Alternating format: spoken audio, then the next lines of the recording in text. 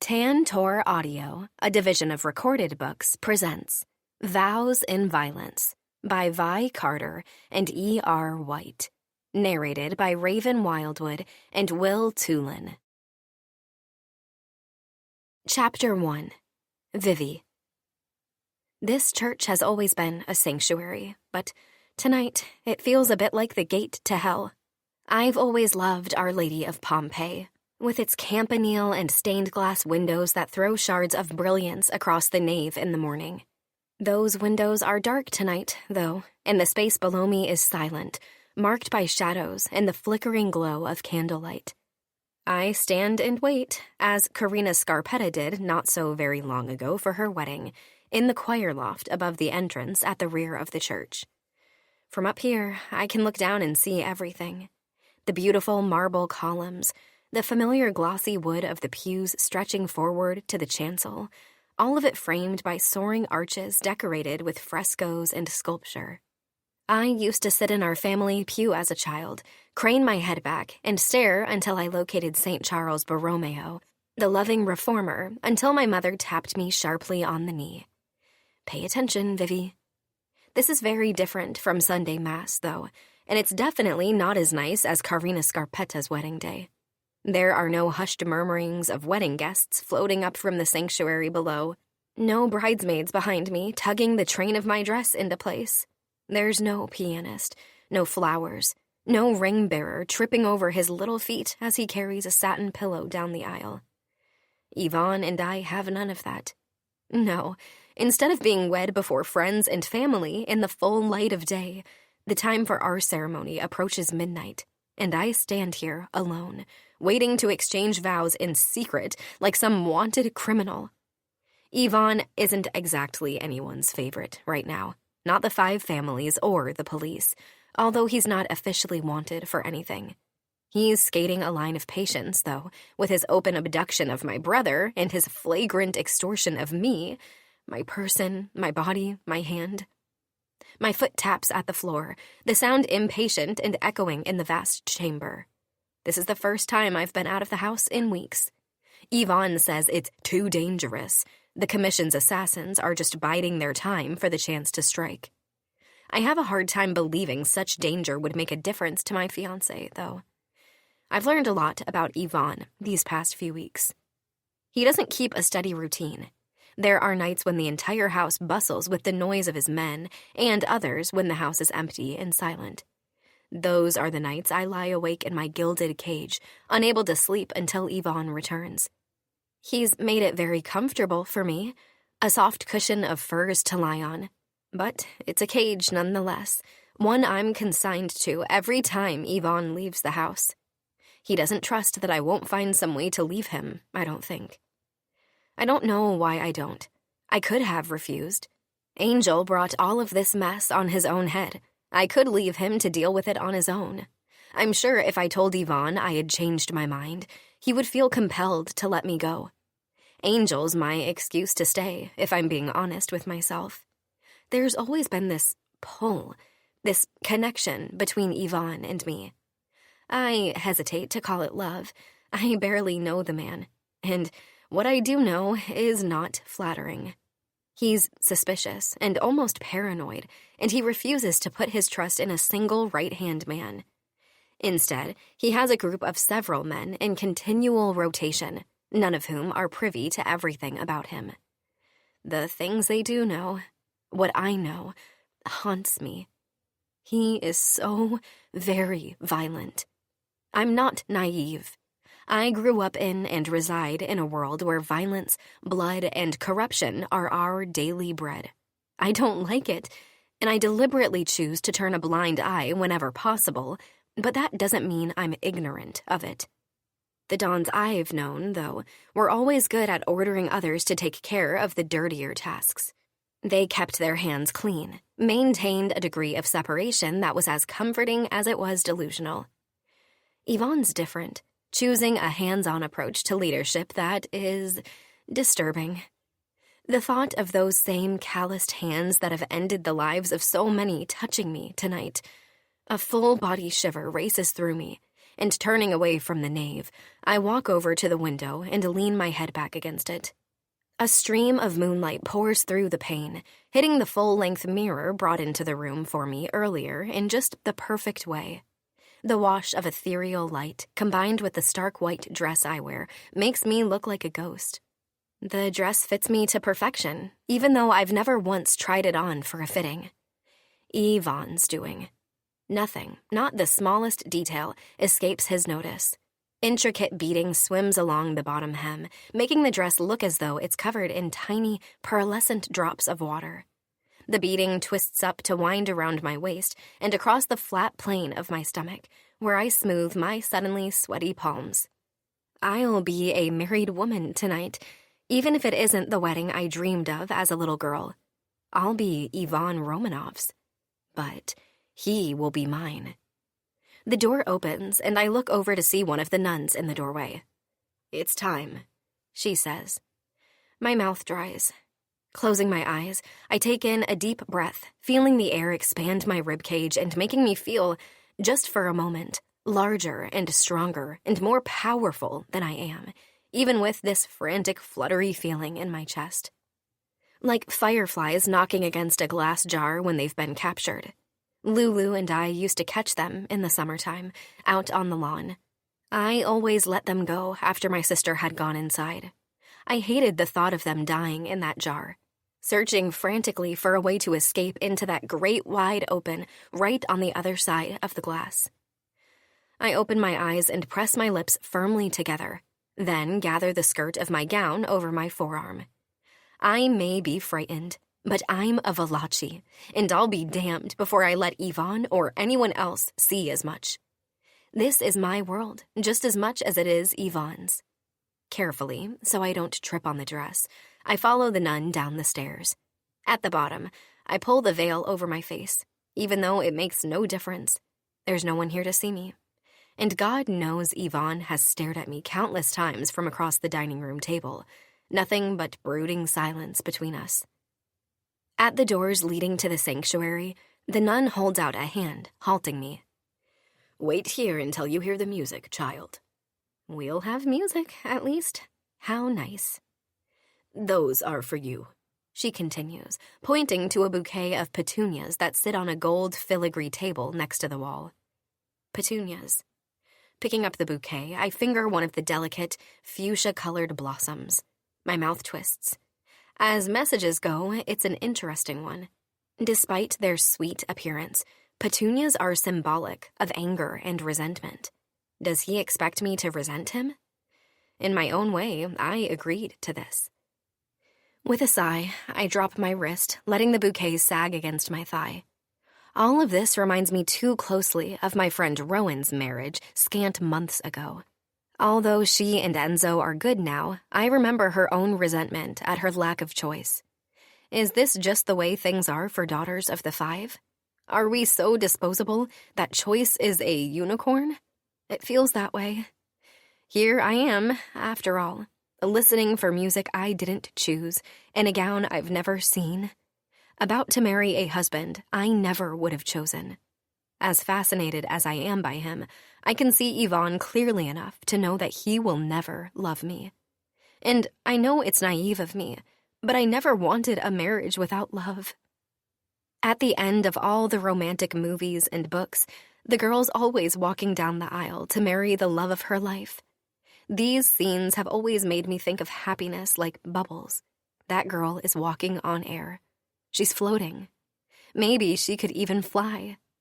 I feel like I'm thigh-high in a black, swirling tide, trying desperately to slog my way to shore. The tide is like a weight, though, dragging me back and threatening to pull me under every time I lift my foot. It's easier just to stand and let the water rise. The organ begins to play a song I do not recognize. It starts with a slow, almost sad cadence.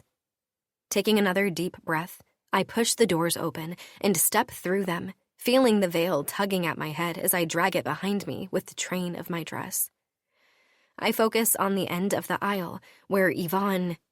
My step falters, and I squint through the mesh of the veil.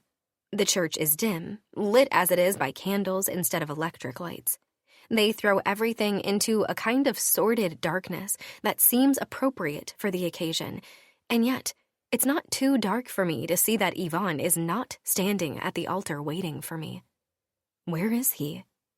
After another brief hesitation, I square my shoulders and continue walking the aisle. It's appropriate, I suppose. So far, every step I've taken since Ivan Romanov claimed me as his has been lonely. Why should my wedding be any different?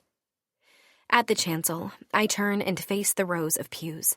Movement catches my attention, and turning more fully, I see Angel walking in from a door to my right. Angel! The petunias fall, forgotten, to the floor as I go to him. I know in a heartbeat that leaving Angel to his fate is something I could never do. I haven't seen him in weeks, and he looks worse than before. Yellow bruises on his face, revealing the healing of old wounds, are interspersed with fresh black and blue bruising. I touch them gently. What has he done? Hush, I'm fine. Angel takes my wrists in his hands and lowers them, glancing around. I follow his gaze and realize that I'm considerably less alone than I thought. Blending into the shadows, approximately 24 men stand sentry along the church walls. I return my attention to my brother. You're not fine. What have they been doing to you? Where have you been? A slight smile twists Angel's lips. Shh, minor inconveniences. Not enough to break me, I assure you. Stop trying to play macho, man, Angel. I can talk to Yvonne. I can work something out. Tears sting my eyes. Honestly, I don't know what more I can do. I'm marrying the man. I'm giving him every piece of me. I don't know what more he wants from me. There's nothing more you need to do, Vivi. With gentle fingers, careful not to snag the delicate lace, Angel lifts the veil away from my face and kisses my cheek. My breath catches at the scent of his cologne. It's the same one my father used to wear. You're not marrying a kind man tonight, Tesora. He's not the man I would have ever chosen for you. But we can't control everything. Just be a good wife to him. Don't tempt his anger. You were trained for this. As much as he hates me, he needs you for his plans. Despite my earlier bravado, a sob rises up in my throat. My brother is here, someone stronger than I am. I can lean on him, if only for a few minutes. I'm scared, Angel. Leaning forward, he kisses my forehead. His voice is stern when he answers me. You are a Valachi. We do what we must, even when we are scared. As if in response to some silent signal, the priest emerges from a door behind the chancel, dressed in robes and carrying a Bible. At the altar, he signals to me, and a slightly hysterical giggle escapes. Does Yvonne mean for us to marry without even being here? Angel picks up the petunia bouquet and presses it into my grasp, squeezing my hand closed around it. You can do this. I can't. I shake my head. Even to me, the gesture feels frantic. I can't do it, Angel. I can't. He puts his hands on my shoulders and turns me toward the priest. You must. He kisses me once again before he sits down in the first pew. From the corner of my eye, I see him wince as he makes himself comfortable on the wooden bench. I face the priest and wait, my eyes darting between the various doors at the back of the church. I have seen Yvonne 3 times a day, every day, for the past several weeks. He has kept me in a gilded cage in his home when he is not there, and sometimes even when he is. I should be accustomed to the cruelty that swims just beneath the surface with him, but I have never been more afraid of him than I am right now. But he doesn't appear. Time ticks by and the doors do not open. My fingers on the petunia bouquet cramp, and my lower back begins to ache from standing so still. Even the sentries start to shuffle in their places, their legs no doubt getting numb from the weight. I can't look at the priest. I keep my eyes focused on the nearest candle, watching the wax melt and slowly gather at the base. Hope mixes with disappointment and puddles in my stomach, slow and warm, like the wax. Maybe he changed his mind. Perhaps he rethought everything and realized that he didn't need to marry me in order to get what he wanted. Maybe I'm not good enough, and he doesn't want me after all. Maybe Angel and I can leave New York and start a new life somewhere where even the commission can't find us. We could live a simple life, have normal jobs, support each other, and finally figure out who we might have been if we had never been born Valachi's. A boom of sound breaks me from the dream, the double doors to the front of the church crashing open. I jump, spinning around to see Yvonne storming in like some marauding berserker, his face a thundercloud. He strides boldly through the inner doors I left open earlier and down the aisle. As he nears, the man becomes a monster. The flickering light of the candles reveals dirt on one shoulder, his collar completely undone, a tear in the sleeve of his shirt. None of that matters. The blood splattered across his chest, up his arms, and even on his face matters, though. Who did he kill before he came to marry me? If any of it offends the priest, he says nothing. He's not stupid. Yvonne stops next to me, smirks at Angel, and grabs my hands in a rough grip. Some of the blood on his hands is still wet, and I watch with a kind of horrified fascination as the fabric of my sleeve absorbs it. "I'm so glad you could make it, Angel," Yvonne says. My gaze flashes up to be pinned by his amber-eyed stare as he turns his attention fully upon me. "Let's get on with it." Chapter 2. Yvonne. Time gets away from me, just like life had gotten away from the man who had the unfortunate luck to cross paths with me. Azrael's on the hunt, itching to put an end to me, which means I've been restricted in my usual activities, the kind that satisfies my bloodlust. I call it therapy, because it does more for my mind than any fool with a notepad ever could. Tonight, though, I get my chance. A secure place, a moment to practice my kind of therapy. The man was a nobody, street scum who tried to step into my territory. Normally, I wouldn't waste my time, but oh, how I've missed it. The blood was sticky on my hands and clothes by the time I reached the altar. I wanted this done and over with, but I also was a man who never missed an opportunity. "I'm so glad you could make it, Angel," I say, wiping a bloody cufflink on the leg of my pants. I glance up and grin at Angel, like he had a choice. He's my prisoner. He doesn't have to witness this. My bride, Vivi Valachi, stands to my left, her cheeks stained with anger, her eyes filled with her pain. But neither will make me bend. Here I was thinking I was offering a kind gesture, allowing you to have your brother at our wedding. I smirk. Vivi's nostrils flare, but she is smart enough to keep her mouth shut. The priest isn't quite as intelligent. "Mr. Romanov, is this really necessary?" He points at a battered-looking Angel. I take a step toward the altar, toward the priest. "Let me tighten your collar, Father. It seems as loose as your lips." I would tighten it until no air entered his wrinkly lungs. "Forgive me," the priest stutters. I pause on the first step of the altar and glance up at the cross hanging between two stained-glass windows. It means nothing to me. There is no God, no salvation. There is just this time and space that we have the control to bend to our will. I step back beside Vivi. "Get on with it." I glare a warning at the priest. He won't look at us, but starts rattling through our vows. I don't bother to pay much attention.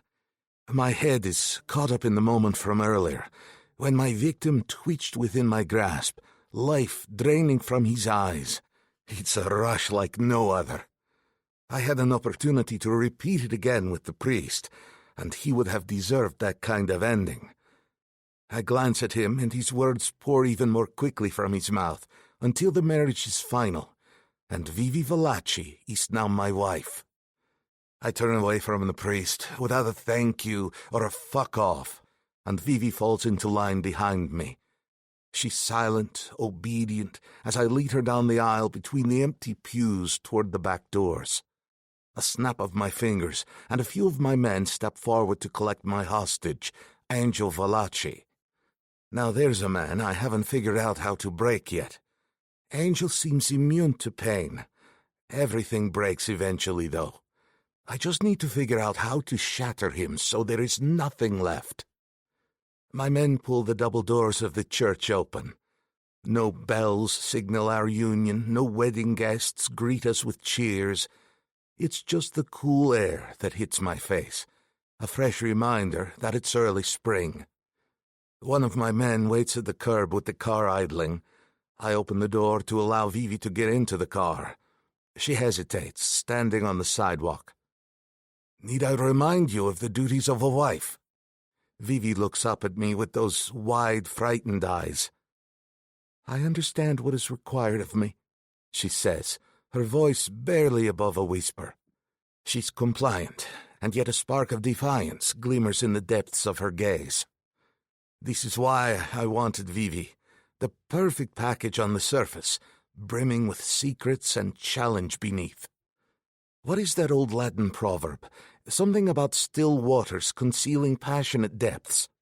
I first heard it in my boyhood studies, but it never made as much sense as it did after meeting Vivi Valachi. Vivi Romanov. I let out a low growl that's mostly satisfaction. You understand that getting into a car is the minimum of what I expect from you. Vivi pauses, then asks, What do you expect of me? I step forward and take her face in my hands. There's nothing loving about it. My grip is firm, possessive. I expect absolute obedience. Her eyes widen even more, but she nods, her head moving stiffly within my grasp. Slowly she pulls loose and climbs into the car. I slide in next to her, feeling the tension radiate off her body. As the car pulls away and heads toward my house, I notice her eyes darting from the window to the blood on my hands. I stifle a smile. I guess that might be a bit intimidating for a virgin bride. But intimidation may be exactly what she needs. If she's anything like her bastard brother, she needs to be broken in. Hard. I lift my hand, the blood on my skin practically glowing under the street light streaming through the window. See this? I murmur, my voice low. This is what happens when people defy me. She stares at the blood, her breath hitching. Good. Fear is the first step to control. I need her to be scared, compliant, and yet I realize I also need her absolute trust. There is a difference between obeying because you have no choice and obeying because you have made the choice to trust. That is what I need from my wife. I raise my bloody hand higher, letting it catch the light again. Does this bother you, pet? Vivi's eyes flicker with something. Fear, maybe disgust. Our world is one of blood. A smirk tugs at my lips. A very good response, a trained response, but I wasn't asking your mother or your nanny. I'm asking you. Silence stretches between us, thick and heavy. Finally she whispers, Yes, it bothers me. Honesty, good. It bothered him too, honestly. The more blood that came out of him, the more he screamed. Death has a way of bringing out the true nature of men. He was weak, crying for me to stop. I lower my hand. What is your nature, pet? She looks lost for a moment. I don't know what you mean. Yes, you do. You are a Valachi. Your family has been on top of this bloody heap for 2 generations. Everything you've always wanted has been handed to you on a silver platter. Those days are over. I know you were raised to be a Mafia wife, but this isn't the Italian Mafia. Our wives don't ask questions. Our wives trust and honor their husbands and their ways above their own blood. If you cannot do this, you will be put back in that cage. Is it in your nature to do this? Vivi sniffs loudly, trying to stifle a sob maybe. If it's to make me feel guilty, it fails miserably. Then she turns to me, and there's a boldness in her eyes that I've seen many times before, from her brother. That foolishly brave, determined look that dares me to go further, that welcomes anything I can dole out to them. I struck a finger down the curve of her cheek. Listen to me carefully, Vivi. That fire in your eyes might have served you well in your old life, but here it will get you killed. I lean in close, so close she can feel my breath on her face. Obey or suffer. Those are your only options. Her breath hitches again, but she doesn't look away. That damn stubbornness. It's going to be a challenge breaking her. But if doing so gains me access to her depths, I'm up for it. I lean back, satisfied for now. And what if you do not honor me? Vivi asks, her voice stronger than before. Yes, I admire her spunk, even as I work to crush it. Your father is dead, your brother is a prisoner. There is no one left to fight for your honor, pet. We ride in silence after that, leaving Manhattan, New York, and heading into New Jersey.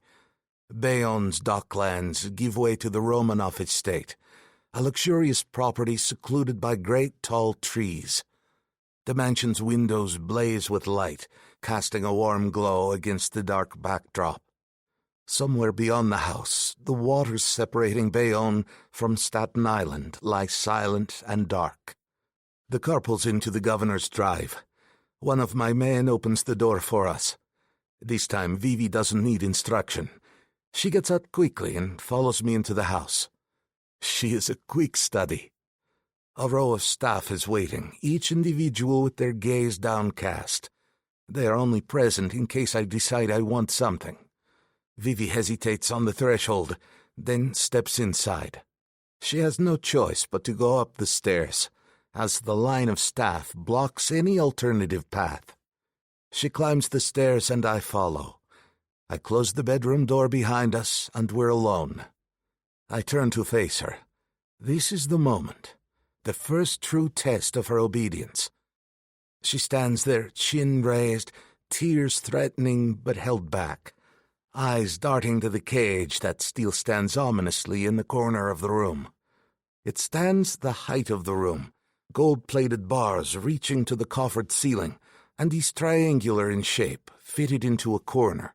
Its simple, otherwise sturdy bars in a standard vertical format, with a horizontal bar breaking the monotony midway.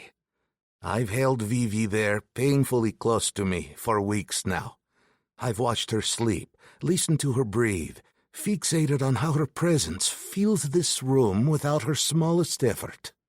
I've been patient, wanting to have my ring on her finger before I took her body, but my patience has run out. I step closer, my voice low and commanding. You know what is expected of you, Vivi.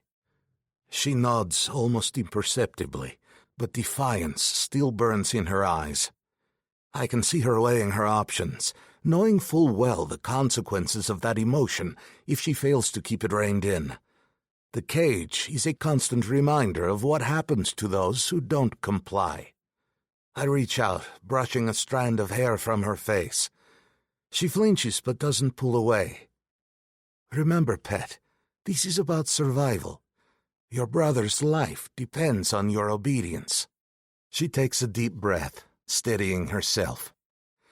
I understand, she whispers, though there is no enthusiasm, no submission in her voice, just cold, hard necessity. I grip her chin, forcing her to look at me. Good. Now show me. Her eyes flicker with something akin to fear, but she starts to move, her actions slow and deliberate, as she steps closer. She won't look at me, but she presses her lips against mine. She's doing what she has to, nothing more, nothing less. I watch her, studying every movement, every flicker of emotion on her face. The kiss is light and without warmth. I let out a laugh. That's it. Her cheeks flame. Her gaze darts around the large bedroom. She turns, but I reach out and grab her wrist, dragging her small frame toward my large one. When I release her wrist, she doesn't move, but the wave of unshed tears is back. I step closer to Vivi, my eyes never leaving her face. My hand slides inside the neckline of her dress. The tension in her body is instant. The way her breath catches when my fingers close around the soft globe of one breast gives me a twisted sense of satisfaction. She presses her lips tightly together, but not before a small moan escapes. She's not broken yet, but this is the first step, and as much as she tries to hide it, I can see the cracks forming in that brave facade. Moving my hand, I guide her to sit on the bed. She's stiff, unyielding, but I press on, determined to break through that barrier. The blood on my hands against the paleness of her dress catches her attention, and she recoils. I laugh a low, dark sound. I head to the master bathroom, turn on the faucet, and wash the blood away. As the water runs red, I glance at my reflection. The predator staring back at me is pleased. When I return to the bedroom, Vivi is still sitting on the edge of the bed, not looking at me. I approach her again, my hands clean, and reach out, teasing her skin. My fingers trace along her neck, and I lean in to kiss her there, feeling her shiver under my touch before straightening up. I hold my hands out for her to see. "Clean, see?" I murmur, my voice rough. Her eyes flicker to my hand, and she nods. I begin stripping with deliberate, measured movements, watching tiny micro-expressions come and go upon her features. Her cheeks flame when I lower my pants, revealing my eager cock to her gaze. She swallows, but doesn't say anything. When I'm naked, I step close and ease her skirt up, slipping my hand between her legs, where her core burns hot. Her breath hitches, and I relish the sound. I want to make her come, to prove that she can't resist me, that her body will betray her mind. I don't break eye contact with her, and surprisingly enough she holds mine too. Her gaze wavers with unshed tears, but behind the glistening liquid, I see her want as I push her panties aside and slip 2 fingers into her pussy. She's so fucking tight. My fingers are skilled, and it doesn't take long until her eyes fall closed and her hips move in an awkward rhythm, her resistance faltering. I tease her, my fingers skilled and patient. I feel her body responding against her will.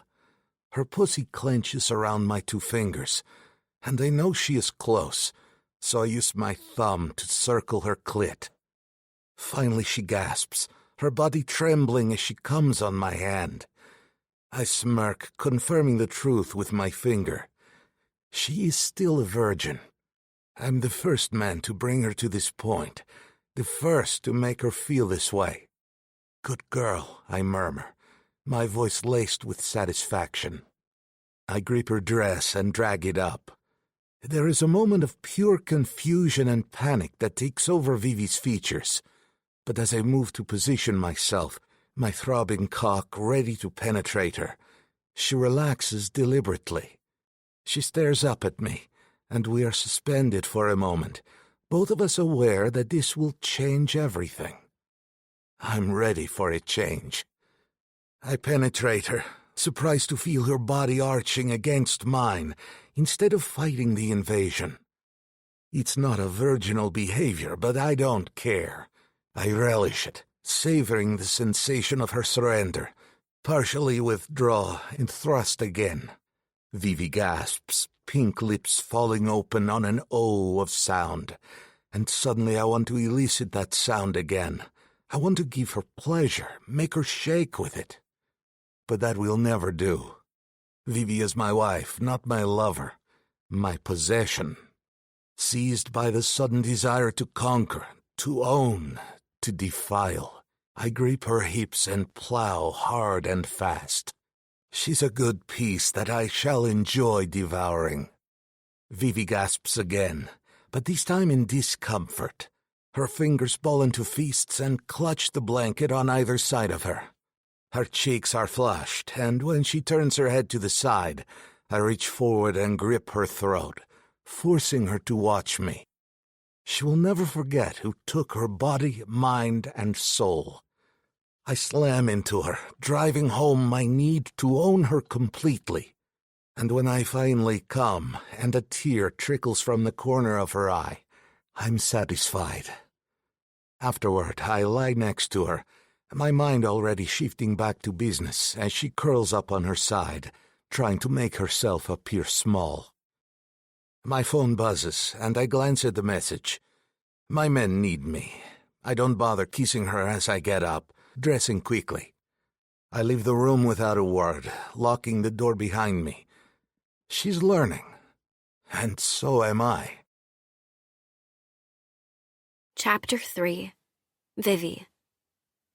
Sunlight warms my face, waking me from a dreamless sleep. At least, I don't think I dreamed. I don't remember any dreams, but then I never do.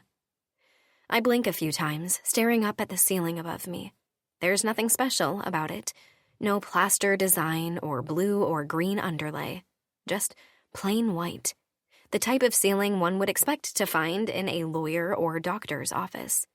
And yet, I'm fairly certain I could recognize that ceiling if I had to pick it from 1,000 such ceilings. I've spent countless hours staring at everything in this room from my place in the cage. I can identify anything in this room, any tiny mundane detail, from the tasseled tiebacks on the drapes to the way the glass ripples slightly in the lower left window pane, because my eyes have cataloged those details as they followed Yvonne during his morning routines, his nightly routines, and every routine he has developed in order to deal with the life he leads. Today, though, for the first time, I'm seeing these details from a different vantage point. I'm seeing them from Yvonne's bed. My hand runs down my body, tracing the curve of my breasts and the flatness of my stomach. I had touched myself before last night, experimented with giving myself pleasure. My fingers had somewhat clumsily caressed the tips of my nipples and explored that intimate place between my legs that I figured only a lover's hands would ever touch. And then there was Yvonne. I remember the first time I saw him at my family's estate in Long Island. I'd been outside, reading a book I'd snuck into the party, and I'd felt his gaze on me like a physical weight. Looking up, I saw him across the terrace, standing with my father. His stare pinned me in place, rendered me naked, helpless, and powerful for the first time in my 18 years. Desire and terror hummed through me in equal measure, and I wanted to run. Toward him or away from him, I wasn't certain yet. My fear was something I'd have to come to terms with, because when I went snooping in Father's study later that night, I found the contract he and Ivan Romanov had drawn up. The one essentially selling me like so much chattel in exchange for more money, more power. I found the others too, other agreements with carefully vague terms involving Lulu and me and the sons of the other 5. I knew it was going to be a mess before it was over as his machinations started coming to light, and I was right. It was a miracle we hadn't gone to war. We, the 5, existed in a tenuous state of harmony now, one I wasn't about to upset. Although it inspired fear and dread, if marriage to Ivan Romanov upheld the balance, then I figured I would close my eyes on my wedding night, brace myself, and wait for it to be over. Surely he wouldn't be cruel. I'd been prepared for him to be cruel, honestly. The thing was, I'd never felt such sensations as I did last night. Ivan Romanov evidenced complete mastery over my body and its response, whether I wanted it or not. His touch wasn't gentle. Ivan Romanov wasn't kind and sweet or sensitive to my needs. He didn't ease me into lovemaking. No, he took what he wanted. And it felt good when he did it. The fact that I didn't curl up into a ball and scream and cry, does that mean there's something wrong with me? Am I some kind of freak? My mouth goes dry thinking about his thick fingers between my thighs, how he pushed them into me and curled them up, hitting a spot that made everything in me shiver and burst, like sun showers behind my eyelids. And sure, he was rough when he pushed his hard length into me moments later. But surely it counted for something that he had made sure I orgasmed first. If it felt like that with Yvonne, what would it be like with somebody I loved? Somebody who loved me? Stop that right now. I am Viviana Romanov now. There will be no thoughts of anyone other than my husband from now on. An involuntary shudder steals through me, and my gaze lands on the cage, taking up a quarter of the room. He is my husband. He is also my captor. Twisting my body out of the bed, I stand and move toward the east-facing window, dragging the sheet with me as a thin shield for my nudity should anyone walk in on me. The house is quiet, though. I don't think anyone will. Yvonne's mansion sits right along the New Jersey coast. A green light blinks at the end of his dock, hazy in the misty air of the early morning. My dock now, I guess. Yes, my dock. I'm going to have to get used to that. I press my forehead against the cool glass of the window and watch the barges moving slowly, silently through the morning fog. Their running lights are the only part of them I can really discern. Kill Van Kull, the tidal strait between Bayonne, New Jersey, and Staten Island, separates each of these places by a mere 1,000 feet.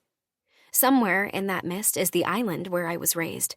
The island where the Valachi mansion sits empty, waiting for me to come home.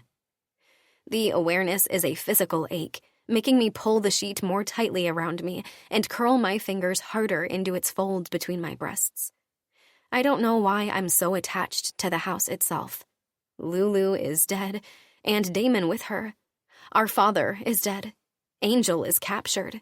My mother is off in rehab, and she's been gone so long that I'm beginning to think it's an excuse to simply be gone, to have disappeared quietly and without fanfare. That's the only way to leave the mob, really, if you want to get out alive. It's not as if there's anyone waiting for me at my former home. Still, there is something comforting about familiar ground. The door opens, and a man I haven't seen before enters. I clutch the sheet more firmly against me as he comes into the room, glad I'd had the foresight to pick it up. "Good morning, ma'am," he says, and starts to lay out breakfast and an assortment of newspapers and magazines on a small table on the other side of the room. "Good morning," I mumble. Yvonne reads the newspaper every morning, an antiquated practice I found amusing when I first observed him. I learned quickly that he did not trust digital technologies and preferred print. There were many parts of his routine that, like this, seemed dated. He still had a weekly shave done by a male servant. He rested on Sunday, although he was the farthest thing from devout I'd ever known. He was more like the devil incarnate, beautiful, brutal, and cold. In some ways, he was so ritualistic about his routine that I often wondered if he wasn't simply repeating the same habits his father had before him. "Pardon me, ma'am." Gaze averted, the servant steps into the hall. I realize he must not want to be in the same vicinity as me while I'm wrapped in a sheet, and I hastily exchange it for one of the several robes hanging in the closet. Casting a glance over the breakfast pastries, I sink into my chair and pick up the coffee carafe. "Is Yvonne home?" I hesitate, uncertain of his name. The man re-enters and takes the carafe from me. "I am Brody, ma'am, and no, not to my knowledge." I'm not too fond of the repeated ma'ams, but there's little I can do about that. I stir 2 sugars into my coffee, then add cream until the drink is a pale blonde. "Brody, where is Yvonne?" "I do not know, but he is not on the grounds." I'm not surprised that Yvonne's not home. He doesn't normally hang out at the house and play checkers or watch TV with me. Still, he was so rough last night, so casually cruel. There's a tiny, female part of myself that would have liked some softness this morning. I turn away from Brody, my eyes returning to that island only 1,000 feet outside my window. I take a careful sip of my coffee, hot and sweet, just the way I like it. My cage has expanded a tiny bit. This marriage was one more thing among all the others in my life that I had no control over, regardless of my agreement to Yvonne's terms. The one thing I am still in control of, though, is myself. My parents raised me to be the perfect Mafia wife. That is what I will be. I will give Yvonne no reason to be unhappy with me. No reason to hurt Angel. I look at Brody. I need to get dressed now. Brody leaves with an agreeable nod, and I dress quickly. Opening the door afterward, I discover him standing right beside it. He snaps to attention. How may I help you, ma'am? I need to meet with the head of housekeeping. An uncertain look flitters across his face. What are your plans, Mrs. Romanoff? God, that sounds so weird. But it's a necessary reminder. I draw myself up as tall as my 5'3" will allow and give him an imperious look. I have responsibilities, Brody. There are certain things I should be doing to make my husband's life easier, and I am going to do them. Brody appears even more uneasy, and possibly even slightly amused, as if he doubts I could make things easier for Yvonne. Yes, ma'am, but the elder Romanovs have been gone for some time. Mr. Romanov has his house in order, the way he prefers things to be. Translation: if you mess up his system, he'll be furious. I chew on the inside of my cheek. This is now my house. I shouldn't be fearful of arranging things to my satisfaction or attempting to be a good wife. And yet, then teach me. Show me how he likes his house to be run. Brody stares at me for a moment. I don't like the look. I don't like the amusement in his eyes or how he is looking at me. More like I'm a child playing dress-up than the lady of the house. Finally, his gaze softens and he rolls his eyes. All right, ma'am, but it's best that you don't go changing anything, or I'll get the brunt of it. Okay. I nod. Brody gestures to the interior of the bedroom. We can start here. Walking past me to the closet, he swings open the door. Mr. Romanov is very particular about how he likes his clothing to be arranged. You'll notice the colors and the fabrics, and the shoes. The shoes don't look unusual, simply neatly arranged in cubbies along one wall. I look at Brody questioningly. All of the toes must point inward, he says softly. Toward the wall. My lips round in a silent O. He leads me back out, showing me several other things, such as how Yvonne likes the blinds during the day, before proceeding down the hall with me trailing behind him. I honestly didn't expect to be let out of the room that easily. Perhaps Yvonne had left conditions for his staff regarding my imprisonment. It wouldn't surprise me, especially as Brody continued to reveal more about how Yvonne ran his house. Depending on the day's requirements for his schedule, different staff members worked with him. The staff member who opened the front door was not the same one who removed his jacket. During meals, fresh plates were always served from his left side, and items were removed from the table from his right. So many rules, so many expectations for the people around him.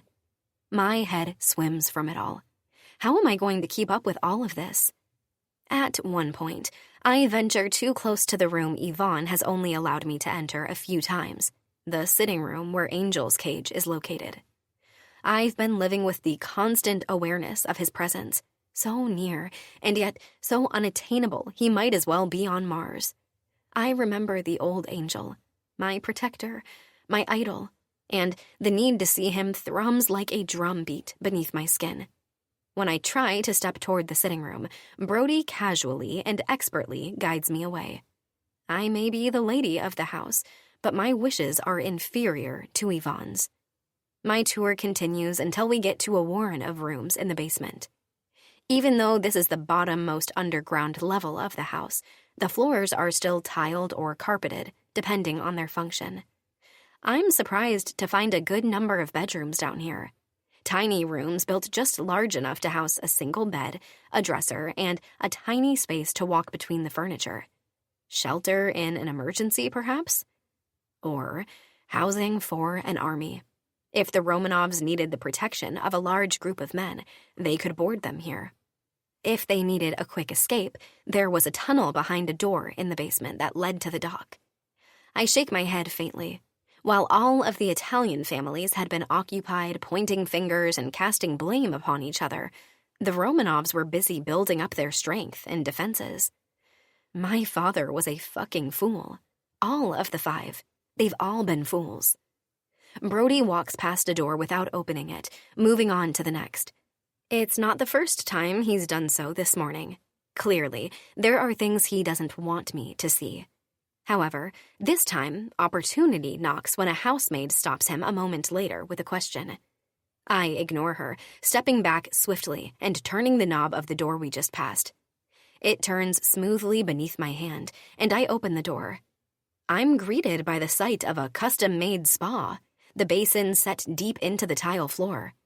Only, it's not being used as a spa. A rotten smell hits my nose, and I gag. Blood stains the tiles of the floor, the tiles of the walls, and even part of the light fixture above.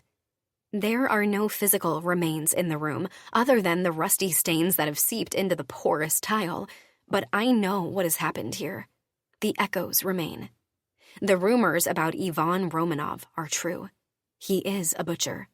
He doesn't just dump the bodies somewhere offshore, he processes them. I remember how he showed up the night before, how he was covered in blood. Oh, God. A hand settles on my shoulder, making me jump. Come, Brody says. He doesn't yell at me. He quietly leads me out of the room and closes the door. I'm in a daze as he leads me back to the bedroom and eases me into bed. The same maid hovers behind him. Is she all right, sir? Should I bring some hot tea? He cuts her off, voice firm. When she leaves to do as he commands, Brody looks at me, eyes narrowed. Is this what you want? He asks. The question catches me off guard. What do you mean? He sweeps a hand around the room. Do you really choose to be a dutiful wife to Ivan Romanov, to accept your lot? I feel sweat break out on my forehead. I have to. What choice do I have? Brody slips a piece of paper from his shirt pocket and presses it into my hand. Your husband will be home soon. I will give you a few minutes to read it over, but I need it back. He leaves, closing the door behind him, and I hear the lock click. I open the note. My hand trembles. It's from Rowan. Tears well up in my eyes as I read the words from my friend. Vivi, when I figured out you were to be wed to Romanov, my heart broke for you. Love, we can help you. You're not alone.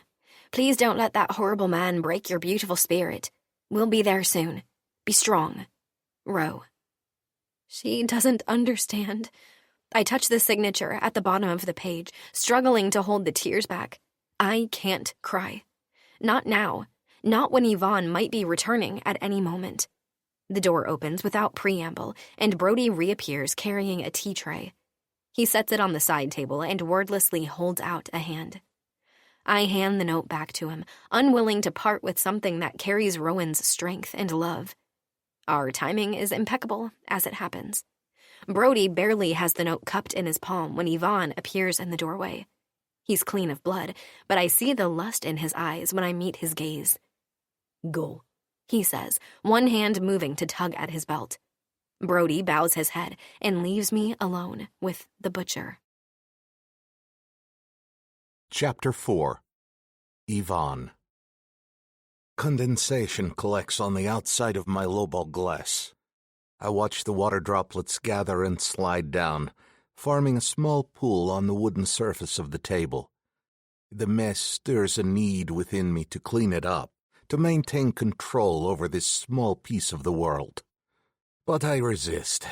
In places like this, the Bestoni Pietre, men like me are constantly watched, even if it is supposed to be a neutral territory. Wiping up a bit of moisture could be perceived as an act of nervousness, an act of weakness. I can't afford that.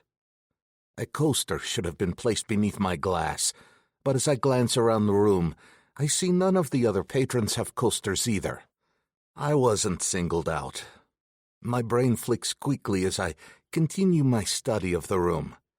I spend every waking moment aware of every single person around me, waiting for an opportunity, an opening to take away everything I've built. I can feel their eyes on me, even when they pretend to be engaged in their own casual conversations at other tables. Their glances are quick, almost imperceptible, but I don't miss them. That's what has kept me alive for so long, never letting my guard down, never assuming anyone is loyal, knowing that everything and everyone is a threat, and they always will be. Enzo Scarpetta emerges from the deep shadows at the back of the door, earlier than the agreed-upon time, but I knew this would be his move. Enzo has asked me to come here at a specified time. Naturally paranoid, I arrived earlier, and he would have anticipated that. The game is easy to predict, harder to play. Neither of us can afford to be careless.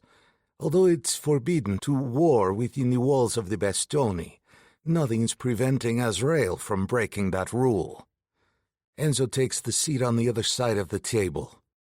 "Ivan?"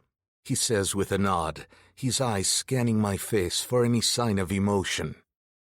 "Enzo?" I reply, keeping my expression neutral. The tension between us is palpable. Around us, the murmur of conversations continues, but I can sense the focus of the room shifting subtly toward our table. I take a sip from my glass, feeling the cold liquid burn its way down my throat. "So, what is it you want to discuss?" I ask, setting the glass down carefully. My fingers itch to wipe away the condensation ring it leaves behind again. Enzo leans back in his chair, his posture relaxed, but his eyes sharp. "Just a friendly chat, Ivan. It's been a while since we've had one of those." I let out a dry laugh. "A friendly chat in neutral territory, surrounded by your men? You'll forgive me if I find that hard to believe." He smiles, a predatory gleam in his eyes. "It's just business, Ivan. You know how it is." I do know. It's always about business. The Romanovs joined the Five of NYC a generation ago. We're considered the smallest, the least powerful, the least worrisome. But I've used the Bastoni for many meetings over the years. It was never guaranteed to be safe for a non-Italian group, but we've used it all the same. A waiter brings Enzo his drink without needing an order. I watch as he places the glass in front of Enzo with a respectful nod, the same treatment I received when I first arrived. Once word gets around about who you are and what you represent, the help tends to make sure you're satisfied with their service. It's a small perk of being in our line of work, though it comes with its own set of dangers. Enzo lifts his glass slightly, acknowledging the service, then turns his attention back to me. "To be honest, I never thought that we would be meeting like this," he says, his voice smooth but with an edge that suggests he's been thinking about this encounter for some time. "You've always been very quiet and level-headed, Romanov." I lean back in my chair, studying him. "You never thought me much of a threat, I'd imagine." He smirks, taking a sip of his drink before responding. "Our world does not encourage friendship. I was never delusional enough to think we were anything but loose allies, waiting for our opportunity to take advantage of the other person." Is he trying to explain why he has me surrounded by his men? A small, humorless laugh escapes me. "That's good to hear. Helps with the immense guilt I've been feeling." "Sarcasm doesn't suit you, Romanov," he replies, his eyes narrowing slightly. "Angelos Valachi may have been the one who loaded Azrael's bullet, but you are the one pulling the trigger. They can't be called off, you know that. You've put the commission in a bad position." I meet his gaze steadily, refusing to show any sign of intimidation. "I do not fear these assassins, Scarpetta. Every other day there is someone who threatens to take out this family or that family. It is the way of things. Azrael is no different." Enzo leans forward, his voice low and intense. "Then you have no idea what has been happening." I take a drink, keeping my eyes on Enzo as the glass tilts. "I have some idea of what has been going on. I've been scheming the police blotters in all the major papers, looking for evidence that Azrael is preying on some lower members of our community, their way of sending messages to people in my position. But whatever Azrael is doing, it is being kept from the public, kept from me, and I won't ask anyone else for information. I refuse to show my hand. I don't doubt that someone in the local government is working with the Commission, keeping all the darkness of the Mafia world out of the light. I shrug, trying to appear nonchalant. I've heard bits and pieces, I say, a lie that I hope Enzo doesn't take too long to dissect. The last thing I need is the other families knowing how out of the loop I am when it comes to Azrael. Enzo doesn't seem to react to the lie, but his eyes narrow slightly. There is no way to tell who belongs to Azrael. One of my men was gutted by a woman passing him in the subway. She had his belly opened and had disappeared back into the crowd, faster than anyone could even see her face. Evie had a man who had been working for her since her parents were still alive suddenly attack her when they were alone. If Cassidy had not doubled back to get his phone, she would be dead. None of us know who to trust. Not even our homes are safe. I lean back, considering his words. Then it's a good thing that no one from the Italian side ever considered me a threat. It's unlikely that they planted someone in my ranks. Still, if they did, I'm sure I can sniff them out. And I assure you that I wouldn't need help if someone were to betray me. The borderline threat lingers in the air between us. Enzo finishes his drink and signals to the waiter for another. The waiter quickly brings the drink, and Enzo holds it, but doesn't drink. Instead, he swirls it, the ice clinking loudly against the glass. He watches me, his expression serious. If you were to release Angel to the Commission, they could possibly call off Azrael. I shake my head, keeping my voice steady. I'm not a fool, Scarpetta.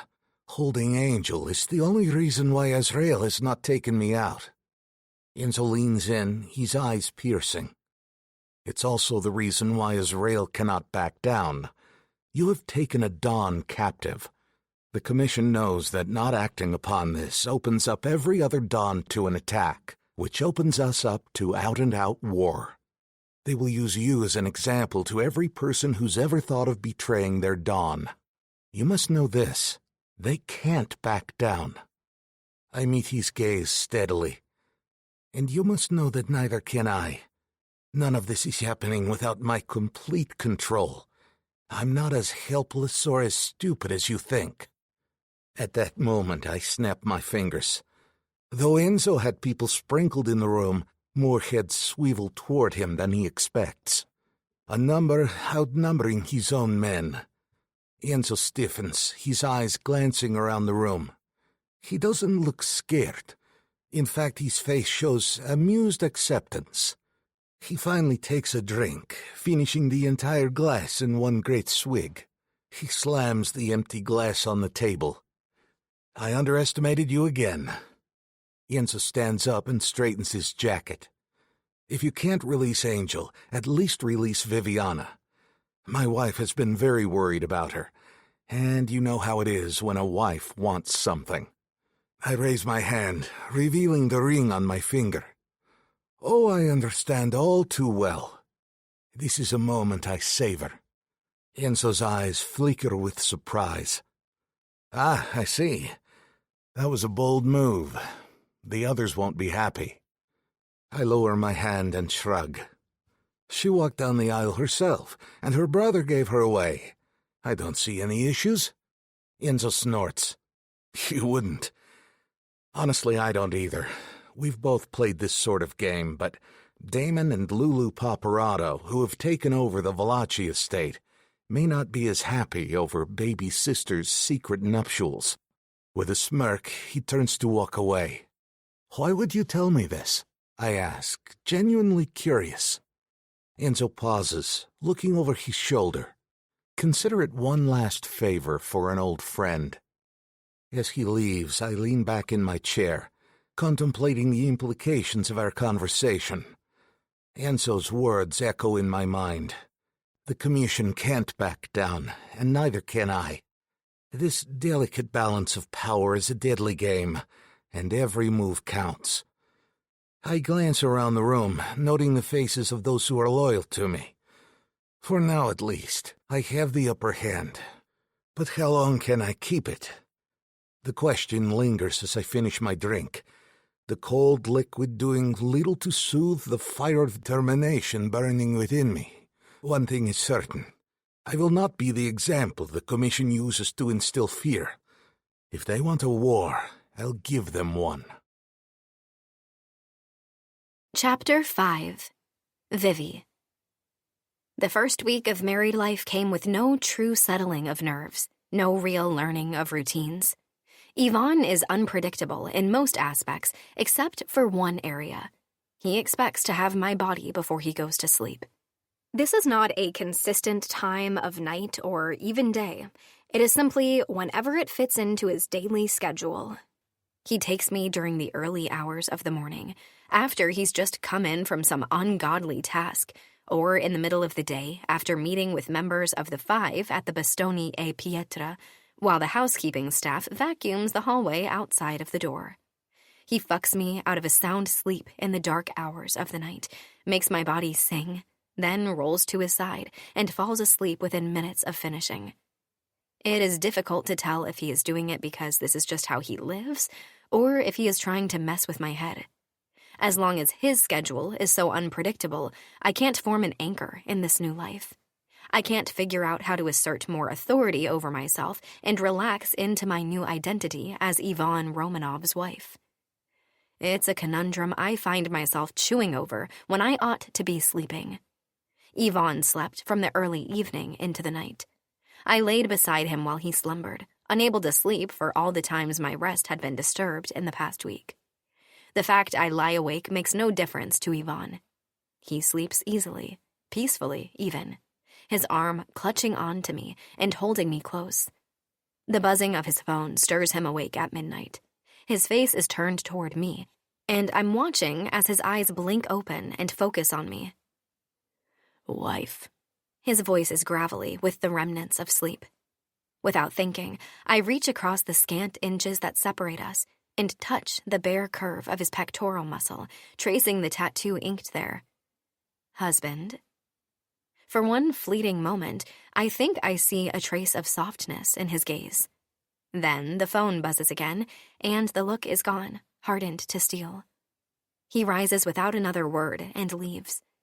It hurts this time for some reason. What is he doing? Where does he go when he leaves on these midnight calls? I stare at the ceiling as a square of light travels across its stark white canopy, the movement matching the pace of a small boat creeping up the river on a lazy day. I'm still awake an eternity later when a knock sounds at the door. I stand and throw on the robe I've learned to keep close to the bed, moving toward the door. Yes? The door swings open swiftly, revealing Brody. Before I can react, he places his hand over my mouth and shoves himself into the room. What the? I go to scream, but he shushes me, eyes pleading. I'm a friend, Vivi. Reluctantly, I nod, and Brody slowly lifts his hand. Explain yourself, I hiss softly. Brody nods. Of course, I will. We are pressed for time, but the main thing you need to know is that years ago, right before your brother disappeared, he sent me to work for the Romanovs. I gasp. He wanted eyes on the Russians, and the Romanovs in particular. I'm so sorry for not being able to warn you the night Ivan showed up at the Valachi house. Ever since Lulu and Damon came back... What did you say? Lulu and Damon were dead. It was confirmed. There was a funeral and everything. Closed caskets. No, it was enough for Angel to come back to me. My sister is gone. I can't be greedy. And yet, Brody's gaze communicates a vastly different truth. He waits patiently for me to arrive at the correct conclusion, for me to add 2 and 2 and get 1,000. Are you saying... You're telling me... They're... As my mind whirls and reality dips and spins and does a hard reset, Brody nods, as if understanding exactly what is happening inside me. I wanted to tell you. I hated locking that door on you every day. You must understand that I was working for a bigger plan, and I had my instructions. What plan? Instructions from whom? Who told you to let me go on believing my sister was dead? My voice cracks, and I lift the back of my hand to swipe at the tears streaking unchecked down my face. Never mind. Brody's hands settle on my shoulders and squeeze. It'll be all right. Tonight, you are getting out. It's all been arranged. I just need to get you to the side garden. Vivi, you are going home tonight. Home? Yes, home. Home. A place where the world was stable, secure. The place where I could go into rooms without cages, where all of the locks had keys that belonged to me. Even though it was never a place marked by my mother's sweet softness or a father's protective embrace, home was always Lulu and Angel and my piano and the garden and... Something inside me loosens and unfurls, and a hoarse sob escapes. I press my fingers hard against my lips to keep it quiet, but Brody has already heard. Home won't be the same place it once was. I know that. Angel had Mother sent to a rehab facility, and as far as I know, she's still there. Or maybe she's not. I don't know. She has her escape. Brody could be telling the truth about Damon and Lulu, but seeing is believing. The last time I was in that house, Lulu's room was nothing but a dusty shrine. And Angel... I turn and shrug the robe away, stepping quickly toward the closet. Brody keeps his eyes on the floor as I grab some pants and a dark shirt and hastily dress myself. "What about Angel?" I ask, pitching my voice low. His gaze flickers up, and he wrinkles his nose, as if processing a distasteful scent. I'm sorry. I slip my feet into flat-heeled shoes with a brief nod. That makes sense. Angel messed up, big time. I'm not certain who is here to get me, but I have my suspicions. There is no way they would orchestrate a rescue that included him. Even if they could manage to get to the sitting room downstairs where Angel is being kept, there is no guarantee that Enzo, Cassidy, or Luca wouldn't put a bullet in his head when they saw him. No, as painful as it is, I have to leave Angel behind tonight. After dressing, I pause in front of Brody. "I'll be coming back for him," I say. "I wouldn't assume otherwise," he says. Brody opens the door to the hallway, looks in both directions, and then pulls a dining cart into the room. I tilt my head to the side. Seriously? We are going to try the 90s family sitcom approach to this? It's just long enough to get you to the kitchen. Closing my eyes, I shake my head. You have to be kidding me. You've been hiding for all of these years, and this is your big plan? Brody, this is ridiculous. It'll never work. Brody breathes through his nose, clearly annoyed but just as clearly holding his irritation at bay. Just to get you to the kitchen, yes. Come on. Muttering to myself, I climb onto the bottom of the cart, curling myself tightly into a ball and thanking God for all the morning Pilates sessions I endured. This has to be the single most cliché moment of my life, and I've had a few. As the daughter of the Don of the most powerful Mafia family in NYC, there have been plenty of other moments where I've thought to myself, yeah, this is exactly what would happen in a Mafia movie. As I got older, I figured out the reason for those déjà vu moments was because Hollywood used the mob to churn out their movies and television programs. Stories of ex-mafiosos who broke the code of omerta by siding with the feds. Stories of capos exacting revenge for their dons. Stories of blood and honor. Some of their movies were based on real things that happened in our world. But traveling down a hallway under the white tablecloth of a dining cart was usually reserved for slapstick comedies and primetime humor. I feel like a fool, curled into a ball while the cart strains under a weight it wasn't built to carry. Brody leads the cart to a servant's elevator, its wheels squeaking faintly against the low pill of the oriental carpet. My stomach feels the movement of the elevator as we get on and begin our descent, and then I hear the sound of the doors opening. Brody pushes the cart forward and stops so suddenly I have to stifle a gasp. What is all of this? I don't recognize the voice, but it's accompanied by the squawk of a radio, so it must belong to one of Yvonne's security personnel. When Brody replies, his tone is unruffled. Mrs. Romanov requested a full dinner service tonight. This late? You have to be fucking kidding me. I'm not fucking kidding you. It's bad enough that we have to babysit her brother, but now that spoiled princess is ordering room service in the middle of the night. Like she's at the fucking Ritz. Yeah, well, it's nothing Yvonne hasn't done before. She isn't Yvonne. Brody laughs, the sound cruel. Believe me, I know. I know that he's playing along, but it's frightening all the same. It's all too convenient. What if this was a test? What if Brody was luring me out of my room just for Yvonne to discover me and see that I was ready to abandon him? This all could be part of an elaborate plan to punish me physically and psychologically. Give her some small hope of returning home, only to shatter it. But, to my relief, the cart once again moves forward, the wheels squeaking an aching chorus to the frantic beat of my heart. When it stops, I can't see light through the tablecloth anymore, and know we're in a dark space. Brody's voice comes softly. It's safe. You can come out now. Limbs stiff, I crawl out into a stainless steel kitchen, pristine and perfect. Something made more for a 5-star restaurant than a single-family home. Brody stands beside a door leading to the outdoors, peering into the darkness of the night. You just need to make it to the end of the house, and someone will be waiting for you. I hesitate on the threshold. Who? Brody holds the door open for me. I don't know. I was just told that someone will be there. Now, listen. Yvonne has this place covered in cameras. You need to stay flat against the wall until you reach your target. That's the only way to stay out of the camera's range. I continue to hesitate, one hand curling into a fist. This entire plan seems fraught with gaps from start to finish. How will we get away from the house, then? We can't stay next to the building the entire time. Brody looks at me then. You're going to be spotted, but the idea is that you will already be exiting the property when it happens. No one will have time to respond, and you will be gone. I give a stilted nod. It's not perfect, but it will work, and the idea of home beckons like a flame. Okay, then. Why? Why are you doing this for me? He smiles, a brief upward quirk of his lips. I don't have your name, but I am Valachi. My father and grandfather both served your family. When I have a son, he will serve you too. Now go. I do as instructed. I keep to the brick wall, feeling the way the coarse texture seems to grasp onto the fabric of my clothing as I slide toward the end of the house, which is further away than I expected.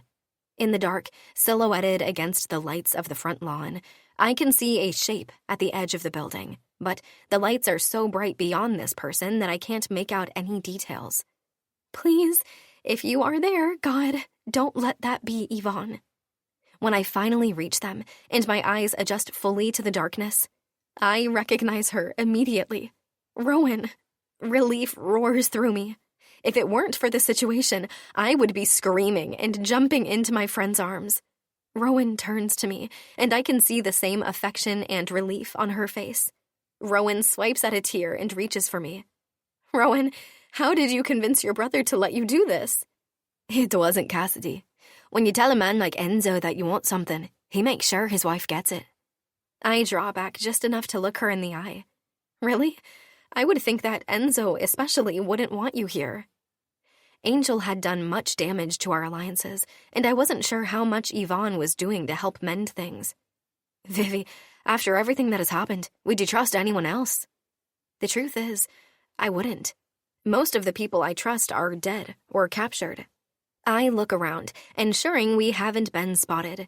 The grounds are still and silent around us. Is it true about my sister? Rowan's features soften. Oh, Vivi, yes, it's true. There's so much to tell you, but we will catch you up as soon as we get you out of here. But how are we going to do that? Rowan grins a cheeky smile.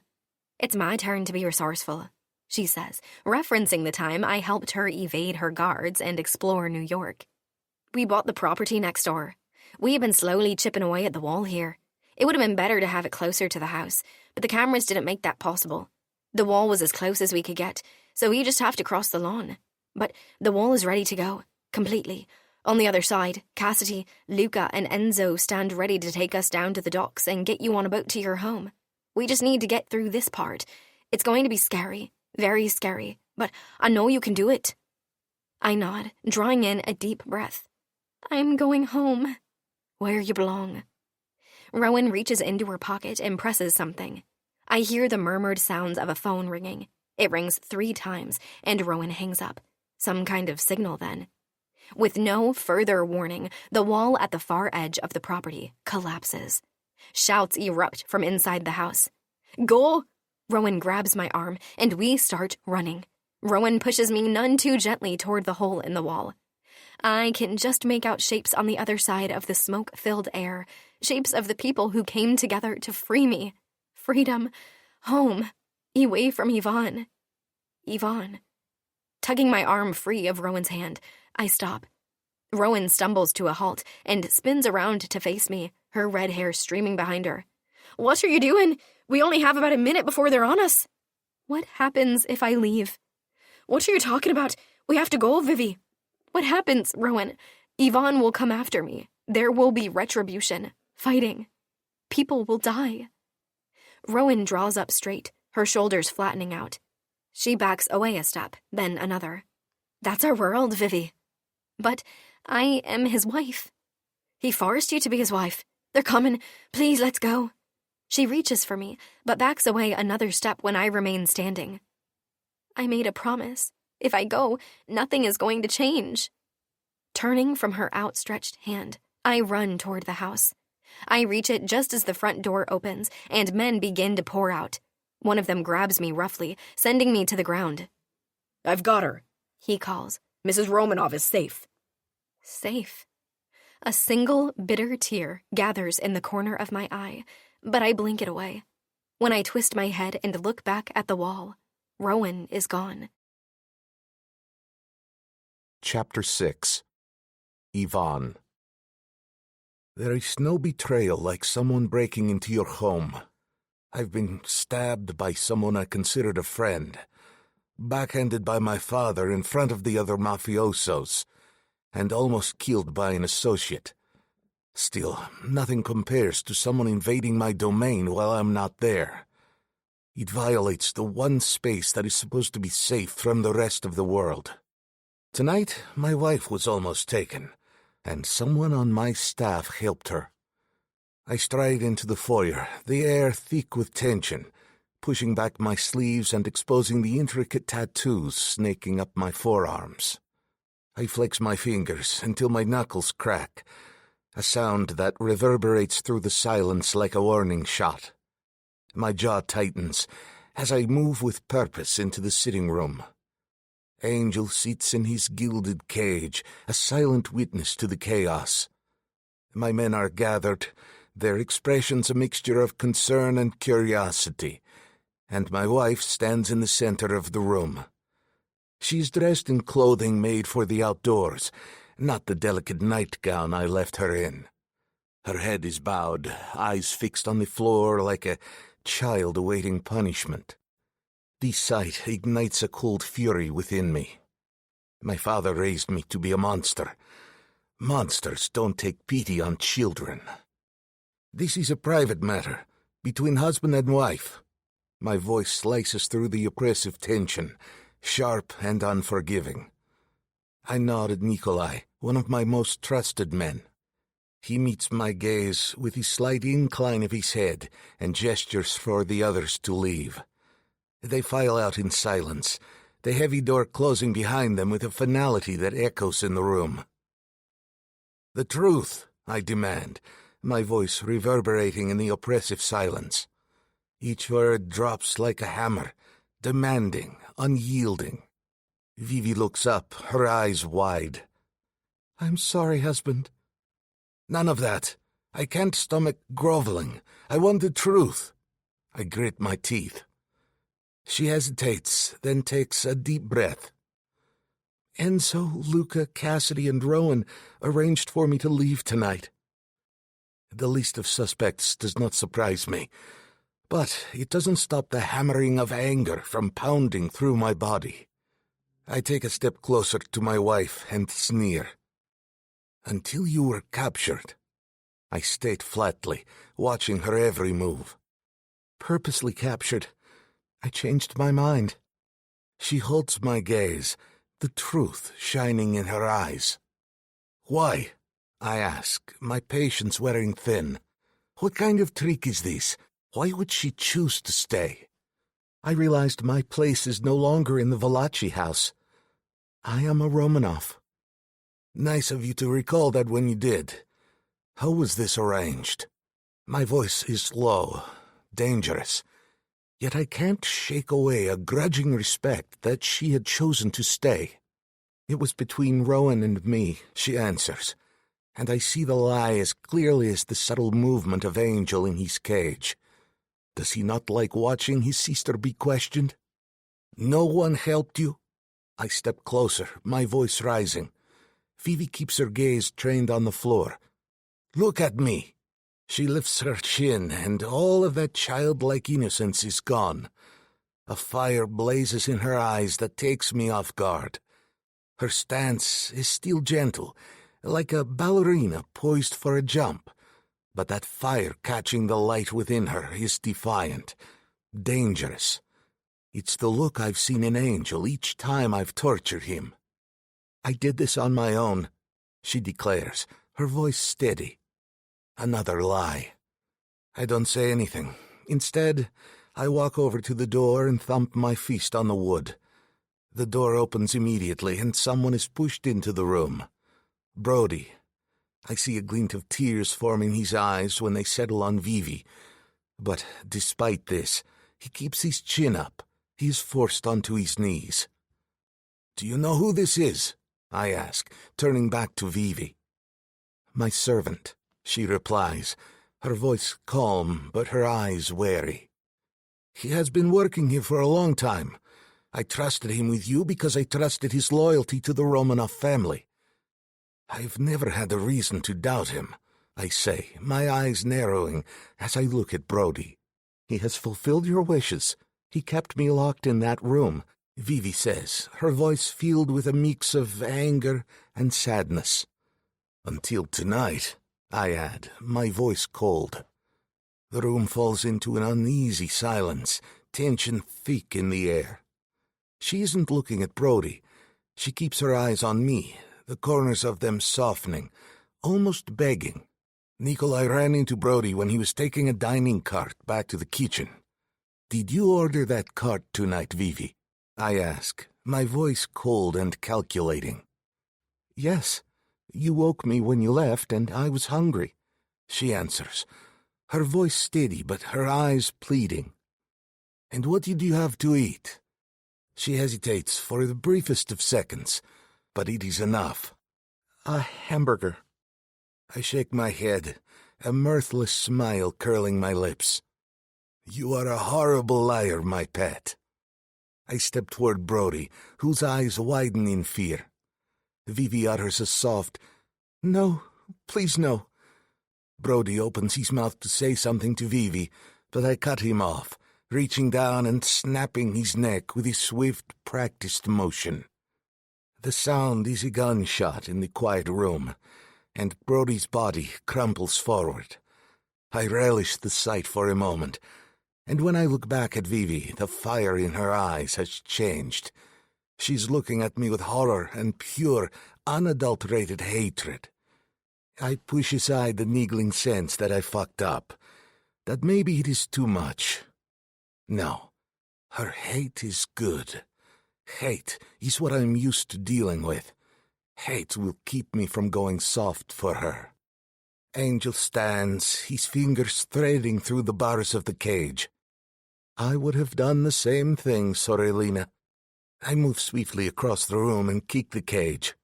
"I don't need your defense." Angel steps away before my foot makes impact, putting up his hands in surrender, but the smirk on his face says otherwise. As soon as the Azrael situation is taken care of, I plan on wringing his neck until I can watch the light leave that bastard's eyes. He has no say here. "Nikolai, take care of the body, and send the hands to Brody's mother," I command, my voice sharp as I continue to give Angel a death stare. "No," Vivi exclaims, her voice trembling with emotion. I spin toward my deceiving wife. Yes, my pet, it's the Romanov way, and you are a Romanov now. When a son betrays his Don, his mother gets pieces of him on her doorstep, I say, my tone leaving no room for argument. He didn't betray his Don was Angel, she protests, her voice breaking.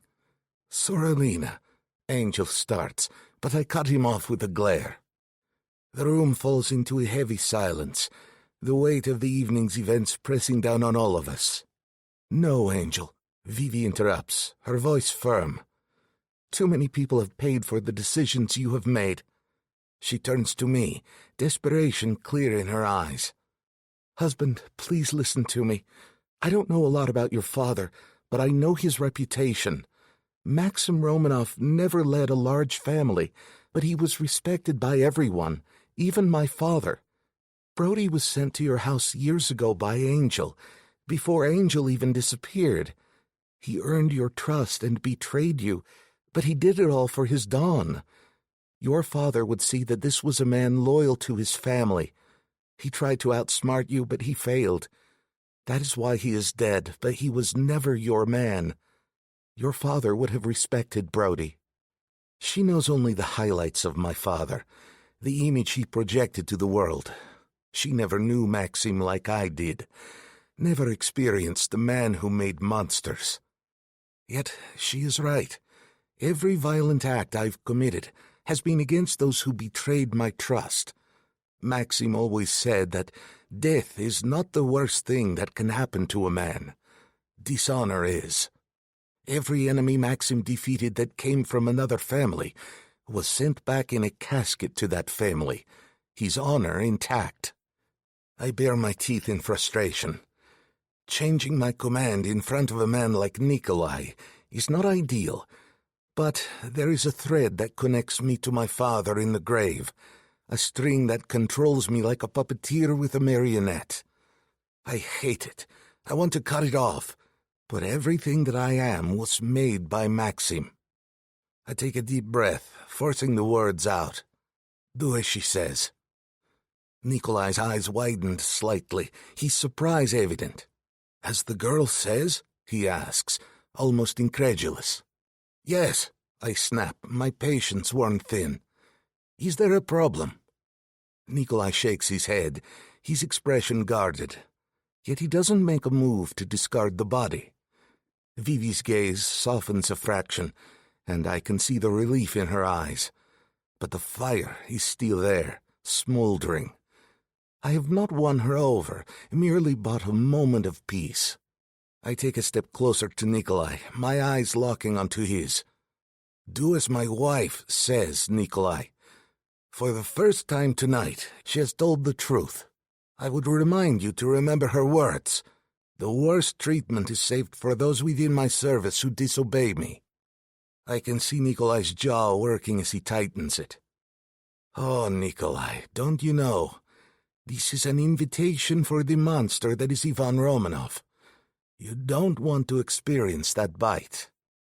Nikolai backs down, his eyes flickering with a mix of anger and respect. He calls others into the room, and they remove Brody's body, leaving the room eerily quiet. I'm not even close to being done or letting out all my anger over tonight's events. I have only one thing left to do. I turn on Vivi again, and she swallows audibly, as if she understands that it's her turn now to be punished. I don't speak as I reach her and grip her arm. Angel is back to clutching the cage, fear etched into his face. I grin at him as I direct his sister out of the room. I hear a bang against the cage, but I don't react or slow my pass. I lead Vivi, who doesn't fight me, out of the sitting room and up the stairs to our bedroom. I release her and close the door behind us. Her gaze wavers with fear, but she nods as if she is ready for whatever punishment I'm ready to dish out. She shouldn't look so enticing. I should hate her right now. But it's an odd feeling. I want to protect her, and yet she betrayed me. I take a step toward her and take her face in my hands. Her whole body tightens, and I'm curious if she's thinking I will snap her neck like I did to Brody. Her ending won't be so quick if she ever truly betrays me, though. My lips land on hers, and I taste her tears, salty, warm, and sweet. My kiss is slow as I savor the flavor and the softness of her kiss. Her body sags into me with relief, or maybe she's enjoying the kiss. It's always hard to tell with Vivi. Kissing her makes me want to continue, but she also needs to know her place. I lead her backward, guiding her without her realizing where we are going. My lips leave hers, and I take one final look into her beautiful eyes before I push her back into the cage. She stumbles and falls down almost gracefully onto her cushions, and I slam the door shut. The sound reverberates through the room, final and unforgiving. She is on the floor, looking up at me with those soft, almost defenseless eyes. The fire is gone. You lied to me, my pet. I cannot trust you with a mere servant anymore. The door to our bedroom opens again, and Nikolai walks in. Her gasp is sharp, filled with a mix of fear and realization. Nikolai was trained by me, molded by me. You will not escape again, I say, my voice cold and unyielding. Nikolai stands beside me, his presence a silent reminder of the power I wield. Vivi's eyes dart between us, understanding the gravity of her situation. She's trapped, and there is no way out. Chapter 7. Vivi. I've always felt that it was a love of books that led Rowan and me to form one of the deepest friendships of our lives. We met during a New Year's party, drawn initially by the bonds of familia. Both of us were on display, the eligible daughters of powerful families and the prized possessions of overprotective brothers. Rowan was at the window cradling her ridiculous and magnificent ginger cat and looking like a pre-Raphaelite painting. I knew we were going to be friends immediately before a word was ever spoken between us. And it was so. We became friends quickly. I drew Rowan as much as I could into our world of backstabbing and blood, mentored her, shielded her, gave her someone to talk to. And then I walked away from her. A book I read once during my teen years flitters across my mind. The Bell Jar by Sylvia Plath. I remember struggling to understand it years ago. In it, the main character, Esther, was struggling with her mental health, something that I could not exactly relate to. Despite everything in my life being a bit beyond normal, I've never known normal, so I've never missed it. That lack of normality never made me wonder if maybe I was a shade past sane. But perhaps I am. Because I can certainly relate to Esther saying she feels like an insect trapped under a bell jar. An entire world exists beyond the bars of my cage. My only friend, if Rowan is still my friend, is across the river. My sister and brother-in-law are in our family home, probably fuming over my decision. There are people going to work, and children going to school. Dreams are being built and destroyed all while I sit here, trapped. Moving uselessly from one end of the cage to the next, beating myself against the glass walls of my jar. I lie on my cushions, tears collecting cold at my ears as I stare at the ceiling. Across the room, Nikolai adjusts himself in his chair as he looks at something on his phone. I sit up and wipe the tears from my face. I'll cry when I'm by myself, but I'm not going to do it in front of one of Yvonne's goons. I'd like to leave. Nikolai doesn't answer. He is slouching in his chair, a chair that he pulled from its place in front of the window. Yvonne's schedule is unpredictable, but his routine isn't. Yvonne always uses that chair when he puts on his shoes. I wonder if he will notice if Nikolai does not return it to the correct place. I clear my throat and say more forcefully, I would like to leave. Nikolai finishes watching the video on his phone, chuckles to himself, and walks over to the cage. He leans down next to the bars. From where I'm sitting, I can smell the chewing tobacco on his breath. I know. There are few people who actually enjoy being in a cage. I don't want to leave the house. I just want to walk around for a bit. Nikolai sneers. That's your problem. You walked a little too far the other night, and now you are here. Please, I'll be good. You are being good right where you are, little doll. Don't worry. I narrow my eyes and stand, going to the edge of the cage. I peer at him from between the bars, gold lines slicing through and blurring his image. He is relaxed, obviously assuming that I will be no issue. You can set a timer. 15 minutes. That's all I need. No. You know that I won't always be in here, right? Ivan is upset with me now, but one day I will be back in his good graces. As much as I am his prisoner, he is mine. Eventually, I will have his ear. He smiles. I can see bits of chewing tobacco on his yellowing teeth. Aren't you a pretty one to be making such threats? I let my lips curl without mirth. I promise that any command I give will be given with a smile and wrapped in silk. You have a choice right now. Let me owe you a favor, or let me owe you revenge. Nikolai considers it for a moment, and then shrugs. You will owe me a favor. Yes. Deal. To my amazement, Nikolai reaches into his jacket and pulls out a key. It isn't golden like Ivan's, but made of shiny silver. A copy. He steps aside as I walk out of the cage. Aside from bathing, using the bathroom, and pleasuring Ivan when he demands it, it's the first time I've been on the other side of these bars in days. For a moment, I don't know quite what to do with my newfound freedom. Then, an idea hits me. I would like to see my brother. Nikolai doesn't argue. Instead, he unlocks the bedroom door and lets me lead the way.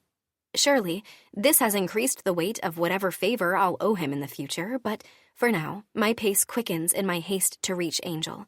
Everyone I pass, staff or Mafia, stares in disbelief as I make my way down the hallway, down the stairs, and into the sitting room that faces the east. The room where, just a matter of days past, a man died because he tried to help me.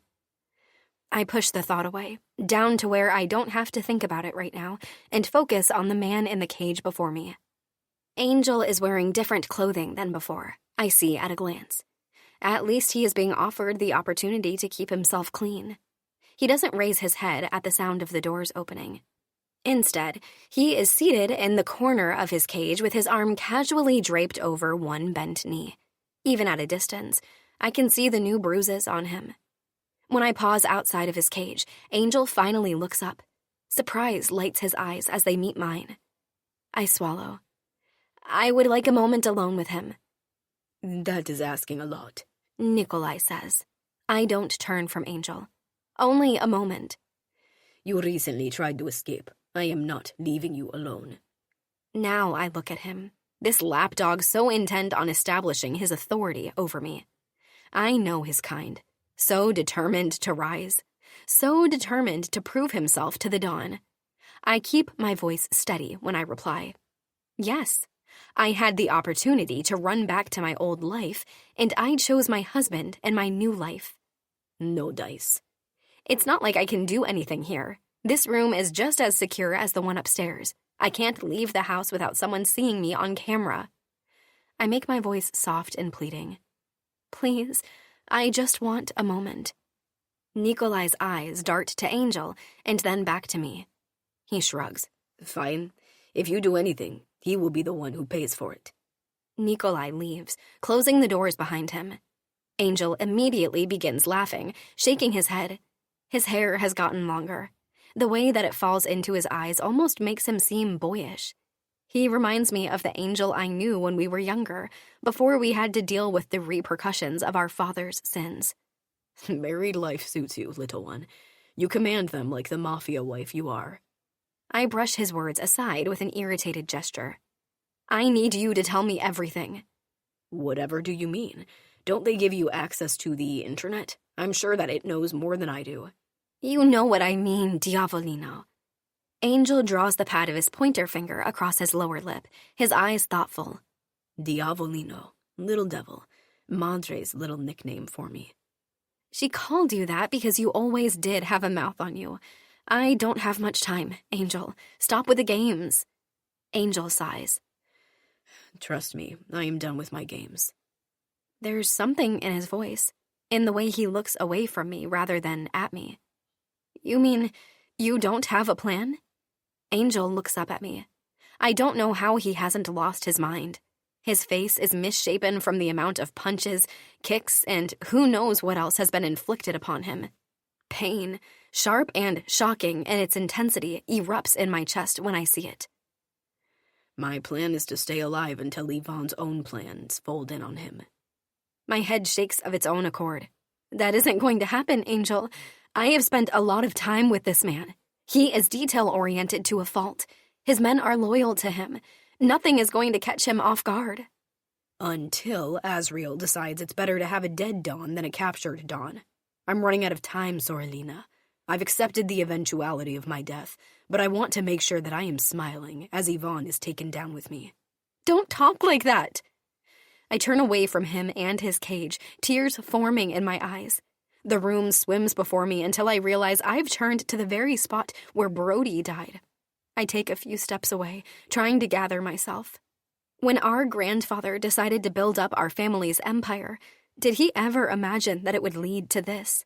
A world where daughters would be forced into marriages, children would kill their parents, and cages would separate brothers and sisters?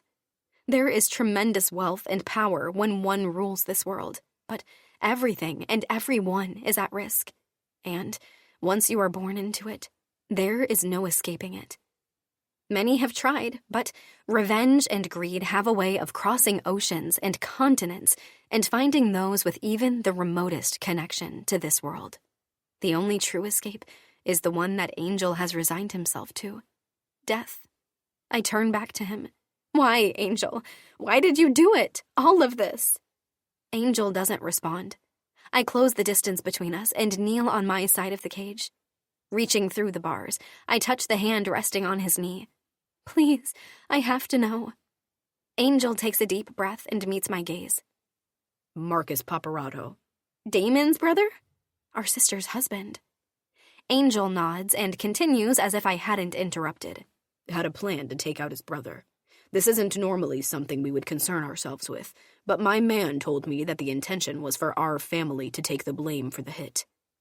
I sit back, my lips rounding in an O of acknowledgement. I went to our father with this information. He was fresh from making a deal with the Scarpettas and Marzanos, promising both of them Lulu's hand. By the time the marriage comes, the money will be gone, he told me. He wasn't concerned about what Lulu would have to endure from such an arrangement. He only cared about the money. As for the Paparato plot, our father said that the Paparatos wouldn't dare. It was a rumor, a false lead. No one would dare invoke the wrath of Valachi. Then, he tells me he was going to offer you to Maxim Romanov's monster of a son. The Romanovs would pay a lot of money for a Valachi bride. They wanted to be further legitimized in our world. Marrying you, a Valachi, was a way to do that. I'm not done. As long as our father was alive, I was powerless, so I did the only thing I could think to do. I faked my death, went into the streets, and joined a gang that worked under the Paparatos. I learned a lot about the state of our family by roaming those streets. We were losing our power, bit by bit, and I needed to do whatever I could to make sure that didn't happen. The moment I decided to do this was when Padre made the deal with Maxim Romanov. Do you have any idea of what he did with that money, Sorelina? I shake my head, tears stinging my eyes. No. He bought a black Rolls Royce. This stirs a memory, one of the few good memories I had with my father.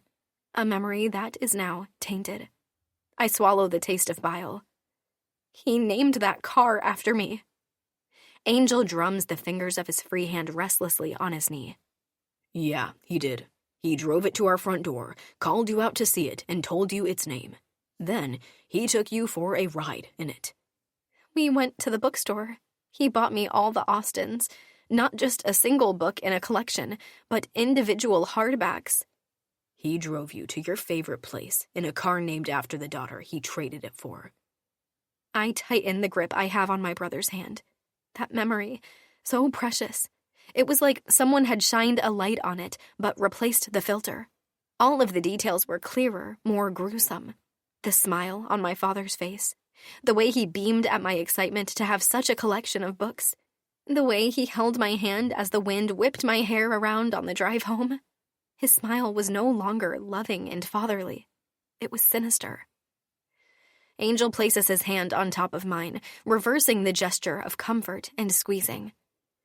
Every single step that I have taken was to protect you and Lulu. You two were never going to be safe unless we were the only family operating in New York City. I failed you. You didn't fail. Lulu is alive, and we're all so intertwined now. The Velachis have a hand in everything now, Angel. I know. You knew? I was the one who smuggled her out of the city. I lift my chin. I shouldn't be surprised. She is back now. Angel sighs. Damn it, then. I really have failed. You are married to Yvonne, and Lulu is back in the middle of this war. There are 2 knocks on the door, and Nikolai returns to the room. I grip my brother's hands one more time before I stand, then whisper, "You have done so much for us, Fratello. Now it's my turn." I return with Nikolai to my room, to my cage. I don't like being here. I'm still a moth, battering my wings against the glass. But there is a crack in the bell jar. Chapter 8. Yvonne. The city never sleeps. Monsters are aware of this, aware of how the world can change in the time it takes to close one's eyes. Being a monster does not keep one safe. No. There are other monsters with dripping teeth and poised claws ready to strike when one blinks. And there are the hunters of monsters who live by a creed. Monsters should never sleep easily. Which is why I don't. The only person I have ever truly trusted is resting in a cemetery outside of the city, with a foot of Russian soil piled on top of him. Maxim Romanov made me into the man that I am, and in the process removed everything human about me. This is why I do not travel. I prowl. I always have a driver, never trusting someone to sit in the seat behind me. I learn the course before I get into the car, and reject any deviation from the course. A wrong turn means a bullet to the back of the head of the man sitting in front of me. I have done it before. There are certain fluids in the human body that just do not come out of leather seats. Human trafficking is one of the main incomes for the Romanov family. This requires me to spend a lot of time at the various docks in the New Jersey and NYC areas. The route is familiar to me, as well as approved alternatives when traffic gets bad. My driver is taking the route perfectly. Traffic starts to slow, and from a distance, I can see why we are almost at a halt. A police blockade stops the cars in front of us. The police are under the thumb of Luca Marzano, an untouchable. Both law enforcers and Mafia members are forbidden from harming Luca, one of the few men in our world with unswerving protection. Other than the Dons, I'm learning that the Commission is fiercely protective of them. "Boss?" my driver asks. I'm sure his thoughts have gone where mine have too. Luca could be the one stopping the cars in front of us right now. Every bicyclist that speeds by my window could be Azrael taking their opportunity to strike. "Dmitri, pull over. I'm getting out here," I say abruptly. He knows better than to question me and immediately stops the car. I open the door, almost taking out a passing bicyclist. The guy turns to shout at me, but stops cold when he sees 2 of my men join me. Smart move. Without wasting another second, I leave the road, dart across the street, and cut into an alleyway. My heart pounds, a rhythmic reminder that staying alive means staying ahead. When I get to the street on the other side, I hail a taxi. I haven't been in one in years, but desperate times call for desperate measures. When a league of highly skilled assassins is gunning for you, you can't be too careful. A puttering taxi stops in front of us, and the three of us get into the car. I'm not about to have the taxi driver take me to where I intend to go, so I opt for the only safe place in NYC, Bastoni e Pietra. "Where to?" the driver asks, his voice thick with a Bronx accent. "Bastoni e Pietra," I reply, keeping my voice steady. The driver gives me a curious glance in the rearview mirror, but doesn't question it. He knows the place. Everyone in our world does. Even the commission wouldn't disturb the sanctity of Bastoni e Pietra. When Angel was attacked there, rumors spread that the restaurant had lost its protection. But Angel and the commission made sure that wasn't the case. It remained a sanctuary, untouchable. There is always the chance that Azrael could trap me there. But that is a risk I'm willing to take in these circumstances. As the taxi driver navigates traffic, I look at my phone. There are texts from Nikolai. He has allowed Vivi to leave her cage in order to visit her brother. Another text, sent 20 minutes later, confirms that Vivi had been returned to the cage. Nikolai is aching to be named as the official second-in-command, but I don't run my enterprise that way. The Italian Commission does well because they have multiple voices contributing and voting on issues. As much as Maxime hated the Italians, he admired the hold they had on the United States. He adopted many of their practices when he formed the business. I have 3 men who could be called my second-in-command. It will always be 3 men. I think about Nikolai, eager and ambitious. He's good, ruthless even, but too eager. He doesn't understand the value of patience, of waiting for the right moment. My thoughts drift to the texts again. Vivi, my delicate, conniving wife, caught in this world of monsters. The taxi takes a sharp turn, jerking me from my thoughts. I glance at the driver, his eyes focused on the road. He's nervous, probably wondering why someone like me would be in his cab. I let out a small sigh. Desperate times indeed. "Bastoni e Pietra," I remind him, though he knows.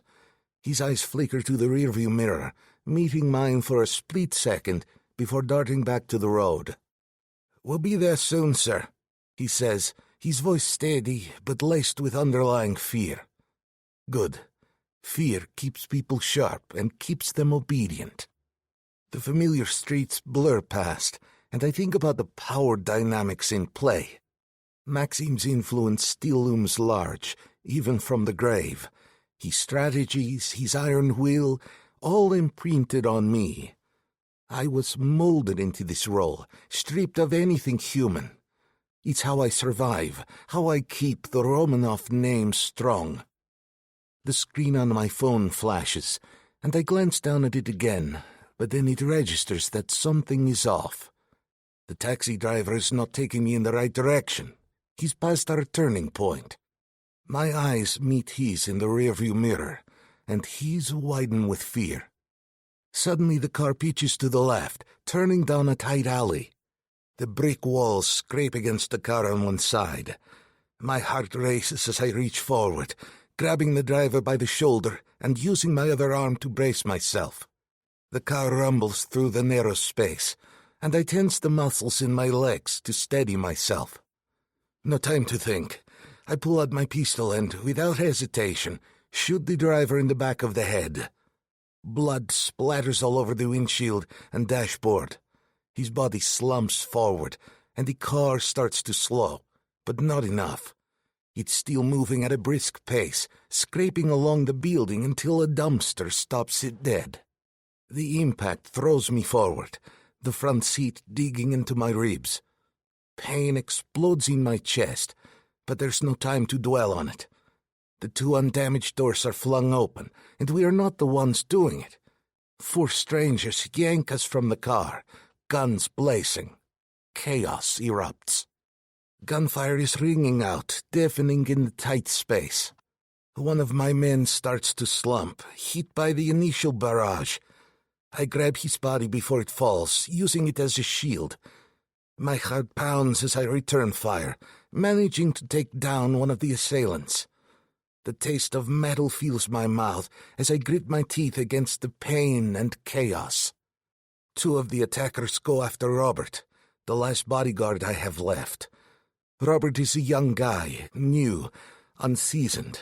Fear flashes in his eyes as he tries to fight back, but he's outmatched. They pulverize him, their bullets tearing through his body. For me, running is not an option, so I back against the car and drag Dimitri's body with me. The bullets thud into his flesh as I take down two more attackers. The last man standing points his gun at me, and I'm doing the same. Dimitri's weight strains my wrist, his lifeless body slumped against me, pressing me against the open door of the cab. "That was fucking stupid. I still have your dawn," I growl, my voice low and dangerous. "I know this is Azrael's doing. Haven't you heard? All of that is irrelevant now." The man sneers, his gun unwavering. I notice he's been hit in the shoulder. It's enough to slow him down, but not enough to have him falling down. "Angel will be irrelevant if you don't back the fuck up right now," I warn, trying to gauge if he's bluffing. "The Commission couldn't let you kill Angel, but if the Commission decided that Angel is no longer capable of running the Valachi family, then the Commission would order the hit themselves." "You're bluffing," I say, though uncertainty creeps into my voice. The man smirks. "Ivan, Angel is already dead." None of this makes sense. I had just seen Angel that morning before I left the house. Nikolai had just texted updates about Vivi visiting Angel. Vivi. Without hesitation, I shoved Dimitri's body forward. The man sidesteps, aiming his gun, but he isn't fast enough with his weakened shoulder. My bullet tears through his skull, sending blood and brain matter splattering against the wall behind him. This needs a cleanup, a major one, but I'm not concerned about the police. Sirens wail in the distance, growing louder, but I will get away. I have to get away. If Azrael got to Angel, then they got to Vivi. Vivi is mine. I spin and grab the dead driver, dragging his body out of the driver's seat and let him sail onto the ground before I climb in. The cab barely turns over when I start it, but he's running. The engine whines loudly as I back away from the dumpster, running over the body of the driver. It's hard to see through the blood splatter on the windshield. As I manage to gun the car, it shakes when the engine tries to meet my demand. It's in bad shape, but it needs to make it. I should have kicked out the windshield, but there's no time for that. They'll be sending more men to finish up what others fucked up.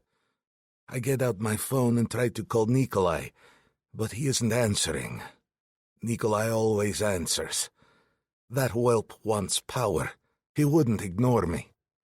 Traffic blocks me, and I curse, slamming my hand on the steering wheel. This is taking too long. I can't wait. I abandon the car and walk toward the messenger motorcycle, idling while the motorist checks his GPS on his phone. Without hesitation, my fist connects with his face. His phone sails to the ground, and his body slumps. Ripping him from the seat and taking the bike, I kick the pedal and peel away from the sidewalk. People are shouting, but I don't care.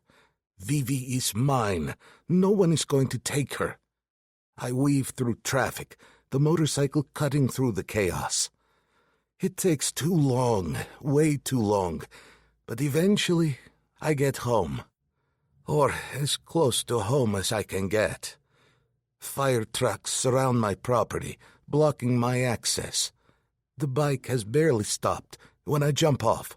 The wheels are still spinning and the bike clatters to the ground. Firefighters cross in front of me, hauling hoses to put out the fire that rages in my home. My heart clenches, fear and rage mixing into a volatile cocktail, and I run toward the flames. But there is nothing left. Chapter 9. Vivi. In my memory, I am a girl again. A tiny thing, more of a wild goblin than a human being. My hair is wild, my face is dirty, and my shoes are long abandoned after getting them wet from playing with a garden hose. My little stomach is plump from the treats from vendors in the streets of Cervinara, the pizza ciena, the chestnuts, the capocolo. My family always travels for the Easter festival to Campania, Italy, and this little village in the Avellino province is so far removed from the dangers of New York that the adults let me roam free. I'm aware of my father's men lingering in the crowd, always watching, but life as a Don's daughter has made them mostly invisible. Wallpaper in a busy room. I wander, the stonework of the streets hot and dry under my bare feet. Cervinara is the ancestral home of the Valachi family. When my family lived here long ago, they were nothing but small farmers. Father says the Valachis gained their power and came back to Cervinara as conquerors. My great-grandparents were nothing, but now my father owns this village, the entire town the spoils of some decades past war. I don't really see it. It's just a village, friendly and cozy, and everything New York is not. The street vendors reach across their stands to hand me their tasty treats. Old Lucia's granddaughter gave me a pretty necklace just yesterday. It bounces against my narrow chest now as I skip, and I curl my fingers around it, relishing the weight of my new treasure. She told me to be sure to tell Father about it when I got home, and I did. I showed him the gift, and he measured it gently with his fingers before nodding in satisfaction. "That will do," he murmured and set me down.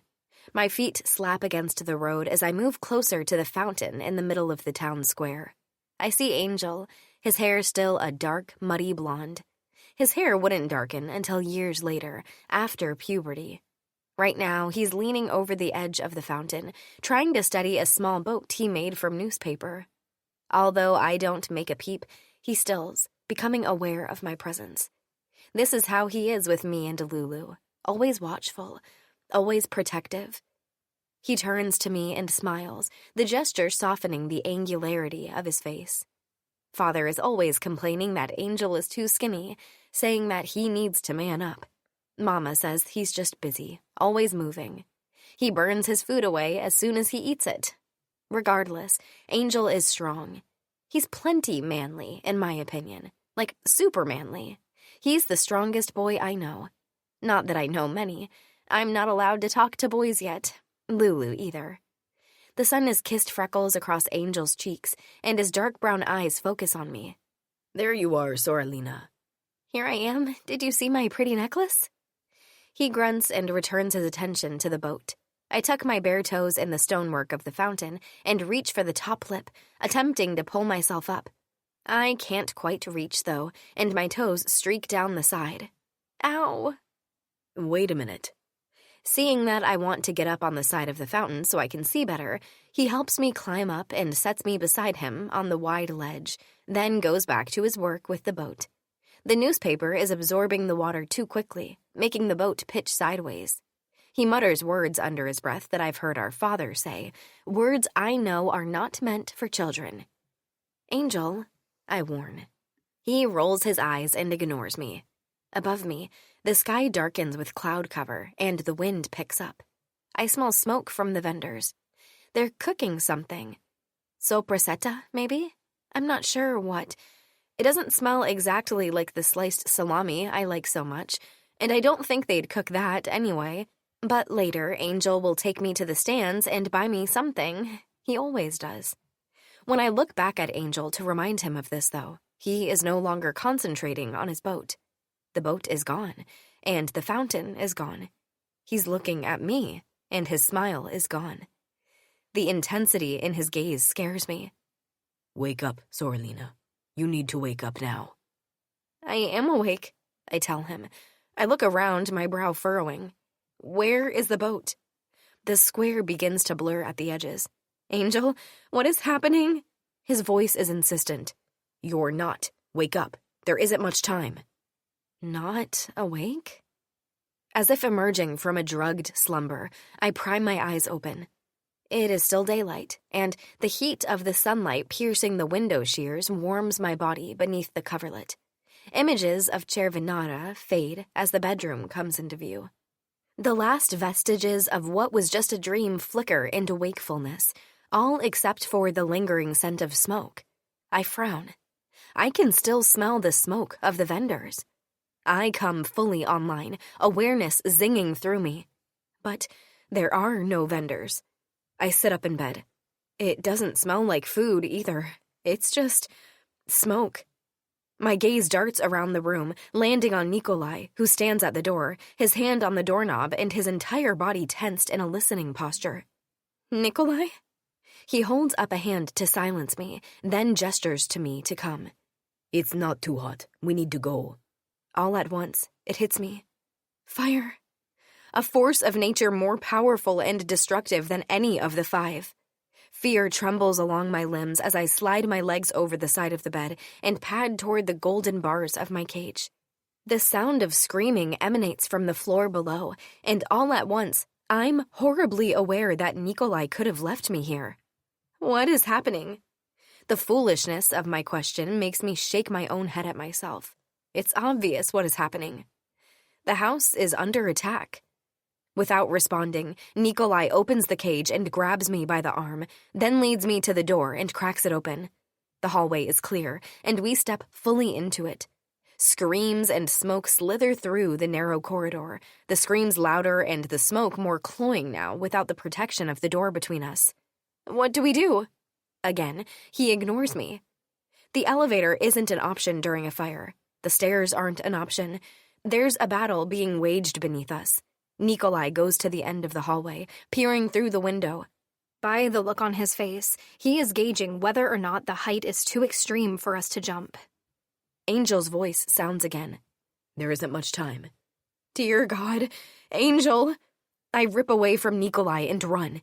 He gives an abbreviated yell and pursues. In normal circumstances, he would run me down easily, but something primitive drives me, lending me haste. Something more animal than human. Angel was locked in his cage. Let Nikolai follow me. Let him catch me. He probably has a key. I fly down the staircase, unheeding of any enemy I might run into. Strangely, though, I don't see anyone. The smoke, although thick, appears to dissipate as I descend. I guess it is since it is floating toward the ceiling. I move faster, coughing and tripping over my own feet. I don't know. I don't care. I can't be bothered to puzzle it out right now. One of the walls of the foyer is black from the fire burning through from the adjacent room. The study. The room where Angel is being kept. I run to the double doors and grab the handle. I scream in pain, releasing the handle. The metal is in agony, burning my flesh. I might be too late. Steeling myself, I grab the handle with my shirt and twist, then push through the doors. I'm greeted by thick black smoke that burns my lungs and stings my eyes. Flames lick the wall and furnishings on the opposite side of the room. Angel! My voice emerges in a rasp, and I don't even try again. Childhood fire safety lessons echo in my mind. Stop, drop, roll. Lowering myself to the floor, I crawl toward the cage. I crawl until I come face to face with Angel, who is also gone to the floor. His eyes blaze into mine, flames reflecting in their brown depths. Vivi, you need to leave, now. I shake my head. I can't leave without you. Angel's grim expression softens. Sorlina, Azrael is here. They were sending Molotov cocktails through the windows. If they are doing this, Yvonne has probably been targeted too. You need to get back to Damon and Lulu. Follow Nikolai. He will know how to get out. A sob rises in my throat, thick and ugly. I choke against the words that try to squeeze themselves around it. What about you? His lips stretch in a smile. I'll be fine. Nikolai will send someone for me. It's a lie. I know it. He is being the big brother, trying to force me to make the decision I don't want to make. Before I can think of what to say next, how to convince him to do the impossible, arms close around me. It's Nikolai. He begins dragging me out of the room. I scream, and this time the sound emerges with volume, thready though it is. I scream for Angel, who remains silent. His face registers relief, even. How can he be relieved? He is going to die here, in this inferno. He's going to die, and it's all my fault. I didn't get him out. I didn't. Angel, no! Nikolai, stop! Go back! The smoke gets so thick that his face disappears before I am even out of the room. I fight Nikolai, kicking and punching at shadows and smoke, all through the hallways, down the stairs, through the basement hallways, and to the secret tunnel that leads to the dock. I fight until I am on the boat, pulling away from the mansion that blazes on the beaches of the Hudson. The only thing I can see, though, is the face of the little blonde boy who used to walk with me through Cervinata. The boy who destroyed an empire in an effort to protect me. Not even my husband will be able to fix this.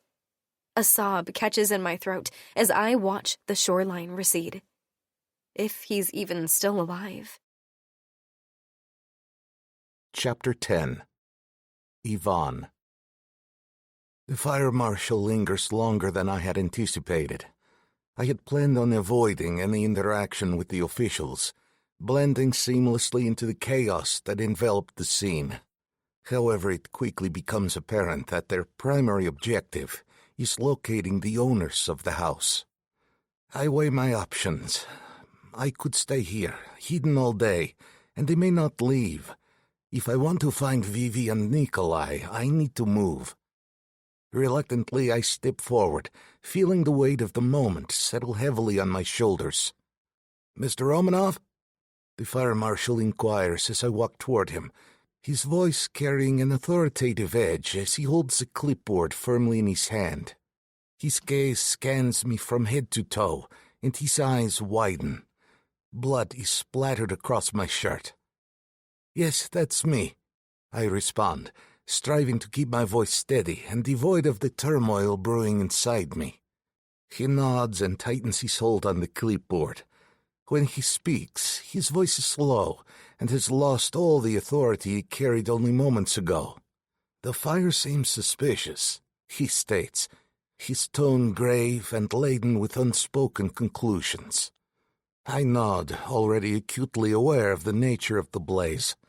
Suspicious was an understatement. "What makes you say that?" I ask, trying to mask my inner anxiety with a veneer of calm curiosity. "There were multiple ignition points," he explains, flipping through his detailed notes with a furrowed brow. "And we've removed a number of bodies from the house, both male and female. The coroner will be keeping them until they can be identified." Each word he speaks feels like a blow, the reality of the situation sinking deeper. The mention of the bodies, both male and female, sends my stomach churning. Bodies. How many lives were snuffed out in those flames? "Do you have any idea who they might be?" I ask. The fire marshal looks at me, his expression grim. "To be honest, some of them are in really bad shape, Mr. Romanov. I would warn any family members that want to make a claim." I swallow hard. Most of the people under my employment didn't have families to claim their bodies. The nature of the business attracted lost souls, people looking for someone to be in charge of their lives. And Vivi, the thought of what may have happened to her makes it difficult to steady the rage boiling inside me. I clench my fists, trying to maintain my composure. I can't afford to lose it now. After the fire marshal leaves, the firefighters pick up their equipment and the coroner takes away the last body. I'm left staring at the husk of what used to be the castle for my kingdom. So many years of careful planning, of hiring contractors and replanning, of making sure everything was perfect. Gone in hours, along with Vivi. I walk closer to the charred remains, the smell of smoke still thick in the air. I try calling Nikolai again, the phone pressed tightly to my ear. It rings several times before going to voicemail. No voice, just an automated message with the phone number. I hope this is a good sign that Nikolai got out and his phone is still on. But why isn't he picking up? My mind races with possibilities, none of them comforting. I step through the front door, which hangs precariously on one hinge, a casualty of the firefighters forcing it open. The destruction is worse than I imagined. I walk to the left, where the sitting room and Angel's cage used to be. The room is completely destroyed. The golden bars of the cage are blackened, and part of the ceiling has collapsed into a pile inside it. Images batter me. Angel inside that cage, trying desperately to get out. His death was, without doubt, gruesome, painful. He looked just like his sister. Same eyes, same hair. God, I can't bear it. Lifting my hand, I swipe it through my hair, the gesture restless, agitated. An unsettling energy courses through my body. The need to do something, to make a decision. For the first time in my life, I don't know what to do. Vivi is gone. Maybe. Probably. No, that can't be the case. I waited years to have her. I'm not going to lose her like this. I go back outside, not trusting the integrity of the building enough to continue inside. I circle the house, my mind racing. In the back are the old stables, which I had converted into a garage for my collection of cars. Miraculously, the building remains pristine. Azrael didn't care about taking my cars from me. They were after everything else. I push open the garage door and flick on the lights. 2 rows of expensive vehicles greet me, their polished surfaces reflecting the harsh overhead lights. It's a stark contrast to the devastation outside. My gaze sweeps over the cars, and for a moment I allow myself to think of escape, a way to regroup and plan my next move. I need to find Nikolai. I need to find out who did this, and I need to make them pay. The hum of the garage lights is the only sound, a reminder of the normalcy that once was. I take a deep breath, trying to calm the storm inside me. I need to stay focused. I put in the code for the office where all the keys are kept. The keypad beeps, and the door clicks open. My fingers run along the keys hanging on the wall, each one representing a different kind of escape. I select the one for a simple Toyota Corolla, a common car that won't catch anyone's attention. I walk through the garage, still trying to figure out exactly where I'm going to go in that unremarkable car. The luxurious vehicles almost purr at me seductively, their sleek designs promising speed and power.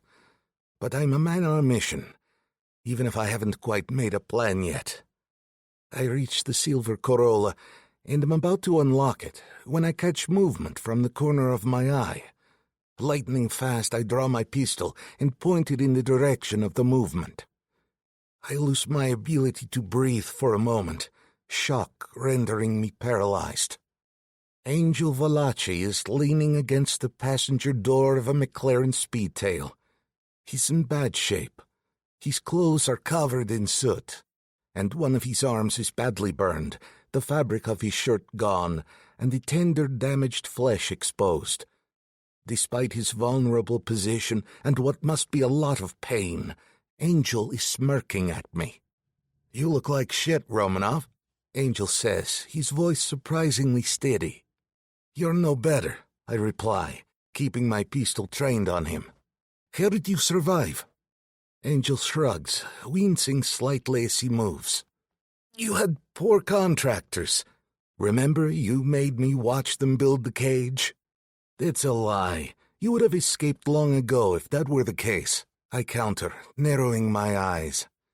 "Kicking the bars away from their bases is noisy," Angel explains, looking down at his arm. "I needed a distraction, like a fire. Azrael did me a favor." A wry smile plays on his lips. "Well, almost," he adds. Of course Angel Valachi survived. If any man could survive an attack like that from Azrael, it would be this bastard. The man who couldn't be broken, even by me, Ivan Romanov. Fucking cockroach. Angel shifts his stance. When he speaks, his voice is barely above a whisper, yet each word hits me like a hammer. She's alive, by the way. What? I walk closer to him. My sister, Vivi. She got out. Relief sweeps over me, intoxicating and overpowering.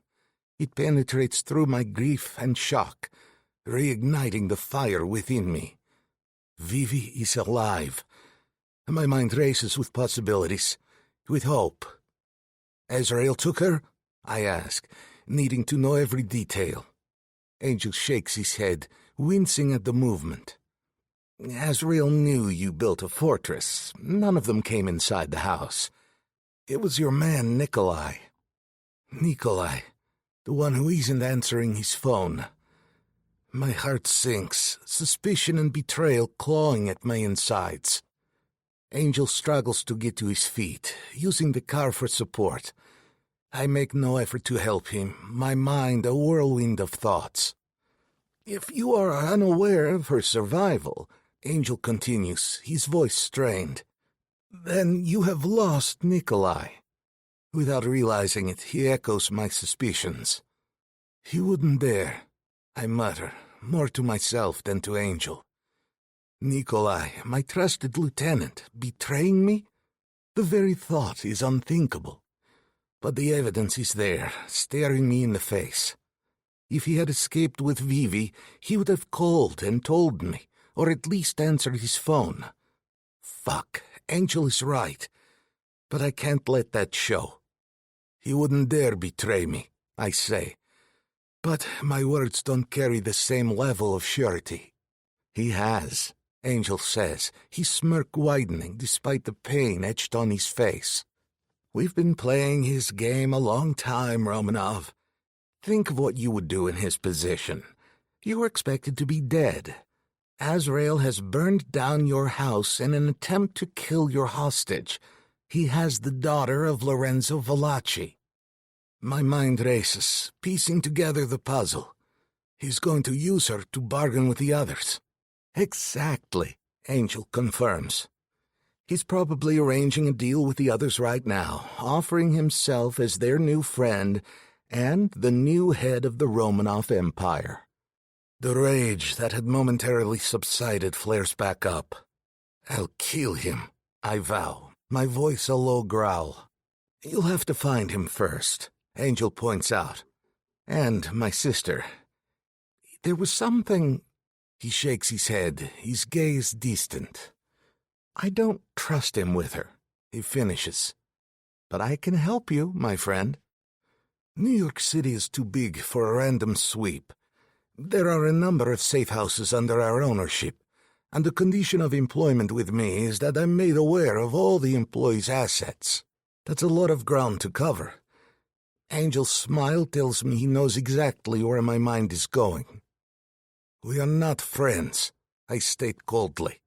Come on, nothing forms a bond like a rescue mission, Angel replies, a glimmer of amusement in his eyes. I'm not joking, Valachi. If you slow me down, I will get rid of you. Relax, Angel says, raising his hands slightly in a mock gesture of surrender. According to the world, I'm already a dead man. You're the only one who knows I'm alive. I'm only doing this for your sister's sake, I say, my tone icy as I lower my pistol. I know, Angel responds, his expression serious for once. That is exactly why I am helping you. I reach the Corolla and open the driver's side door. Angel appears at the passenger side, and I shake my head. You are driving. I keep the door open for him.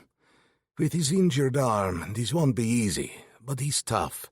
He'll survive, and if he makes one wrong move, I'll empty my gun into the back of his head. Angel smirks and walks around to me. I release my hold on the door and let him take the wheel. I mean, you could have picked something better than this piece of shit. I could have done a lot of things, I answer, my mind already wandering to Vivi. She's alive. Nikolai's betrayal cuts deep, but I can't afford to dwell on it now. I need to stay sharp, focused. Angel starts the car and we begin moving. First things first, I say, my voice steady. We need to narrow down the possible locations.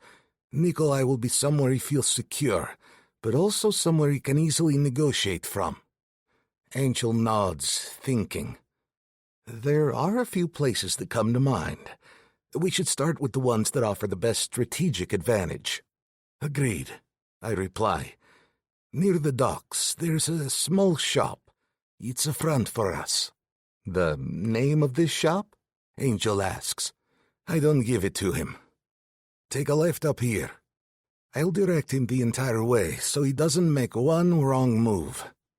As we drive through the city, the streets are bustling with life, completely oblivious to the war brewing in the shadows. I glance at Angel, who's silent, lost in his own thoughts.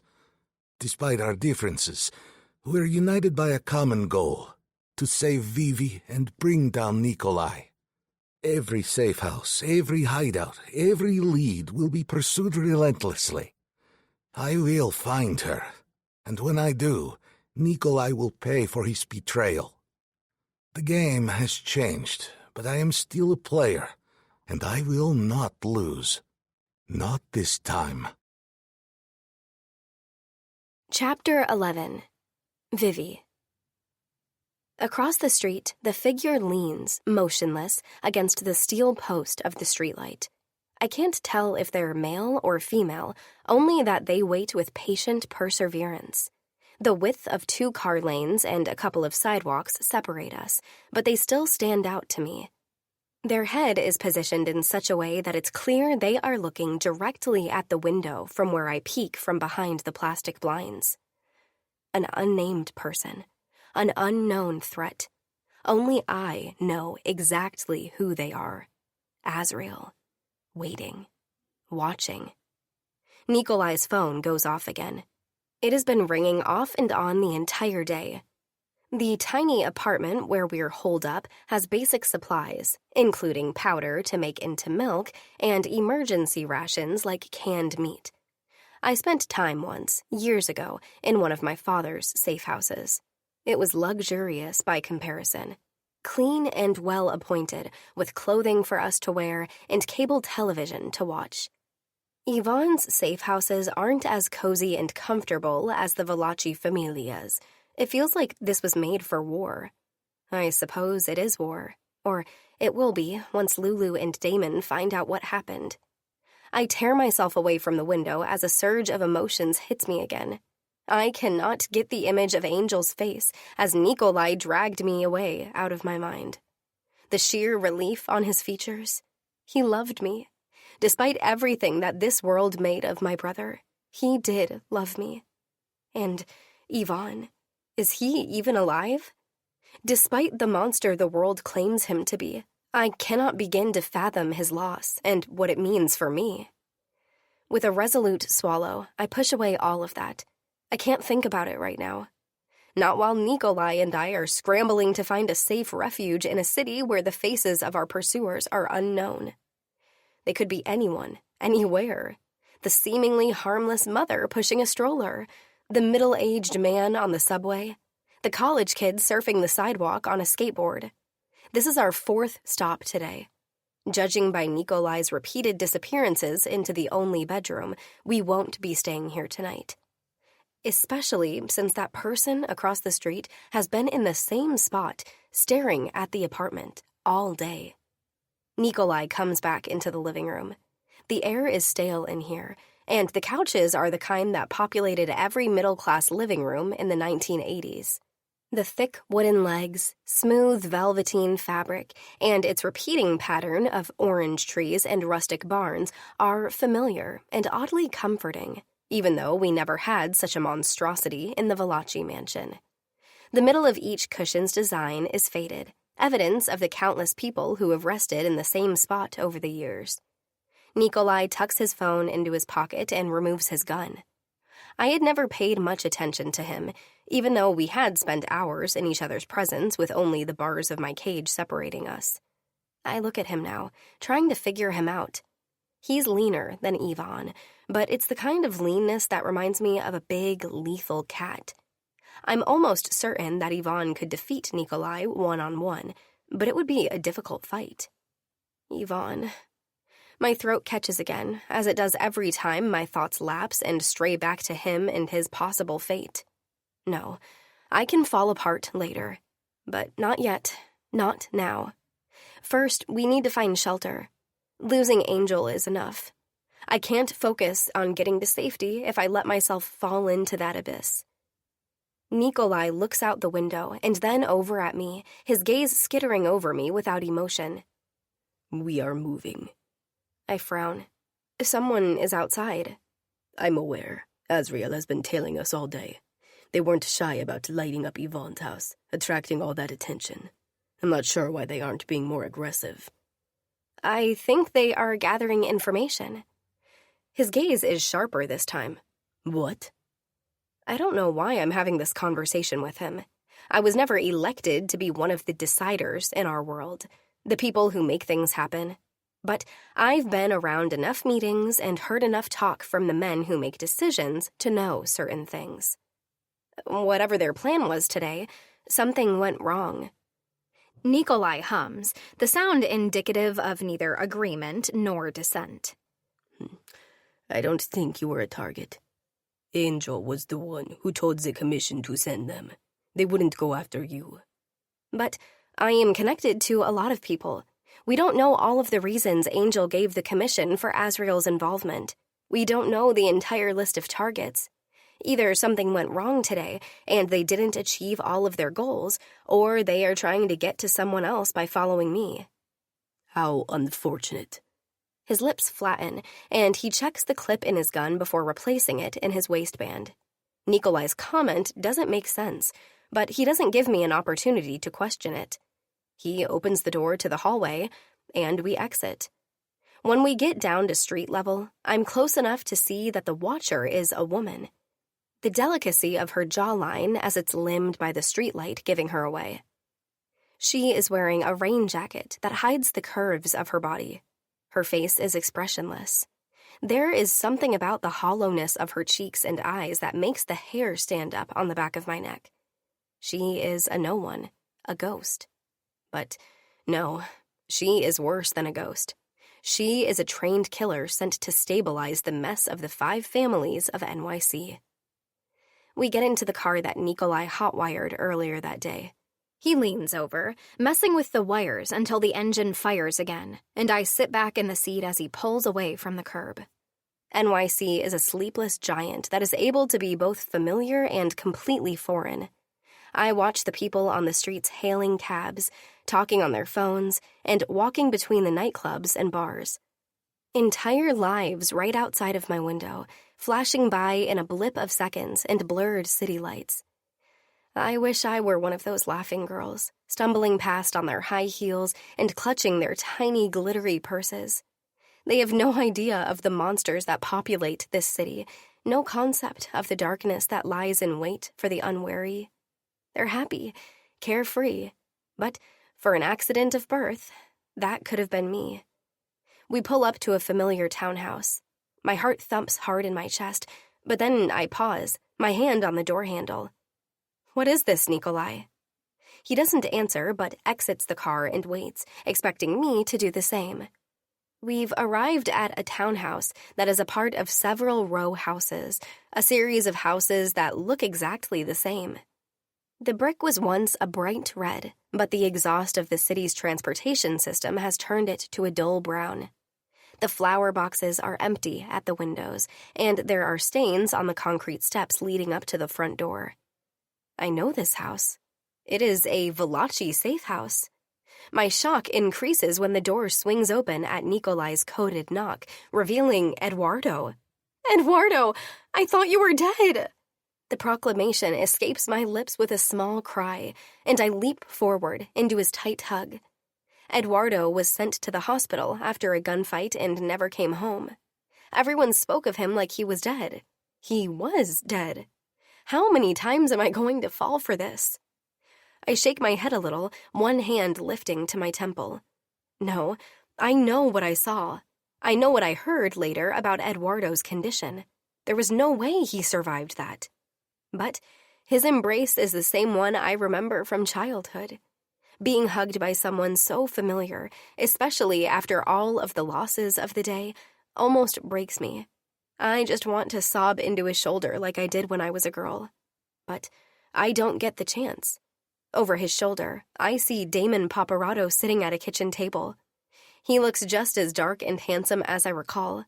I remember my girlhood crush on him, the unrealistic kind where I used to write Paparazzo at the end of my name in old composition books, where I dreamed about honeymoons on beaches that didn't really exist.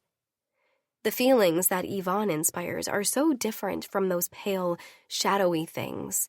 So visceral. So real, even if they're confusing, ugly, and terrifying half the time. And there's that sob welling up again. No. I'm not ready. I may not ever be ready. Damon? Hey there, kiddo. Damon's voice is soft as he eases himself out of his seat and wraps me in a hug. He holds me at arm's length, looking me over. Not such a kid anymore, are you, though? Despite my best efforts, a tear finds a path down my cheek. I swipe it away and look around the small room. Is Lulu here? Damon looks at Nikolai. You'll see her soon. I wanted to read the situation before planning that reunion. Translation. He doesn't know, if he can trust Nikolai. Behind me, Eduardo makes a sound. They've stationed themselves outside of the house. I don't need to ask who they are. Azrael is always watching. Have you been in touch with him? Damon asks, directing his question at Nikolai. Nikolai shakes his head, the gesture brief. He's tried to contact me, but... He trails away, hesitating briefly and glancing over at me. This situation is dire. They went after him directly, and they will do so again, soon. Anyone in the line of fire. I bite my tongue to quell the words rushing up. Yvonne is alive. Alive! But they don't want to take me to him. Damon, I understand. Nikolai's motives are murkier. He can act like he wants to protect me all he likes, but there's more to it. Nikolai is still talking, his expression earnest. I keep my mouth shut. I listen. You'll know as well as I do. The 5 families existed in relative peace for many years.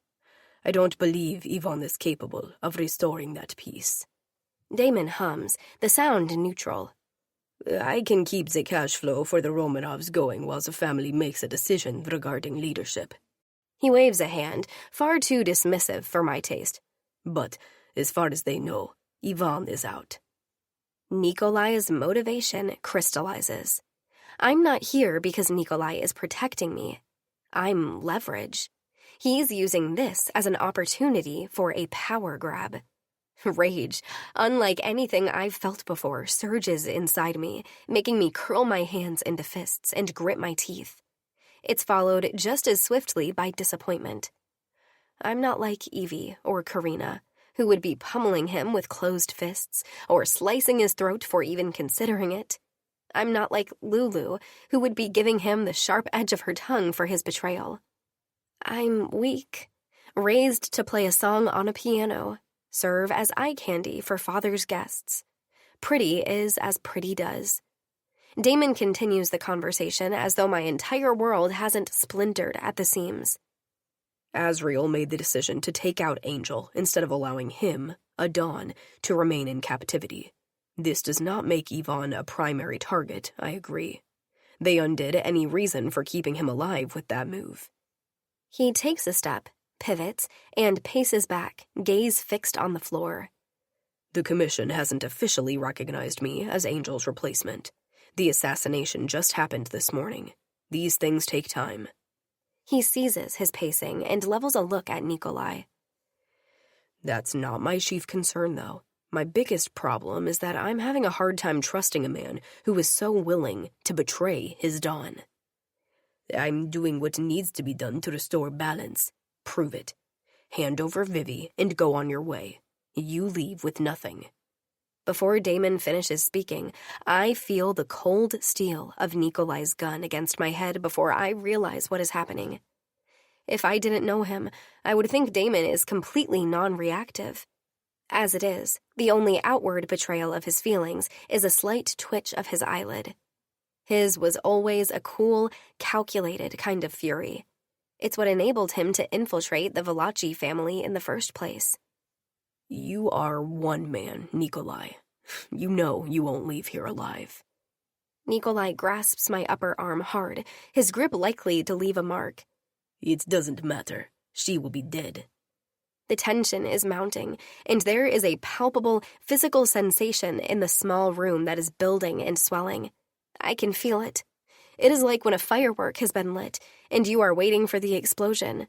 I just got Damon, Lulu, and Eduardo back in my life. I can't risk them now. Stop! I'll go. Damon doesn't look at me. The hell you will. I will. This is my decision. Thank you for your efforts, but we need to be going. I am going willingly. Vivi, your sister wants you home. You belong at home with your family. My home was burned down this morning. Thank you, Damon, but this is what I need to do.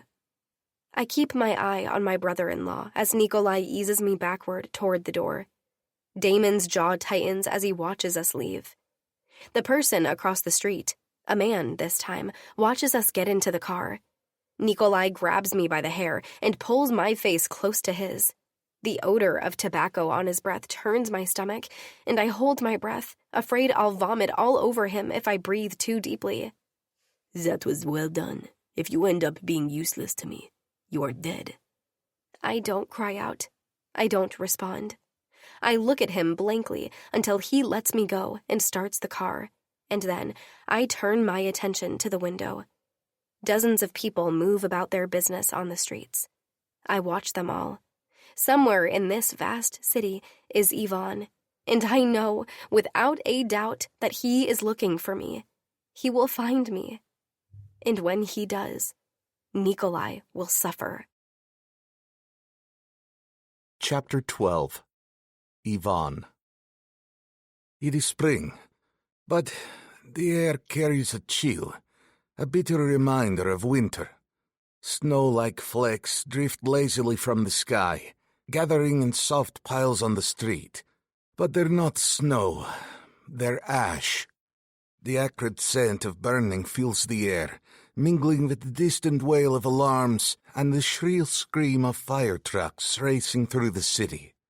Safe house number 4 is in flames, the bright orange tongues leaking at the sky. I sit in the passenger seat of the Corolla, my gaze fixed on the inferno in the rearview mirror. I twist it in my direction. My fingers drum on the dashboard, the rhythm matching the rapid beat of my heart. Angel sits beside me, his eyes scanning the horizon. Yvonne, Angel's voice breaks the heavy silence. Your portfolio is not going to look good after today. I force a bitter smile, my eyes never leaving the rearview mirror. I'm past caring about that. Angel turns to face me, his curiosity piqued. Out of curiosity, why are you burning every empty safe house? I exhale, a long breath laden with frustration and determination. Scorched earth strategy, Valachi. Nikolai will be moving, I know this. I made the man. Any available safe house is a place for him to take her. If he isn't there, we destroy it. I won't be checking a property twice. Angel raises an eyebrow, his skepticism clear. You are employing World War II tactics? You are really willing to destroy your empire to find my sister? I meet his gaze, unwavering. Yes. Silence settles between us, heavy and charged. Admitting something like this almost feels too vulnerable, like I've just handed Angel a weapon to use against me. My father would be furious if he knew. But Angel doesn't have a quip ready, no quick retort to deflect the gravity of my words. The strategist in me recognizes that it's because we both have the same goal. Angel isn't a friend. He's a tool. Moving my hands to my lap, I glance at Angel's arm and grimace. Take care of your fucking arm. It's revolting. The burn on Angel's arm is oozing a yellow liquid, a sign of healing, but it's been too long since I dealt with wounds on a living person. Most of the people I work with end up dead. Angel laughs, breaking the tension. I think it makes me look more formidable. It's going to scar, and it's a story I can tell the ladies. My fingers flex on my knees. Because a homeless guy is such a catch. Angel smirks, unbothered. You know men like us are only in the shithole temporarily. We always find a way back out. I can't deny him this.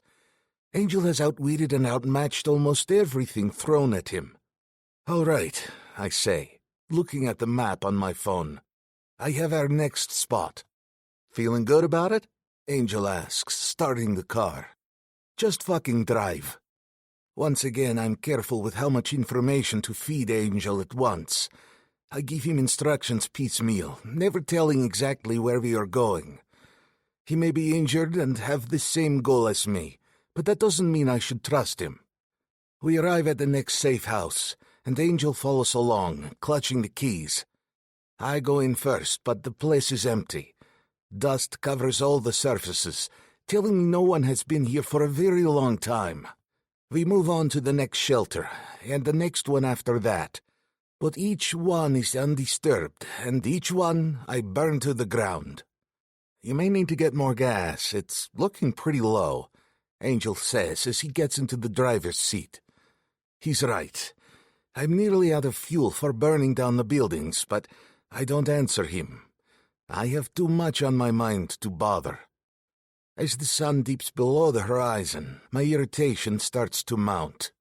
When I took over as the Don of the Romanov family, I tripled my father's number of safe houses. It was strategic, giving us more options than any other family in the city. But I didn't anticipate how the houses could be used if one of my men went rogue. We get out of the car at another location, a tiny apartment above a laundromat. We walk through the laundromat, the tiles in its floor cracked and dirty. Some of the machines have out-of-order signs. A few are running, their customers sitting in chairs by the window, absorbed in their phones, none of them paying us attention. Angel has his arm clutched to his chest, trying to hide the horrendous mess. His pale face and tightening features tell me his wound is starting to take its toll on him. But I have no time to nurse him. I punch a code into a keypad on the staff-only door and walk into the next room. It's mostly storage, with a few machines, boxes of parts, and cleaning supplies. There's another door with another keypad. This one opens to a set of stairs leading to the upstairs apartment. Each step creaks, not once but twice, as Angel follows close behind. We reach the landing, where a plant that hasn't seen water ever has almost turned to ash. It's that dry. I push open the door that isn't locked. I glance at Angel, giving him a nod to be ready. The apartment upstairs is a two-bedroom, and horribly brown. Brown carpet, brown paneled walls, and brown furniture. It smells heavily of cigarette smoke. In fact, there is a cigarette still lit in an ashtray on the coffee table, the silver smoke lazily arcing toward the ceiling. I take out my pistol, and Angel stays back. As much as I've accepted the buddy cop vibe of our partnership, I still don't trust him with a gun. I take 2 careful steps toward the master bedroom door, which is slightly ajar. With my pistol, I push it open. The room is destroyed. The mess within is a clear indication that there was a fight here. Blood is splattered against the wall, some of it still running toward the carpet. A very recent kill. I haven't stepped fully in when the half-open door slams against my hand, knocking the pistol to the floor. I jump back as the door swings open fully, and the assailant follows me into the living room in quick strides. I spare a quick glance at his hands. Empty. I feared he picked up my pistol, but he seems to be more driven to attack me. He's a young man, looking way too young for this line of work. He lunges at me, and I swing a punch that he dodges easily before coming up with a quick right hook that connects with full force against my face. I keep steady, knowing hitting the ground isn't an option. We fight. He has a surprising amount of training for his age. His style conflicts with my Krav Maga. This isn't the street fighting, weight-using technique I'm used to. He moves with speed and precision. He spins away from another one of my hits, and the light glints off the knife he has skillfully removed from somewhere on his body. His movements are so quick that I can't keep up. He lunges, and I feel the knife slice into my shoulder. Pain explodes, but he's already jumped back before I can counter. Angel appears from my right and bull rushes the man. I can already see that he will be no match for our assailant. He easily twists out of Angel's path and swings back, grabbing his arm before digging his fingernails into Angel's burned arm. For the first time, I hear Angel scream. After all the pain I've personally inflicted on him, this is the first time he's ever screamed in pain. Angel crumples to the ground, his mouth stretching wide in a grimace. With Angel out of action, the young man turns back to me. I see an opportunity and muster up every ounce of strength I have as he charges, kicking the coffee table and sending it hurtling toward his legs. He tries to jump above it, but the ceiling is too low. There isn't enough clearance. I seize the opportunity and rush him, grabbing both his arms as I slam him onto the floor, the force knocking the knife from his hand. As fast as this guy is, he's powerless once I get a firm hold on him. My shoulder protests every time my fist rises and falls. The impact is satisfying, and I can't seem to stop. For the second time in 24 hours, blood splatters on my face. I keep punching long after the assailant is dead. Afterward, I collapse onto my back, catching my breath. Angel shuffles closer to me, clutching his arm. Who the fuck is in that bedroom? I'm still dragging in air, trying to calm the pounding of my heart. He's referring to the dead body in the bedroom, the one this assailant obviously killed. Oleg, I say, my voice a low growl, as I get to my knees and try to see how badly my shoulder is cut. Blood still oozes, but it's not life-threatening. I've sustained far worse injuries. Angel looks up, confusion etched on his face. What the fuck is an Oleg? He was part of my street team, I explain, the memory of Oleg's eager grin flashing in my mind. A good fighter. If we could have gotten here before this asshole killed him, the three of us would have won easily. Angel shakes his head, disbelief in his eyes. I didn't know Azrael recruited that young. Angel is staring at the dead body beside us. His face is an unrecognizable mess. Me either, I admit. Frustration gnawing at me. He was barely out of his teens. Angel's face hardens as the realization sinks in. This means that Azrael could be anyone. I snort, getting to my feet. I slowly peel off my blood-stained shirt and drop it to the ground. Leaving Angel, I enter the master bedroom, where Oleg lies still on the side of the room. I open the wardrobe and remove a fresh shirt. Before leaving the bedroom, I gather my pistol. I've been surrounded by enemies my entire life. This changes nothing. Angel has gotten to his feet, but sways slightly. He needs to patch himself up. I enter the small bathroom and run water on my shoulder. It stings like a bitch. I remove the first aid kit and patch up my shoulder as best I can before washing the blood from my face and putting on the fresh shirt. I return to Angel and hand him the first aid kit. Do something with your arm. He takes the box and goes into the bathroom that I just came out of. I used the time to check both bodies, but like any professional, they have nothing on them. By the time Angel returns, he looks a bit better. The apartment feels claustrophobic, the air thick with the metallic scent of freshly spilled blood. I glance out the window, my eyes catching the figure standing across the street from the laundromat. A silent sentry, a constant observer, taking notes. My gut tightens. Our eyes meet through the window pane, and he dashes away. "We need to empty out the laundromat and burn this place down," I inform Angel, letting the curtain fall back into place. I am a monster being hunted. Chapter 13. Vivi. Around 4 in the morning, a slow, steady rain begins to fall upon the city. I see it in the distance, a sort of blurry cloud that catches the light emanating from the windows of the buildings.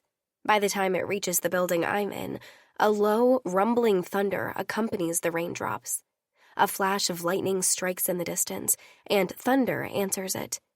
I watch the droplets of water slowly roll down the glass window panes, only paying attention to the lightning in my peripheral vision. Nature's cat and mouse game continues for an endless span of time. Lightning teases with its momentary appearance, disappearing the instant thunder deigns to answer. They never quite sync up. So much like me and Yvonne. Both of us are here, in this city, but we haven't yet found each other. He's thunder, chasing my lightning. Doesn't lightning get tired of dancing in the sky? I'm so fucking tired. Stifling a sigh, I stand and move away from the wall of windows toward one of the stiff-looking leather chairs in front of the desk. Nikolai barricaded me in this office after our arrival earlier, one of the more private ones within a larger suite of offices on the 15th floor of a high-rise. It looks as though it may belong to a law firm, judging from the books on the low bookcase spanning one wall. All I know for certain, though, is that this is not Romanov property. Nikolai had to pick the lock to get us inside. Why he chose this particular office over thousands of available others in the city is something I have yet to figure out. If I had to guess, I'd venture a Romanov property may be in this building somewhere. That's why we were able to get through the night security checks. If I had to make another guess, I'd say Nikolai is feeling a lot less confident about hiding in known safe houses after Damon Paparazzo shut him down. He's spiraling, his every movement twitchy and agitated. I draw in a deep breath in an effort to curb the anxiety threatening to send me into a curled-up ball on the floor. His nerves make me nervous. He locked me in this private office so he could get a few hours of sleep in another part of the suite of rooms, but I don't think he's getting much rest. The front of the office I'm in is mostly glass, and every time I peek through the long, vertical blinds to look out at Nikolai, he's sitting or lying in a different position. It doesn't appear that he's able to relax enough to sleep. I laugh a little, careful to keep the sound beneath my breath. Serves him right. I thought of attempting to get some sleep myself, but I know it's useless. My brain won't shut off, won't stop spinning in ceaseless circles. Did I make a mistake when I left with Nikolai? A huge, irreversible one? I worry my lip between my teeth as I consider the question. Angel made so many bad decisions over the years, decisions that got himself and so many others killed. I was raised to be a dutiful Mafia wife, someone who supported her man as he made all of the decisions that affected them both, not someone who would have to make her own choices.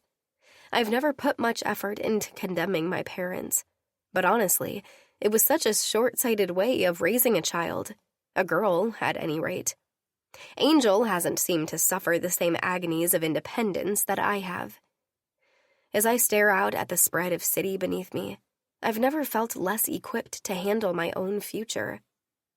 The decision I just had to make could lead to people dying, even while I went with Nikolai to avoid exactly that.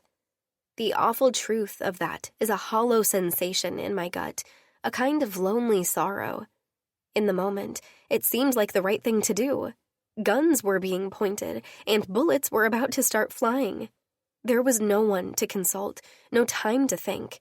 I just had to act. Maybe I've been naive about what it means to hold any power in this world. Is it actually possible to make a decision that leads to an outcome where everyone is safe? It feels like someone will always be at risk. Can I truly fault Angel for some of the decisions he has made? Can I fault Yvonne? Our own safety, that of ourselves, personally, and the people we hold dear to us, comes first. I turn back toward the inside window just as a flash of lightning brings a brief spark of light to the room, my gaze moving without real interest over my temporary prison. Whoever owns this office is a family man. Photos of smiling faces in mahogany frames march along the edge of the coordinating mahogany desk. Vacation photos of sunny climes and more laughter line the wooden walls that divide the offices. A child's hand formed the rustic pencil holder sitting on the desk.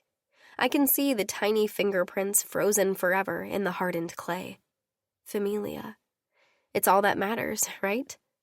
I drift over to the internal window and pull one of the vertical slats back so I can peer out. The office is in the commanding position of the suite of rooms. Nikolai rolls over restlessly on the narrow couch in the lobby/reception area reserved for guests. If I move a little to the right, I can see past him through the lobby area and the large plate glass window of the exterior door. The entrance of another office suite is situated just across the hallway. Sighing, I glance around me. The photos on the desk catch my attention, creating a bitter lump at the back of my throat. My own father didn't display such photos. Aside from the sentimental aspect that he never would have fallen in with, every sharp-cornered, glass-encased frame is a potential weapon to be used against its owner. The lock turns in the door. My gaze flickers over to it as it begins to open, but I don't move or speak as Nikolai enters the room and quietly closes the door behind him. Outside the building, thunder rumbles. Nikolai stares at me for a moment, growing visibly irritated when I keep my attention focused on my view from the window. Finally, he speaks. "We can't sleep here." Now I look at him, my eyes narrowing. You are mistaken. You can't sleep here. I pull my gaze away from the office across the hallway and meet his eye, just as lightning lights up half of his face.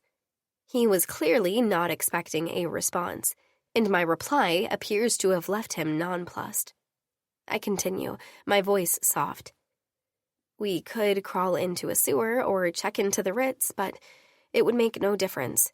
You will never sleep as long as Ivan Romanov is after you. Nikolai laughs. I've heard many different laughs in this world. There's the light, careless laugh in response to a joke or something humorous. There is the laugh a person uses to play off an embarrassing or vulnerable moment. There's the answering laugh, the one that takes the place of a verbal reply when a person doesn't really know the answer. There are sarcastic laughs, intimidating laughs, flirtatious laughs. Nikolai's laugh is one that I've never heard because I have never been in a position to hear it. It's the manic laugh of a cornered man, of a creature who knows they are defeated, but they are going to sink their teeth into everything and everyone until they breathe their last breath. They'll drag everyone around to hell alongside them. Nikolai's face twists in an ugly sneer. "Do you really think you are the first bitch Ivan Romanov has dipped his wick in? You aren't special. You are one of many. A temporary bit of pleasure before he throws you away. The only reason Ivan is coming after us is because he is angry with me. He doesn't give a fuck about you, you stupid cunt." It isn't true. It can't be true. Memory of the softness in Ivan's gaze as he looked at me and drowsily murmured, "Wife," hits me. It seems a lifetime ago. We may not have the most romantic love story in the world, but Ivan feels something. I know he does. It's the only reason I stay. It was an obsession in the beginning. I know that. He fixated on me, had to have me. I was the end goal, some weird representation of everything he thought he had to have. I think he's slowly beginning to see me for who I actually am, slowly beginning to value my voice, who I am as an individual. And yet, that isn't love. I know that. I can tell myself over and over again when he touches me, when he makes my body sing, that this is love, that he does love me. But that doesn't make it true. The only people coming after me are my family, and I just walked away from them. Nikolai laughs again, the cruelty of its caustic sound sending arrows deep into the flesh of my being. I dip my head and turn back toward the office across the hallway. The darkened reception area separates the private office from the main door of the suite, light from the hallway beyond casting a feeble glow over the shapes of furniture. I try to tune Nikolai out, to concentrate instead on the emblem of the other company's door. It looks familiar, but I can't quite place it. Nikolai moves quickly. Too quickly. In a matter of seconds, he has me pressed against the glass, crushing and rattling the blinds between my body and the window. His body presses against me, and I can feel him, every bit of him, his erection hardening and lengthening against the small of my back. I want to vomit. Choking back the bile, I shove against him, the moment futile. "What are you doing? Stop!" "Remember that favor you owe me," he grunts, pushing me back against the glass. It rattles beneath the impact. The glass is cold against my face, and his touch burns. The blinds slice into my cheek as I jerk against him, his long fingers fumbling across my stomach and toward the band of my jeans. I can smell the tobacco from the cigarette he smoked earlier as his hot breath fans across my neck. No, get off! Panic spears through me, hot and sharp. Even though I had been nervous the first couple of times with Yvonne, a primitive part of me wanted his possession, craved it. I wanted to be touched. I wanted him to touch me. Everything about this feels like poison. It runs through my veins like wildfire, burning and searing and scarring me from the inside out. This can't be happening. This isn't supposed to happen. Yvonne! I don't realize his name has escaped me until Nikolai pushes my face roughly into the blinds. "You'll be calling my name in a minute." Nikolai, please stop. My pleas go unheeded. He tears at my shirt, giving up when he gets it over my shoulders, and moves on to the bra beneath. Pushing it up and over my breasts, he claws at them roughly with his one free hand, squeezing and pinching. I howl in fury and fear, twisting away from his grip. He laughs, smacking at my hands when they hit out at him ineffectually. I fight, punching and kicking back against him, but he is stronger than I am. He jerks my arms above my head, pinning me to the window with one hand shackled around my wrists. His knee in the small of my back holds me prisoner, as his other hand rips at my clothing in a violent motion, forcing my jeans over my hips and to my ankles. He steps on them between my legs with his other foot, holding me securely in place, pinned like a butterfly to a specimen board. His hand fumbles between our bodies, searching with greedy fingers for my entrance, and I can't get my legs closed, can't keep him from touching me with eager brutality. A whimper I barely recognize as my own escapes, and I redouble my efforts, shrieking and bucking when I feel him, bared now, position himself. Swiftly, casually, he knocks my head into the glass. "Shut up, you stupid bitch." Blood smears the glass, a trickle carving a path into the tears on my cheeks. "He'll kill you," I murmur, my vision hazy. "He'll slice you into pieces." He laughs. "He'll have to catch me first." His penis probes against me, at that place only Yvonne has ever visited, ever touched, and I close my eyes. I'm not here. This isn't me. "What?"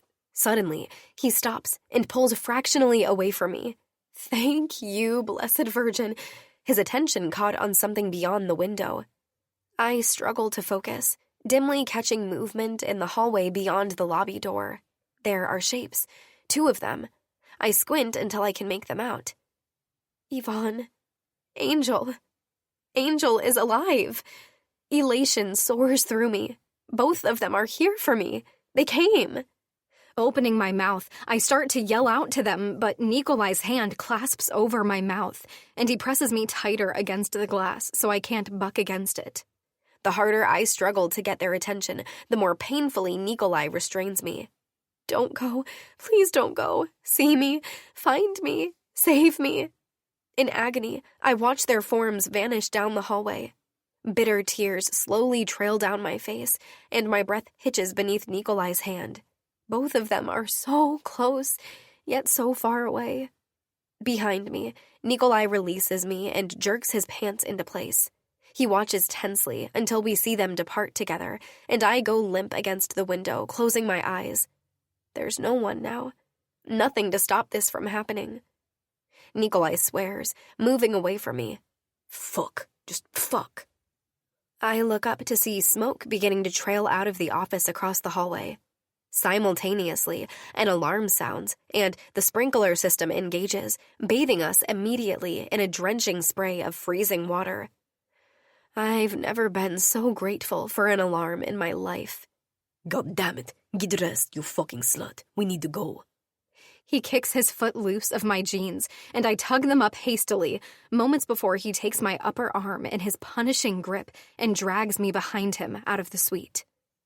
We flee, pressing ourselves against the wall beside the door and hiding in the dark as several uniformed security guards flood the hall to investigate the alarm. When they unlock and enter the office across the hall, we slip past them. Nikolai's gun is the only incentive I need to remain mute. Avoiding the elevators, he pulls me into an echoing stairwell and down the stairs, a long, stumbling walk to the bottom floor. I cry the span of the entire 15 floors. When we reach the bottom and explode outside via a metal door onto the sidewalk, I look for Angel. I search for Yvonne in the shadows as Nikolai tows me toward a side street where several cars are parked. They are long gone. Chapter 14. Yvonne. Hell, the sound bouncing off the walls and seeming louder than it actually is in the small empty room. Another empty room, just like all the others. This one is hidden behind the old manager's office at the 18th Street station in Manhattan, a station that's been closed since 1948. This safe house was a last resort, a place to go when all others failed. And it's empty. Just a few cots, the emergency generator, canisters of gasoline, an old fridge, and boxes of blankets and MREs populate the buried space. Only my father and I have ever known about this one. Coming here was a desperate move, but I needed to make sure this place's location never slipped to Nikolai. I had to be sure.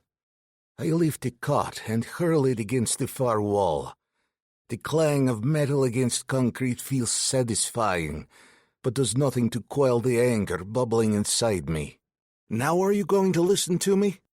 Angel's voice cuts through the silence. He's leaning against the doorframe, holding the flashlight that provides the only source of light in the room. Your decisions are the reason we're in this mess, I snap, striding over to him. My hand shoots out to grab him by the collar. His eyes meet mine with that same arrogant, defiant gaze he levied on me daily from his cage. I want to extinguish the light from his eyes. My hands curl into fists, the fabric of his shirt bunching up. Using every ounce of all that hate and anger coursing through me, I lift him and slam him against the wall. Once, twice, 3 times. He doesn't fight back. When his feet touch the ground, he doesn't look at me in pain or anger. No, it's so much fucking worse. His gaze is lit with pity. I am not a man to be pitied. I lock eyes with Angel, my hold tightening on his collar, and feel my anger coil tighter. I could crush your skull right now, leave you here to rot, and no one will ever find you. Vivi is gone because of you. You brought Azrael down upon us. You destroyed the 5 families. Angel's expression changes, anger replacing the pity in his eyes. A satisfying shift, and he pokes a finger at my chest. Azrael doesn't have Vivi. Nikolai does. He was your doing. The rage inside me erupts. My fist connects with Angel's face, sending his head snapping back. I release him, and he bends over for a moment, but straightens, wiping the blood from his mouth. Is this your plan, then, Romanov? He spits a blob of blood and saliva, watching as it hits the ground. Kill me and still be in just as hopeless a position as you are now? The walls start to vibrate, a train passing over the old station. Dust falls from the ceiling as the rumble grows louder, then fades. The sound is a stark reminder of how close the world outside is, yet how isolated we are in this forgotten place. Let me arrange something, Angel says, his voice calmer now, though his eyes still blaze with defiance. He wipes more blood from his mouth. Why would any of them listen to you? I ask, skepticism heavy in my tone. Because they want Vivi back as much as I do. His voice carries a weight, a sincerity that gives me pause. Let's make one thing clear. If I allow you to set something up, Valachi, she's coming back to me, not you. I growl, my eyes locked on Angel's. The tension between us could snap steel. He nods. The diner is usually bustling this early in the morning. It's not a tourist spot, but a place where people stop on their way to work or school. Springtime means high school seniors and college students are preparing for finals and final plans. This place attracts anyone who is on their way to do anything with their life. The outdoor seating area features black metal chairs and small bistro tables, a clear effort to try and emulate the magic of Paris. Blue metal awnings hang above the tables and chairs closest to the restaurant. There's a host stand outside and another inside. Angel gets many looks as he sits there with his bandaged arm, his swollen face, and his split lip. I feel no guilt for any of this. Maybe when I see Vivi's reaction. Maybe. Her pain isn't a source of entertainment for me anymore. The thought of what kind of pain she might have experienced while I couldn't protect her has put a damper on that. It confuses the monster within me. I'm not supposed to allow myself to be this vulnerable. But with her, I push the strange emotion clawing beneath my skin away. The flesh around my bones tightens like it doesn't belong to me. Eat, Angel tells me. It's been a long 2 days. I can't eat. Sleep and food will do nothing for me. Even though I should be worn down, I feel like an angry tiger pacing in its cage. I hadn't realized how swiftly and utterly I had grown to depend on Vivi's presence in my life. Not just her body in my bed, pressed up against me, but Vivi herself, the woman.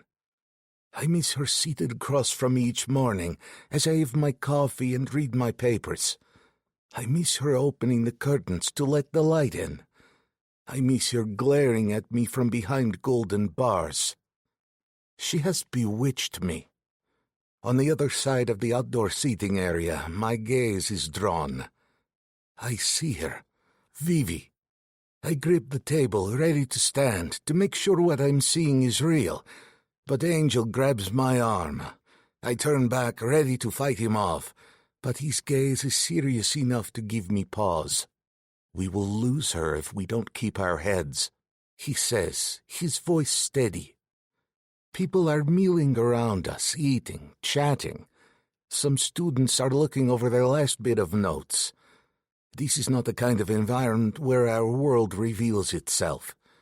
All of this seems off, surreal. Vivi looks both frightened and strong. Her chin is raised defiantly as Nikolai guides her to a table.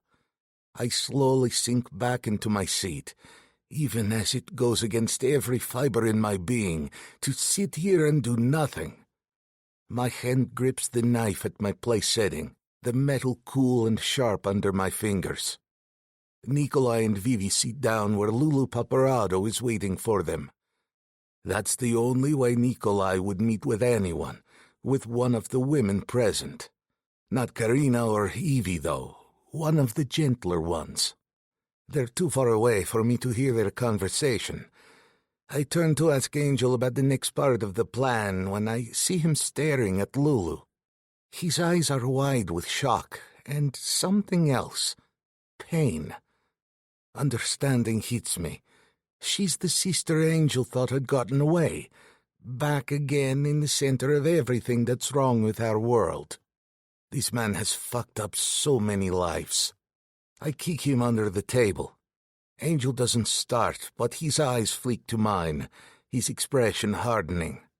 "Where is your man?" I ask, my voice low and tense. "Give him a moment," Angel replies, his gaze shifting back to the scene unfolding in front of us. A tanned-skinned man emerges from the restaurant carrying a briefcase. He walks up to the table, smiles, and sits down. The pieces start to fall into place. Eduardo, Valachi's man, always plays the middleman. He opens the briefcase slightly, but I see the flash of notes stacked high. It looks like a huge sum. He'll also offer him a fake passport in return for Vivi. I lean in closer, like I might catch a whisper of the conversation. That seems like a long shot. Nikolai isn't stupid. Lulu needs to convince Nikolai that there is no better option for him, Angel states. Nikolai shifts in his seat, and I watch him come to the same conclusion I would. It's a no deal. He dips his head and grabs Vivi's arm, intending to take her away. I get up, hearing Angel rise behind me. My hand reaches for my gun. I withdraw it, and people around me gasp and shuffle away. Nikolai hears the commotion, and with the fear of God in his eyes, he releases Vivi's arm and starts to flee before I can even reach his table. I race past the table, but a small hand reaches out and touches my arm. I don't need to look to know it's Vivi. I'd know her touch anywhere. Please, just let him go. Her eyes beg me more than her words.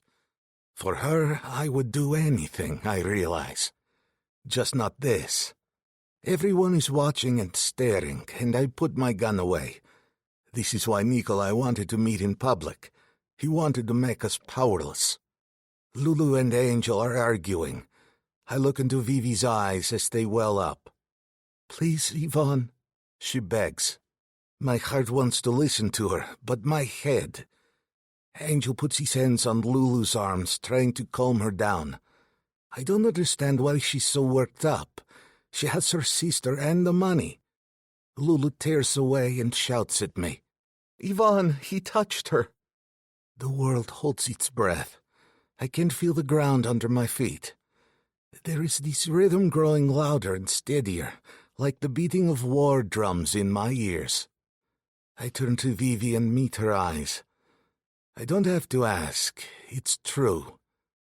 Oh, my pet, you want forgiveness for him. But this monster can never forgive.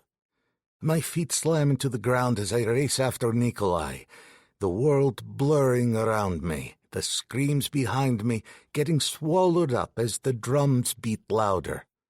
I peel around the corner and find him in a car, frantically trying to hotwire it. He sees me in the rearview mirror and realizes he doesn't have enough time. I roll my shoulders, igniting the knife wound. It burns, but the adrenaline coursing through me dulls the pain. Nikolai scrambles out of the car and flashes me one terrified look. I grin like an animal ready to make its kill. This kill will be a masterpiece. I tear after him down a side street. He grabs things from garbage cans, throwing them behind him to slow me down. I dive and jump at each one. All he is doing is slowing himself down. A bottle crashes at my feet, shards scattering, but I don't break stride. He's nearing the end of the alley, desperate to disappear onto the main street. I can't allow that. My heart pounds in my chest as I grab the lid of a metal garbage can and throw it like a disc. It catches Nikolai in the back, knocking him down. His chin meets the concrete with a sickening crunch that causes me glee. Every part of me is racing, the blood in my veins on fire. It's time to make the kill. I close the distance quickly, but Nikolai surprisingly jumps to his feet. Armed, he swings the same lid and catches me across the face. I stagger backward. The world spins for a moment. Pain blooms, but I push through the agony, my focus unwavering now. Nikolai reveals a gun. He expects me to stop. So when I dodge left, spin, and level my elbow into his face, he hasn't a moment to react. I grab his wrist and slam his hand against the dumpster. The gun drops to the ground with a clatter. If I wanted this to be a gunfight, I growl, I could have shot you in the back 10 times by now. No, I want to do this with my hands. Nikolai's eyes widen in fear. He twists, trying to break free, but my grip is too strong. I wrap my arm around his throat, using his failed attempt to twist free to my advantage. I slide down the wall, bringing him with me. He's large and puts up a fight. He repeatedly hits my arms, kicking wildly. I hold his gaze and watch his eyes bug in his head. You put your hands on my wife. I squeeze even harder, sure my fingers will shred through skin and bone with the pressure. That's the last thing you will ever do. The force of my thumbs cracks his trachea. I feel the bones snap under my fingers, giving my grip more space, until I twist and snap his neck. My shoulder screams in agony, the knife wound burning, but I don't let go. Not until my fingers do a bit more damage. I release him, breathing hard. His lifeless body slumps to the ground. The alley is silent except for the sound of my ragged breaths. The pain in my shoulder is fierce now, no longer masked by adrenaline. But it's done.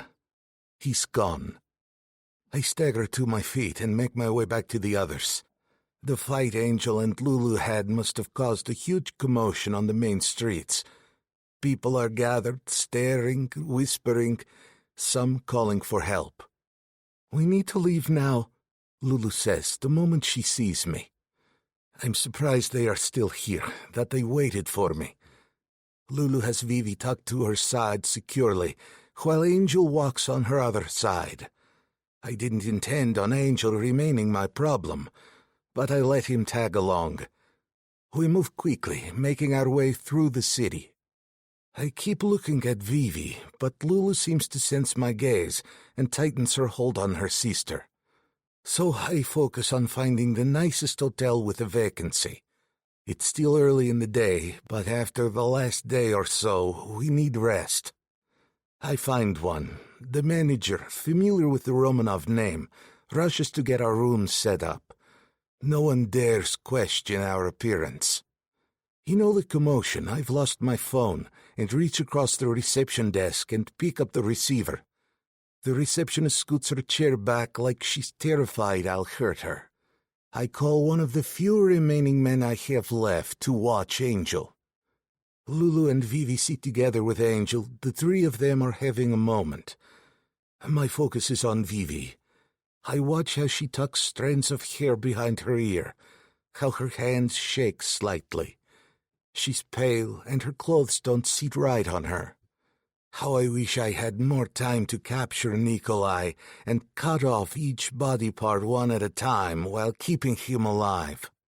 I don't know how long I stand there, but my man appears. You found her, he says the moment he sets eyes on Vivi. 3 key cards are sitting on the reception desk for me. I take one and hand it to my man. Take Angel up to his room. Don't leave his side. Angel isn't happy to have a babysitter again, but I don't care.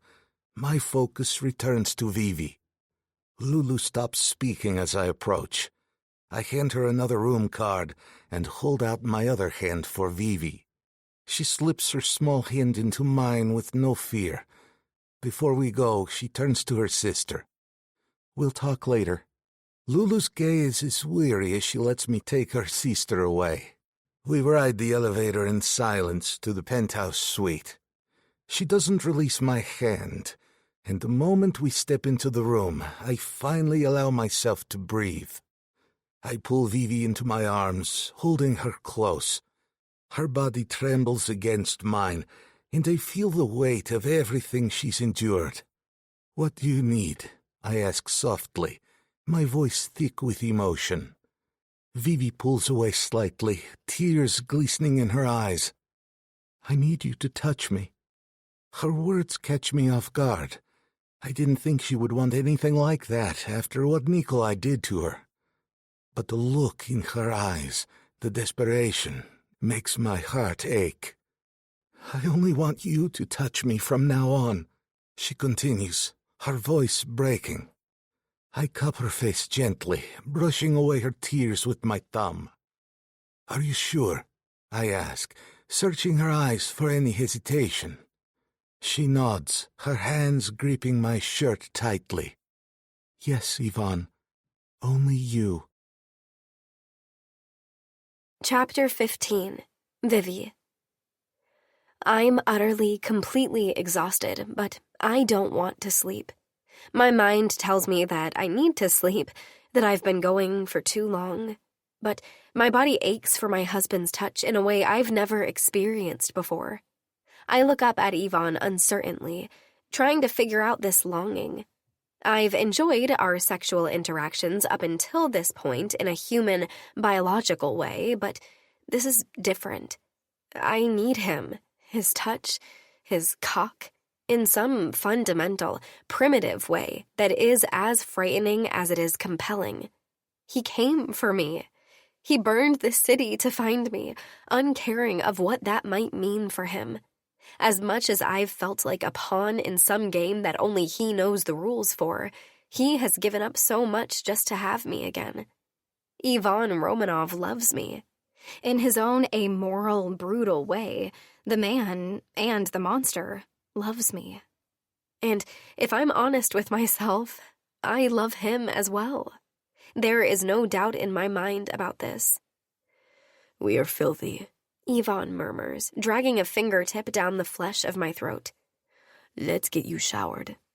In the ensuite bathroom, Ivan lifts me, setting me on the countertop, then moves away to turn the water on in the glass shower enclosure. He returns to step between my legs, and with his eyes fastened to mine, he begins to strip me. His hands are unhurried, gentle even. When I glance down to watch them travel the path of the buttons on my shirt, I catch a glimpse of a fine tremble that he stills by clenching his fists briefly in the folds of material. "Vivi."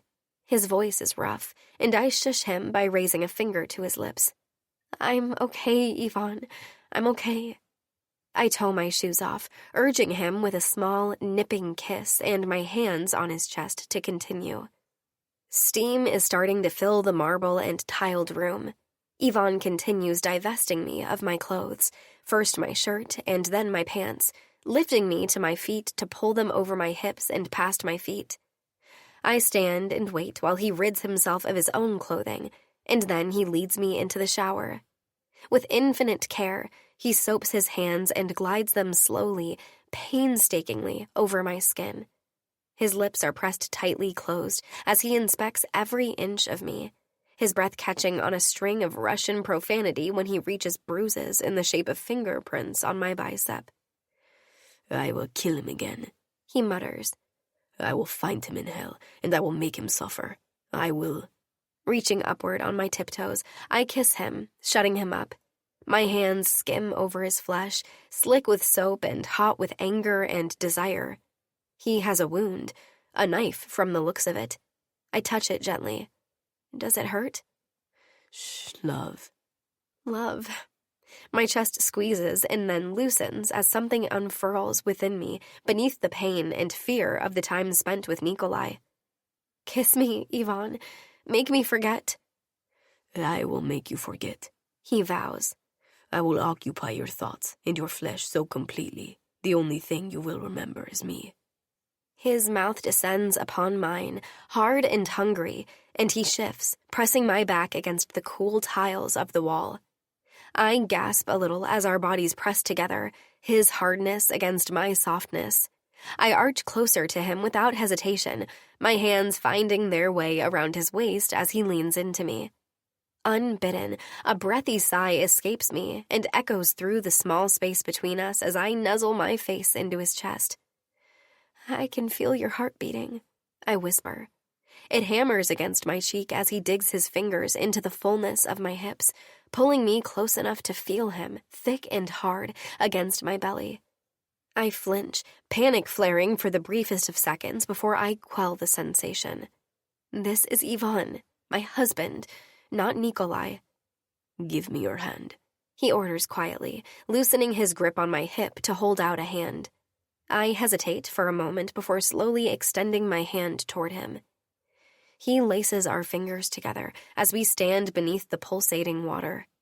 There's something about this simple act that feels weighty with significance as he lifts my hand and presses a kiss to my fingertips. With his other hand, he trails a path of fire down my spine until it reaches its destination, my ass.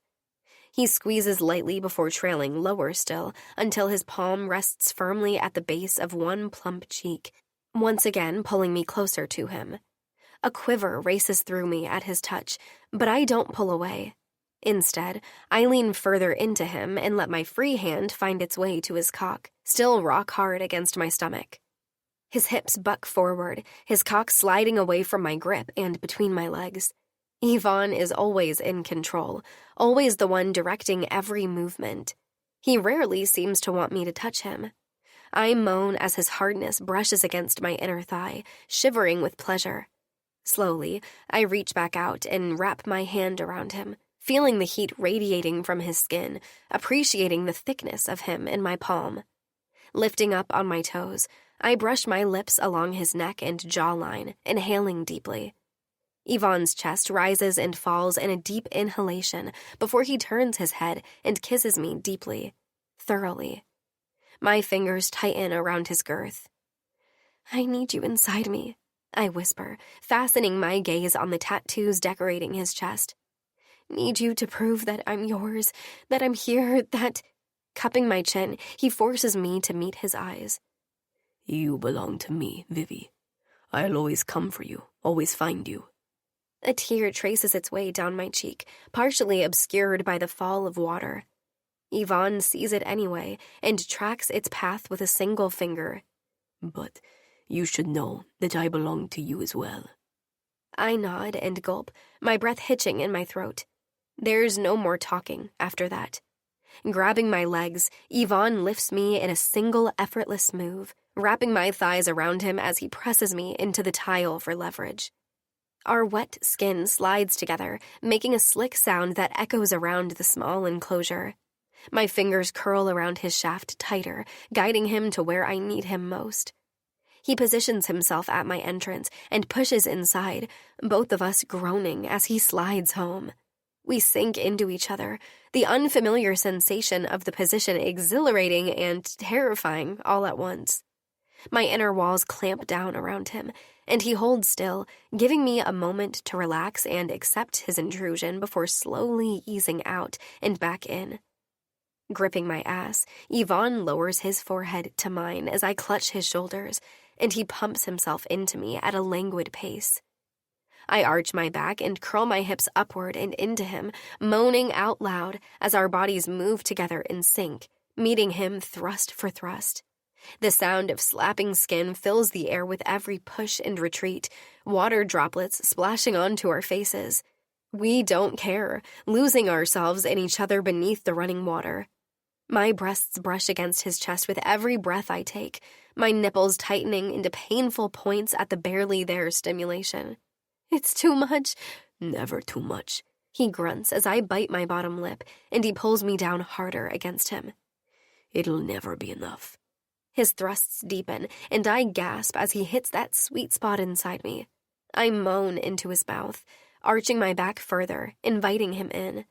His hand slides up my spine, caressing the nape of my neck and sending goosebumps over my skin. I dig my nails into his shoulders, urging him on without words. Harder, faster. I don't know whether the moisture glistening on our flesh is sweat or water. I'm on fire, burning from the inside out, Yvonne's stubble grazing against my chin as he leans down to kiss my neck, whispering words in Russian that drive me higher. My heart pounds within my chest as I push back against him with urgency, meeting his movements with equal fervor. Pressure coils within me, a sweet, aching tension spiraling tighter and tighter within my core. So close, I pant out. Don't stop. Please don't stop. I dig my fingernails into his skin, holding on tight as if he's my lifeline, the only thing keeping me here. One of his hands finds its way between us to stroke my clit, while the other holds me tight against the wall. My response is sudden and immediate. I shudder beneath his touch, my walls clenching around him as the pressure unfurls in a bright, brilliant explosion. I think I scream. I go tense beneath him, and then limp. Yvonne slows his thrusts ever so slightly, then speeds up. He jerks against me, and then pumps into me fiercely, his grip on my body painful as he comes. I lay my head in the crook of his neck and hold him loosely around the shoulders, exhausted. His hands roam over my body, sweetly, lovingly even, as we catch our breath. Reaching out, he cuts the water off, then grabs a towel from where he'd tossed one earlier over the top of the shower door. He wraps it around my back and walks, still snugly seated within me, out of the bathroom and to the bed. I lie still, eyes closed, as he dabs the water from my skin with the fluffy towel, then tucks me beneath the thick down coverlet. The single light goes out, and the bed dips as he climbs in and settles, half covering me and dropping kisses like sparks over my body. I thread my fingers through his hair and lie still, savoring the moment. After a while, when he lies still against me, I find words. What comes next, Yvonne? His hand sweeps over my flank and dips between my legs, finding me wet again. I have many ideas, my pet. A half laugh escapes me, and I shove against his shoulder. Not with me, with everything. Asriel, the war, everything. The air in the hotel room grows heavy, and Yvonne releases a sigh into the darkness. Those are problems for later. Right now, all I want is to take care of you. In the half-light from the bathroom, I see a wicked expression cross his face. He tosses the covers back and moves down the length of my body, his large hands sliding beneath my buttocks and spreading me apart. He smiles, then lowers his lips and sucks my clit into his mouth. I buck against him, my fingers twisting into his hair. Yvonne! He licks into me and murmurs something unintelligible, his tongue finding every secret and teasing it free. Yvonne, I can't so soon. He lifts his head. You can, and you will. Then he lowers his head and gives lie to my words, making me come not once, but twice, before he switches positions. He settles above me, sliding his cock between my lips with lazy intent before lowering his mouth to my pussy once again. When we're finished, I'm limp with exhaustion and satisfaction. Yvonne tucks me into his side, dropping a kiss on my temple.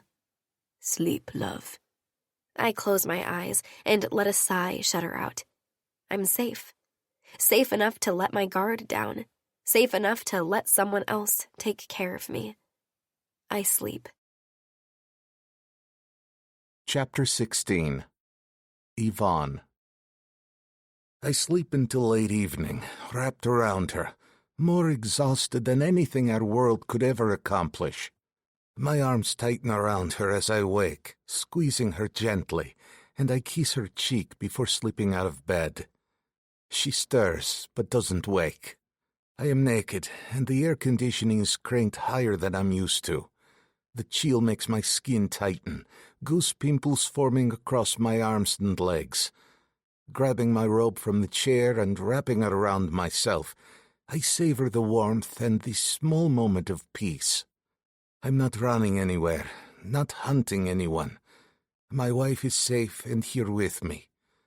Then I sigh and reach for the new phone that I had delivered to my room earlier and send a text to one of my men. More people made it out of the house than I expected. They scattered and waited for my commands, hiding out in dive bars or any motel that would give them a bed. Once they heard someone was going around lighting up safe houses, they sought refuge wherever they could. Now I have a good group of people around me again. They're so grateful for any kind of leadership, for someone to fight to restore the life they knew, that none of them balked at the mundane task of fetching clothing for Vivi and me.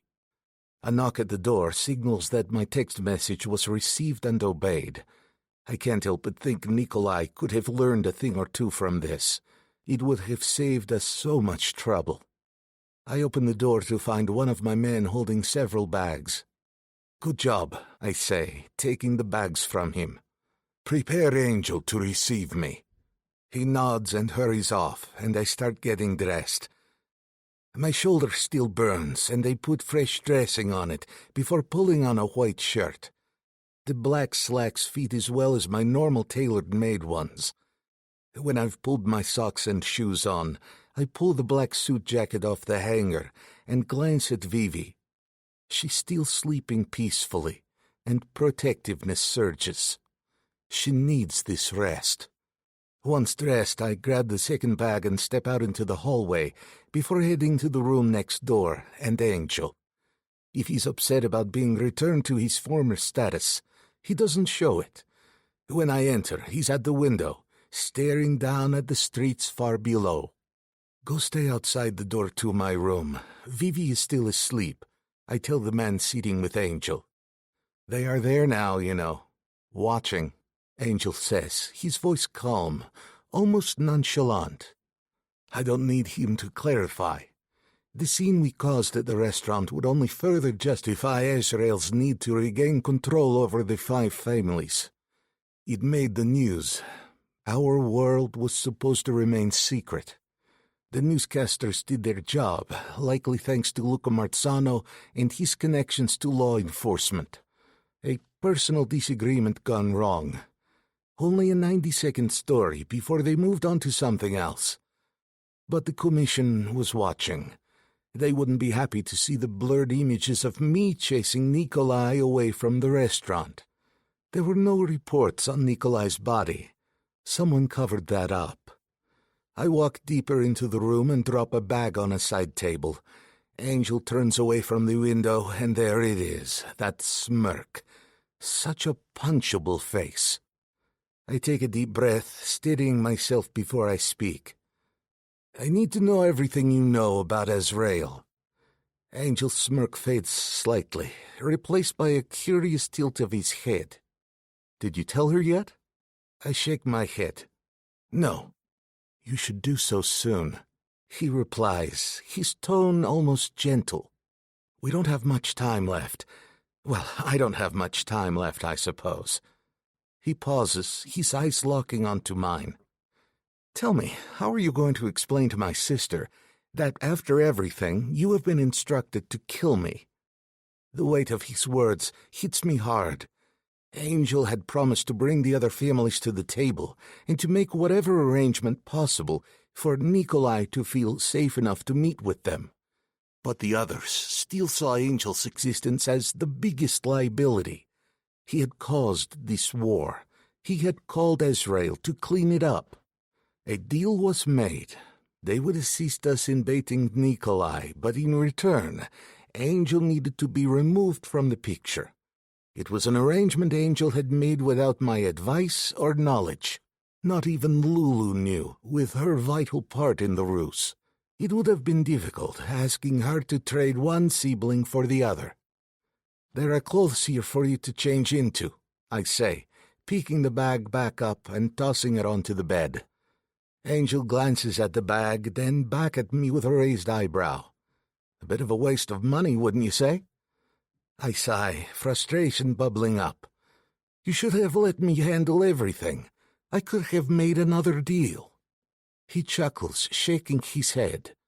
Ah, Romanoff, have you grown soft for me? No, I snap. You irritate the fuck out of me, but my wife loves you. Hurting you hurts her. Angel's smirk falters for a moment, replaced by a rare, genuine expression.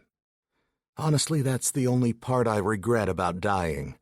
Hurting her and Lulu. The sun is dipping close to the horizon, its beams catching the glass of the buildings outside the window, creating a golden glow behind Angel. It's an uncomfortable image for a soon-to-be-dead man, a halo of light framing his silhouette.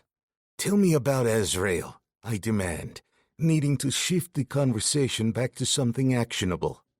Angel turns back to the window, the glow catching his face. In the soft light, I notice the familiarity in his profile, the part of him that looks so much like Vivi. It's a painful reminder of the stakes involved. There isn't much to tell, he says quietly.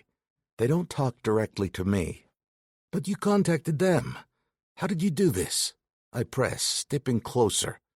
That church you got married in, Our Lady of Pompeii, Angel begins. They have a bunch of wooden boxes on one of the walls. Most of them are for donations for the various missions and charities the church supports.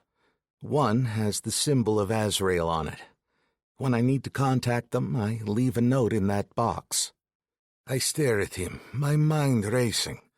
I was just in that church not too long ago, so close to the first clue in bringing down Azrael. I could strangle Angel for not telling me this sooner. After all the torture, Angel never let anything slip. He's only talking now because of Vivi. How often is this box checked? I ask, needing every detail. I have no idea, Angel replies, frustration evident in his voice. So Azrael is based in New York City. I press further. I don't know, but it would make sense, he says, turning back to the window. The birth of our world in the United States happened here. A knock at the door interrupts us, and one of my men pokes his head in. Your wife is awake, boss. Relief washes over me, but is quickly overshadowed by the grim reality of our situation. Angel turns from the window, his expression serious. I need to say goodbye this time. I don't think that's a good idea, I say, hesitation clear in my voice. I have to, Angel insists. I left her once and didn't say anything. Don't make me do that again. I stare at him for a moment, seeing the determination in his eyes. Finally, I nod. All right, get changed first, and I'll wait outside for you. I don't like granting him his final wish. It will only upset Vivi, but never seeing her brother again will also upset her. It's the lesser of two evils. After a few moments, Angel appears at the door. I give him a quick nod. A bit short? He shakes his feet, showing how the bottom of the pants doesn't cover his socks completely. Despite the circumstances, I grin in reluctant response. He always finds humor in the hardest moments. I lead Angel to the other room. When we walk in, Vivi's dressed and looking relieved to see us both. Her smile fades when she sees our expressions. Yvonne, what's going on? She asks, worry creeping into her voice. I've never considered myself a coward, but for the first time, I'm happy to allow someone else to deliver the bad news. I nod at Angel and step out of the room, giving them privacy. Standing in the hallway, I hear Vivi's cries and the sound of Angel comforting her. Each sob pierces through me, a reminder of the pain our world inflicts. After a while, there's a knock on the door. I open it to find Angel standing there, his face a mask of resignation. I'm ready, he says quietly. One of my men hands me a bag. The group, including Vivi and Lulu, takes the elevator to the main lobby. The sisters each clutch one of Angel's hands the entire way down. As the doors part and we step out, the lobby of the hotel bustles with activity and sparkles with luxury and beauty. Kind of a surreal middle finger flung at our turmoil. Nothing should be this lovely on this occasion. No one speaks, but I'm sure we appear like a funeral procession with our glum faces and the girls' eyes swollen from crying. 2 cars wait for us, both from the garage still intact at my burned-out house. Angel and I take the first one, while Vivi rides in the second with Lulu and 2 of my men. We drive across the Hudson and into New Jersey. Night envelops the city, but the lights of the buildings chase it away until we pass through. We drive until we reach a field outside of a small town. Angel and I get out of the car and walk outside of the beams of light. We go far enough into the dark that our eyes adjust to it. Near a tree line, we stop. Angel could try to run, try to take advantage of the poor visibility to outstrip my gun. But he doesn't. He simply stops walking and turns to me. His hands rest at his sides, and he gives a sad smile, accepting his fate. I raise my gun.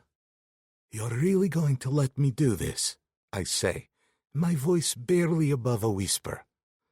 "Everything that I have done has been to protect my sisters," Angel replies, his tone calm and resigned.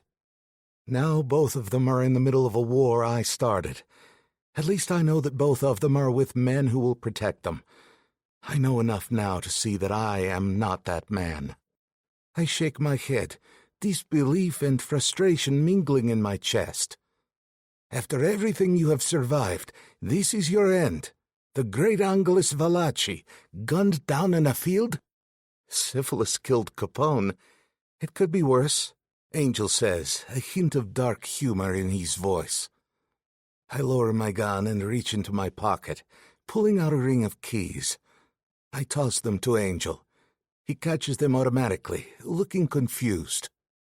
"You'll wait until we are long gone before you do anything," I say firmly. "In the trees is a car waiting for you. I had Damon leave it. It's a clunker, but it will get you where you need to go. There's enough cash and clothing to take care of your needs for a bit, but you're going to have to find a way to earn your own way in the next few months. You will leave New York City. You will stay gone. Only your sisters and I will know that you live. If you come back, I won't be able to stop the others from killing you." Angel stares at me, a mix of shock and gratitude in his eyes. "Why are you doing this?" "Because you helped me get my wife back, and you helped Damon escape once as well. We can consider the score even," I say simply. I raise my gun and fire it straight into the air. The sound echoes through the night, a signal that the deed is done. "Go, Valachi. Don't ever come back." I turn and walk away, leaving Angel in the dark. As I make my way back to the car, I wonder if this is something that will come back to haunt me. God help whoever Angel meets in the future. He won't be an easy opponent. Chapter 17. Vivi. Our Lady of Pompeii feels different this morning, or maybe it's just me. My gaze roves the vast chamber as Yvonne and I enter. A sense of curiosity blended with resignation seizing me. It feels like a stranger. I can't help feeling like I don't belong here. I've been a member here all my life, even though I haven't attended much in the past few years. With Mother in rehab and my siblings, as far as I knew, dead, there simply didn't seem to be any point. And yet, it always felt like home and comfort when I did manage to make it through the doors. I've been in more frequently lately. Recently, the church has served as a focal point for some of the most important events in my life, as well as in those of people like me. People who don't lead the kind of lives that would allow them to be seated here every Sunday and Wednesday. We are not the devout. We are the devils. Not too long ago, I entered this sacred place as a guest at the wedding of Luca Marzano and Carina Scarpetta. It was a day that ended up becoming even more momentous when my friend, Rowan, was suddenly forced to marry Enzo Scarpetta. There was so much anger in the chapel that day, and all the while, my brother stood there beaming. He was the catalyst, the engine driving all of us forward irrevocably toward our destinations. He was the wizard behind the curtain, and the 5 families despised him for all of his machinations. But as much wrong as he did, I'll miss him dearly. Yvonne was kind not to make Angel leave me the same way he had in the past. He confessed the grace he had given him, and if I hadn't wholly loved my husband before, the last pieces of my heart fell for him after learning of his subterfuge.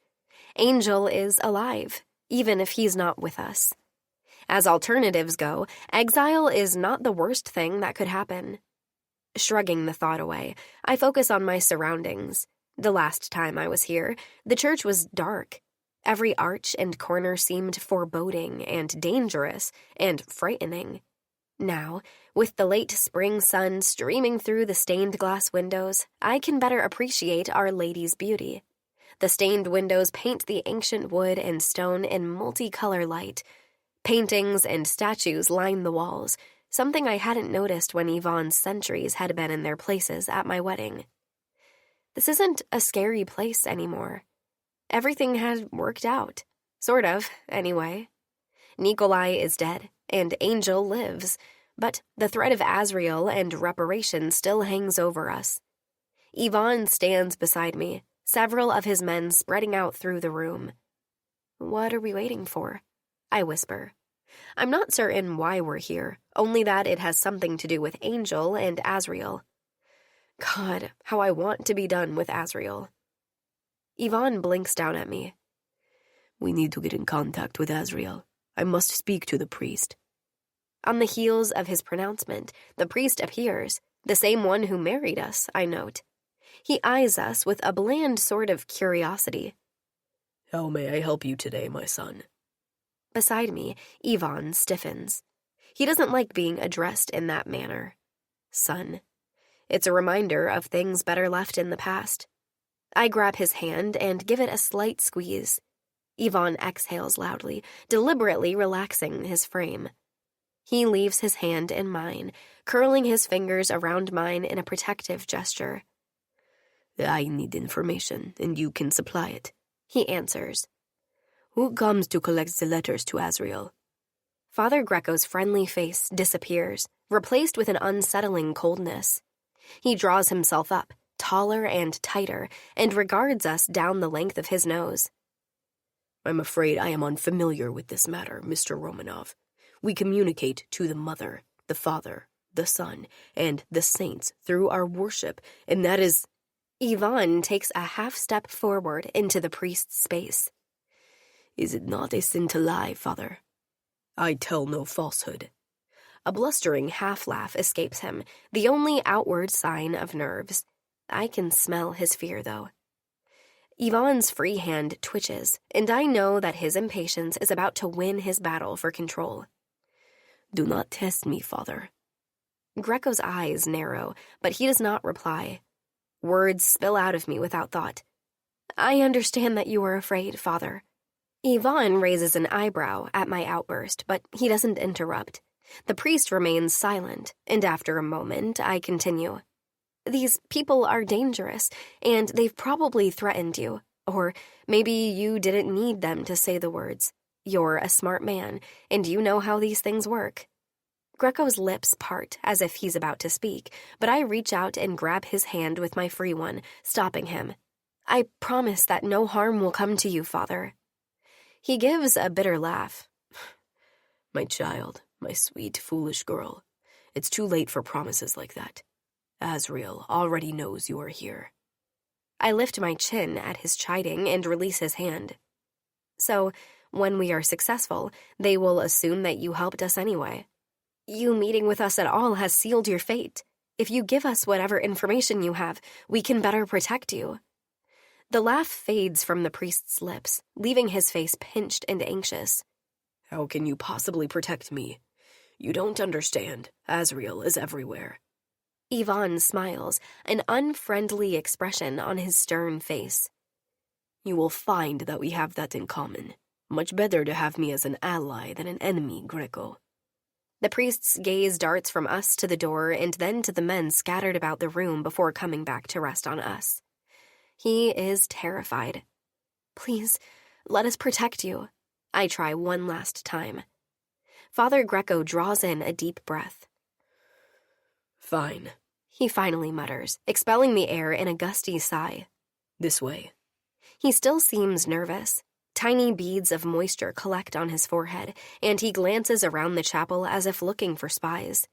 He leads us past the altar and through a side door, which opens up to a hallway where doors lead to various other rooms. Father Greco opens the door to a room with several computer monitors and towers. All of the screens show live feeds of various parts of the church. He gestures at the screens. Don Valachi demanded that we had surveillance a few years before he passed. Yvonne is already leaning over a keyboard, staring intently at the various views. Perhaps he wanted to keep an eye on Azrael, he says. I suppose it's naive of me, but this is a side of my father I hadn't known existed, a strategic, cunning side. I've only ever seen him as a man of indulgences. Lulu and I were placed in the positions we were because of his love of cars and luxury items. If I had to guess, I'd attribute my mother's drinking and abusive behavior to her own feelings about the man.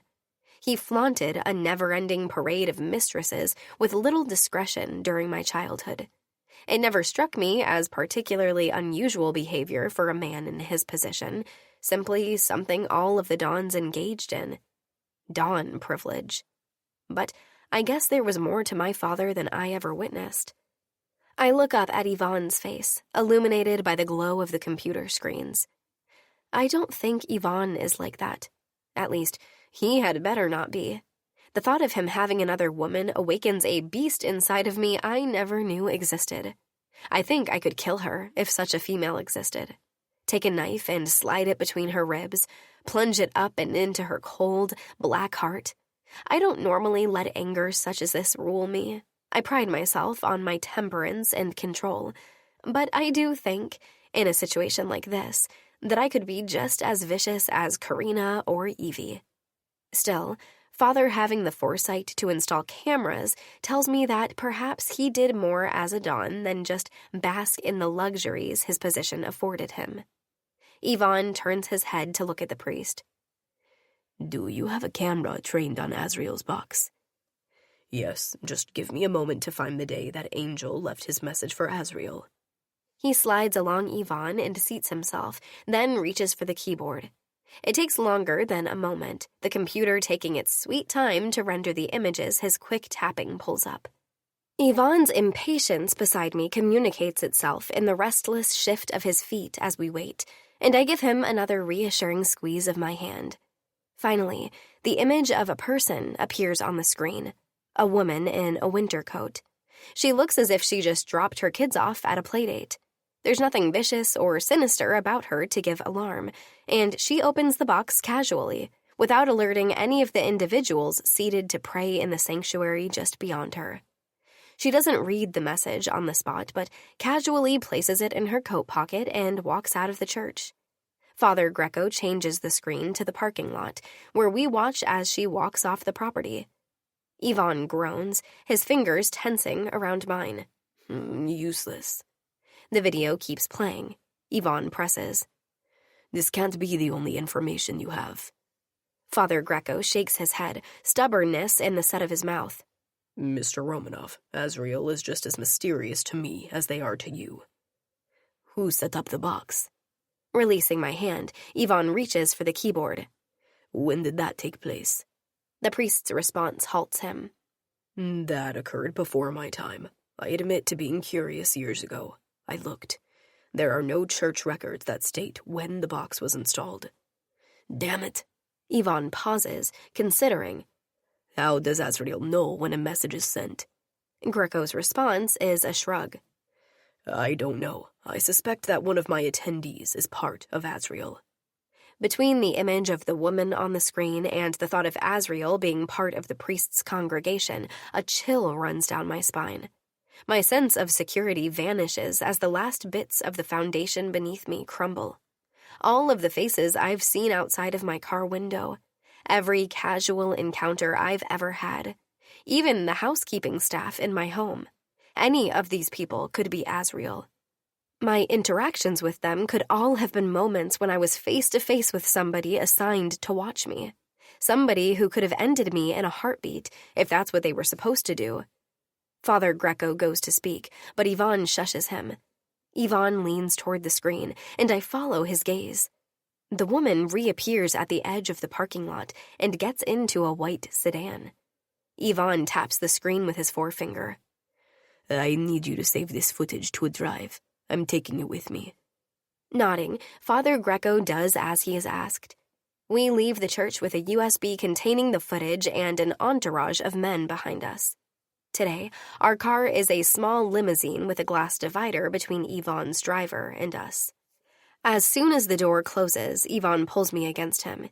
He presses a quick, hard kiss against my mouth, just enough to awaken me before he pulls back. As soon as this is over, I want us to get as far away from this as possible, and I want to fuck you until both of us pass out.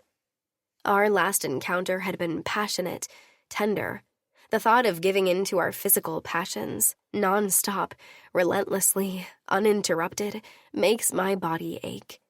I want that too, I say, laying my head against him. We just need to settle this situation enough to make it possible. An idea sparks, and I raise my head, beaming up at Yvonne as it begins to take shape. Yvonne, I think I know who can help. Chapter 18. Yvonne. The elevator hums as it ascends, the floor numbers glowing one by one as each floor passes. Vivi stands beside me, her presence a constant anchor in the shifting sea of politics and power plays. My mind churns with the thoughts of the 5 families, the recent upheavals, and my role in all of it. The alliance against Azrael has brought a tenuous unity, but the cracks are still there, just beneath the surface. Do you think Cassidy will ever fully accept Enzo? Vivi asks, breaking the silence. I glance at her, her eyes reflecting the concerns we all share. Cassidy is stubborn, but he loves his sister. Enzo burning down the Marzano mansion didn't help his case, but at least Cassidy knows where his heart lies. Vivi nods, her expression thoughtful. I am more worried about the Valachi. I hope Angel's death, or the image of it anyway, appeases everyone. The night I captured Angel Valachi and the unexpected turn of events that followed. Damon's a cautious man. He accepted the mansion as a peace offering, but he's still wary. They all are. My takeover caught everyone off guard. The elevator dings softly, announcing our arrival. We step out onto the plush carpet of the Upper East Side apartment floor, the air tinged with the scent of expensive cologne and polished wood. I can feel the weight of the history and tension that this building holds, each apartment a silent witness to the machinations of power and influence. As we approach the door to the largest apartment on this floor, my mind drifts back to the political landscape. The unity among the 5 families is fragile, held together by our mutual enemy, Azrael. But old grudges and new tensions simmer beneath the surface, threatening to boil over at any moment. Vivi knocks on the door, and it swings open to reveal an old woman. Her eyes are sharp, taking in every detail of our appearance with a practiced gaze. From what Vivi told me, this is Meredith, the housekeeper. Her sharp eyes miss nothing as she stands aside to let us in. Meredith is one of the few survivors of the war Evie O'Hanlon and Cassidy O'Rourke fought in Ireland. I've heard stories about that bloody conflict, the near-total annihilation of the O'Hanlon syndicate. Cassidy's alliance with Evie changed everything, though. It's remarkable how quickly the tide can turn with the right partnership. Meredith leads us through the apartment, which exudes comfort and elegance. We pass the kitchen, where the scent of fresh herbs mingles with the aroma of roasting meat, and through the living room, which is tastefully decorated with modern art and plush furniture. The outside patio awaits us, a sanctuary of greenery and soft lighting. A low growl interrupts my thoughts as a dog raises its head, eyes narrowing at our approach. "Be nice, pup," a voice calls out, calm yet authoritative. I turn to see a young woman with bright red hair stepping onto the patio. Before I can fully take her in, Vivi rushes forward, enveloping her in a tight hug. This must be Rowan O'Rourke. No, Rowan Scarpetta now, one of the newer Mafia wives in the 5 families. "I'm so sorry, Rowan," Vivi says, her voice trembling slightly. Rowan's response is soothing, her hands rubbing gentle circles on Vivi's back. "It's okay, Vivi. It's not your fault." I choose not to eavesdrop, my attention drawn instead to a movement on the other side of the glass door. A figure approaches, and I can't help but feel the weight of another significant encounter. Cassidy O'Rourke and Evie O'Hanlon are deep in conversation, their body language a study in contrasts. Evie, with her arms crossed and hip jutting out, exudes defiance and challenge. Cassidy, on the other hand, remains calm and composed, refusing to rise to her bait. It's hard to decipher exactly what's transpiring between them. They look ready to either tear each other apart or succumb to their raw chemistry right here on the patio. Fire and gasoline. The rumors about their dynamic doesn't do the reality justice. As I observe them, trying to gauge the undercurrents, I stiffen at the sight of Luca Marzano emerging from the front door. I wasn't aware that Luca would be here. This unexpected turn of events sets off alarm bells in my mind. Rowan is here too. Does that mean Enzo is here as well? Have I walked into a trap? My hand instinctively moves towards my gun, but Vivi's gentle touch stops me. Her hand covers mine, and she looks at me with those pleading eyes. "Trust me, please," she whispers. I wish the world Vivi dreams of were possible. A world of soft touches, whispered words, and peace. But I know better. The reality we live in is brutal. A world that chews up and spits out people like Vivi. Still, for her sake, I nod and ease my grip on the gun. Luca, Evie, and Cassidy join us on the patio. Meredith, ever the efficient housekeeper, brings out a tray of drinks and leaves them on the table. The tension in the air is thick enough to cut with a knife as everyone watches each other. Evie is the first to speak. "I understand that you have some information for us." I lean back in my chair, maintaining a facade of calm. "I have information. Whether or not it's for you depends on how useful you are to me." Cassidy's eyes narrow, a hint of a smirk playing at the corners of his mouth. "Haven't you lost most of your empire? I don't think you're in the position to decide who is useful to whom." Luca steps forward, his presence commanding attention. "He is more useful than you know," he says, a smile playing on his lips. He's carrying multiple laptop bags, which he sets down on a nearby lounge chair. Reaching into one of the bags, he retrieves a laptop and opens it. After a few clicks, he turns the screen toward us. A wave of revulsion, fear, and anger washes over me as I see the display. Luca seems to know everything about me. The unease prickles along my skin. Ever since Yvonne marched into the Valachi house, took down Angel, and took our Vivi, Luca begins, his tone laced with satisfaction. I have used every connection I have to try to find out exactly what kind of man we are dealing with. You have been a mystery to us, Romanov. Always keeping to yourself, always sitting on the sidelines. We should have paid closer attention to you. You couldn't, I retort, my voice steady despite the turmoil within. You were too busy fighting each other over petty vendettas. I shift in my seat, and when I continue, I can't hide the edge of irritation. And I did no taking.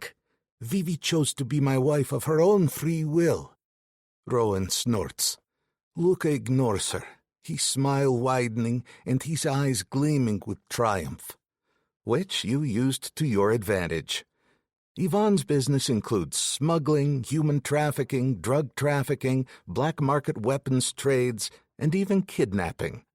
When I found this out about you, and then Cassidy told me that Vivi was asking for help, I couldn't possibly think of anything we could provide for you that you don't already have. His words echo a thought that has been in my mind since Vivi suggested the idea. In this world, alliances are crucial for survival, but the Romanovs have thrived for decades without firm alliances, learning to be independent. Yet from Luca's smug expression, it's clear he believes he's found something that will put me in their debt. Luca leans in, his voice smooth and confident. The only thing you don't have is what I can provide: access to police resources. Cassidy says that you have video footage of the car Azrael was driving. The USB in my pocket feels like a lifeline, the only leverage I have in this precarious situation. I'm not about to give it up without a fight. I do, I reply, keeping my tone even.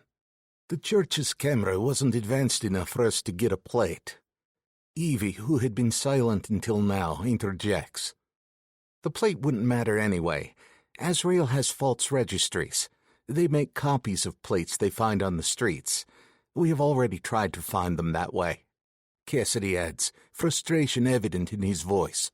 And they fight until death, so we haven't gotten a chance to interrogate one either. A thought crosses my mind. Interrogation happens to be my area of expertise. The only person I've never managed to break is Angel, and that's probably because he knew I wouldn't butcher him out of deference to Vivi. While I've been dodging Azrael and managing my hostages, the other families have been actively trying to bring him down. Their lack of success is concerning, but it's also revealing. What difference does my footage make? I ask, my skepticism clear. Luca's smile broadens, and I feel a flicker of irritation. He seems like the kind of person who enjoys pausing during conversations, making others wait for crucial information. It's a power move, one I recognize but rarely employ myself. A bullet speaks louder than a man's voice. This is the mantra that has kept me alive all these years. As I sit here, observing Vivi and Rowan seated nearby, playing with the largest, fluffiest orange cat I have ever seen, I realize how much I rely on that belief. Vivi's ease around these people suggests confidence, a trust I find hard to comprehend. My father drilled it into me that anyone who isn't Romanov isn't to be trusted, and that belief has served me well. Yet here I am, tiptoeing around an alliance that makes me more uncomfortable than any danger I've ever faced. But then, Azrael has done more damage than anyone we've ever encountered. The threat he poses is real and immediate, forcing me to reconsider long-held convictions. Teaming up with others feels alien, almost wrong, but it also feels necessary. I hand over the USB to Luca, and he starts distributing laptops to everyone. Watching him type with practiced speed and efficiency, it's clear this kind of work is second nature to him. In contrast, I've been raised in a more traditional manner, and it takes me a bit longer to navigate the machine in front of me. Luca outlines his plan to us all. I'll take the date from the church footage and connect it to the city's street camera database. We'll follow the car using street cameras until we figure out where it goes. It's a simple plan, but its execution requires precision and coordination from us all. We spread out, each of us monitoring different street cameras displayed on our laptops. 12 cameras on each page, clicking to switch between feeds. It's tedious work, and not every street has a camera, causing us to lose sight of the car several times. The frustration is palpable as we struggle to maintain a continuous track. The car leaves Manhattan, a wave of worry washes over us. The further it goes, the higher the risk that it will reach an area without camera coverage. But just as hope begins to wane, the car stops at a place in Brooklyn. Cassidy leans in, his eyes narrowing at the screen. What is that place? I study the image of the oddly shaped building, taking note of its bulbous roof, the number of windows, and the general line of the structure, then snap my fingers. It looks like a greenhouse. That's because that's what it is. Evie interjects, her tone confident, as she peers at the screen over Cassidy's shoulder. That's the Weir greenhouse. It's a historic building that's been abandoned for years. A strange choice for Azrael's hideout, I think. Flowers seem freely, even for the Italians. But then Luca speaks up. It fits. The greenhouse was built in the 1800s and hasn't been used in decades, he says. It's an unassuming place they could have been using for decades. That makes more sense. No one knows how long Azrael has existed, but it's possible they've been around since the beginning of mob presence in New York. The greenhouse is definitely old enough to be a traditional meeting spot for them. Luca packs up the laptops as Cassidy and Evie start discussing plans. I seize the moment to ask, have any of you directly confronted Azrael? Cassidy nods. I have. And? I prompt. I took Evie and I both to take them down. They are highly trained, Cassidy admits. Which means we can't just go in there without a plan, I state firmly. Evie crosses her arms, her gaze steely. That is exactly what we are doing, Romanoff, making a plan. I shake my head. No, your plans are too easy to predict. Azrael is made up of your own people. It was easy for me to do everything I did because I was an outsider. Cassidy smirks. It was easy, eh? Cassidy, Luca cuts in. He's right. Azrael has been watching us a lot longer than they have been watching him. Romanoff's been flying under the radar for years. Evie looks at me, her eyes challenging. Then what do you suggest, Romanoff? I pause, considering the vision I had once harbored of leading these people, making them more like my capos than fellow Dons. But now they want to play Avengers and team up. This is not something I prepared for. With all due respect to the Valacis, none of the other Dons in the United States have the power of the five families. Not individually, I say, looking around at them. Luca nods. Not every major city has multiple families in operation. You know as well as I do that there's individual mob activity scattered all over the United States. On the East Coast alone, we have Italians and Irish in Philly and Boston, the cartel down south, fucking cowboys in the Midwest. Hell, there's even a Southern Mafia, called the Syndicate something or other. He looks sideways at me, a tiny smirk curving the lines of his mouth. And the fucking Russians are everywhere. Exactly, I continue, not rising to the bait. NYC is unique, special. A new era is coming, and I see this city, and us, thriving without the influence of the Commission. Evie's eyes widen slightly. You want to break with the Commission? I want to break the Commission, I confirm. We will be our own Commission henceforth. We will chase Azrael from this city, and the Commission won't rule over us anymore. It's a bold proclamation, a crazy idea, but no one argues. They share glances mixed with incredulity and uncertainty and dawning excitement. They know I'm right. We are powerful enough to do this. My eyes land on Vivi, who is no longer paying attention to her friend, and is looking back at me instead. An understanding passes between us.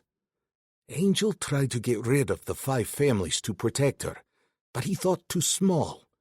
In order to ensure her safety, no one will have power above me. The Commission will cease to exist. Chapter 19. Vivi.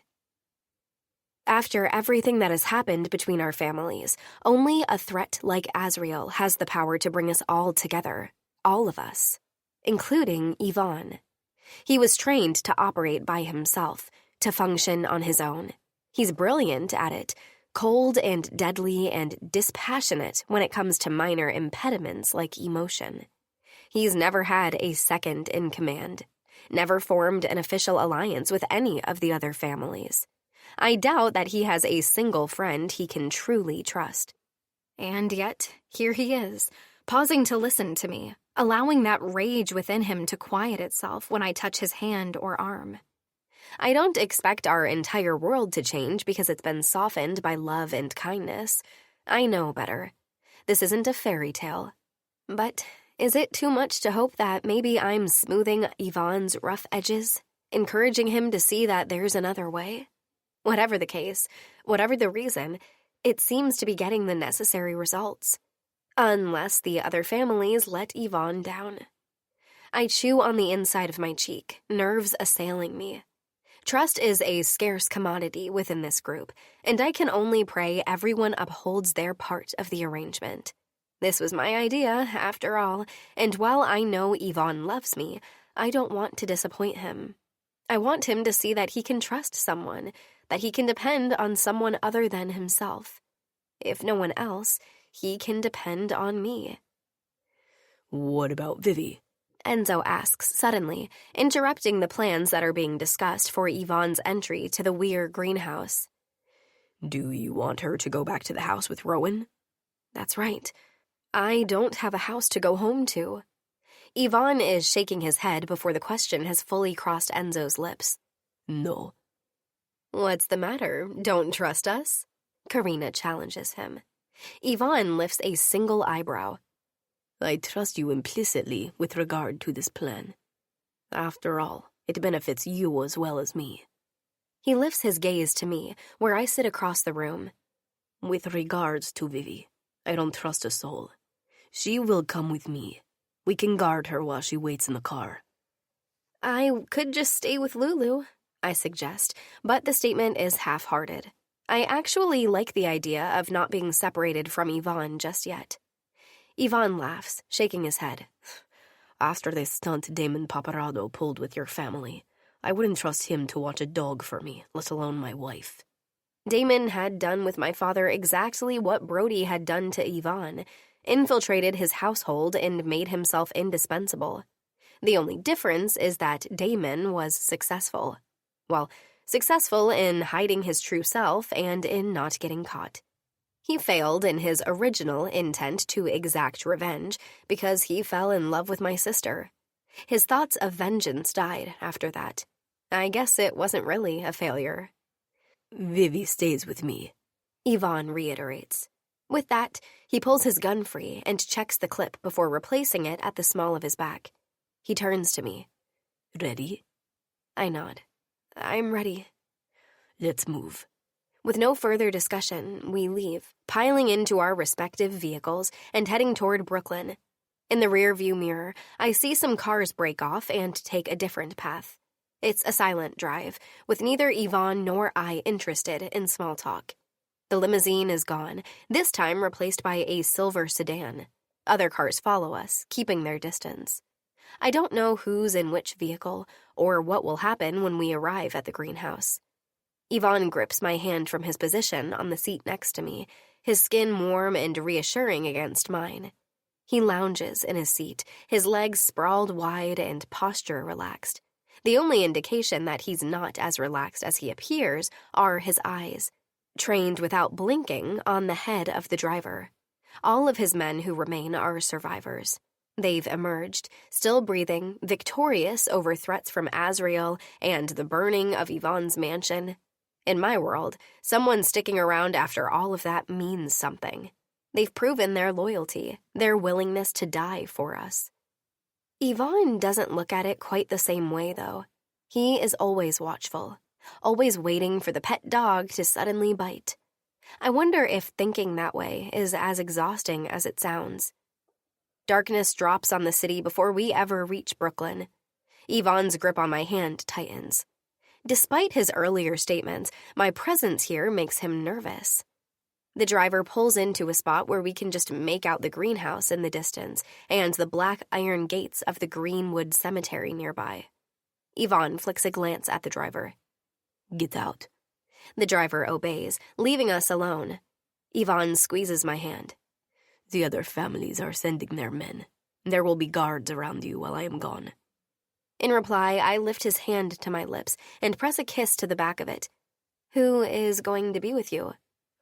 The other families will be there. There is an odd note in his voice. But you don't trust them. You said you did, but you don't trust them. Yvonne... I made a choice, my pet. Me. He was choosing me over himself. I reach for his face, pulling it down to mine, and I kiss him. They will support you. I will trust them for the both of us. And, Yvonne? He lifts that brow again. Yes? You'd better come back to me. Yvonne smiles and kisses me back, his mouth hard and aggressive against mine. He pushes me against the seat, and I feel my skin prickle with heat and arousal. His lips move from my mouth to my jaw to the space just beneath my ear, and he groans deeply. You'd better be ready for me to come back to you. I nod, voiceless, and Yvonne kisses me one more time before he gets out of the car. I watch him and his men through the window, his body language changing instantly when he gains distance from me. His eyes become angry, threatening. The way he holds his shoulders makes him look poised to pounce. There is a side to him that he keeps from the world and only gives to me. Yvonne leaves the relative safety of the car, striding away alone in the dark toward the greenhouse in the distance. Several of his men mill around the car, their expressions alert and watchful as they settle into their positions. And, just like that, I go back inside my cage. It's a different sort of cage, though, one designed to protect rather than hold me. I sink back into the cushion of the car's seat and drum my fingers on the leather. Restlessness and a dull sense of anxiety linger on the edges of my senses. The wait feels interminable. The lighting in this neighborhood isn't as bright as in Manhattan proper, and the streets are dim with shadows and the flicker of neon going bad. Every movement of the men outside of my window makes me startle. Eventually, though, my heart and stomach settle, and I get used to the bumps in the night. It'll be all right. He'll be back in a few minutes, that stern mouth of his relaxed now because he accomplished his goal. I lean my head against the window and stare up at the indigo sky, my gaze losing focus as my thoughts follow Yvonne, wending his way through that darkened building. And then it will all be over. We can begin living. A little smile curves my lips. This world I live in is dangerous, and I know that it's not the sort of fairy tale kingdom where every dream that I wish will come true. Still, I can't help the part of me that continues to search the city sky for a star to wish upon. I'm just a woman, and dreaming, hoping, feeling, they're all part of the package. Yvonne is not a typical Prince Charming. In fact, I can pretty much guarantee that he would happily chop Prince Charming into small pieces if he got on his bad side. But he's my Prince Charming. My ruthless, renegade, devil of a hero. And when he comes back, we'll be uncomplicated together. Do simple married people stuff, like find a new house and pick out furniture for it. Maybe we'll begin talking about baby names sometime in the near future. I touch my belly, the idea doing something to me. I think I'd like a little baby. Yvonne's baby. An explosive sound knocks me out of the daydream and makes me jump away from the door I was leaning against. Something large hits the side of the car, right beneath where I had been resting my forehead, and there's another booming echo of sound. A gunshot. My heart pumps viciously, the blood thumping my ears.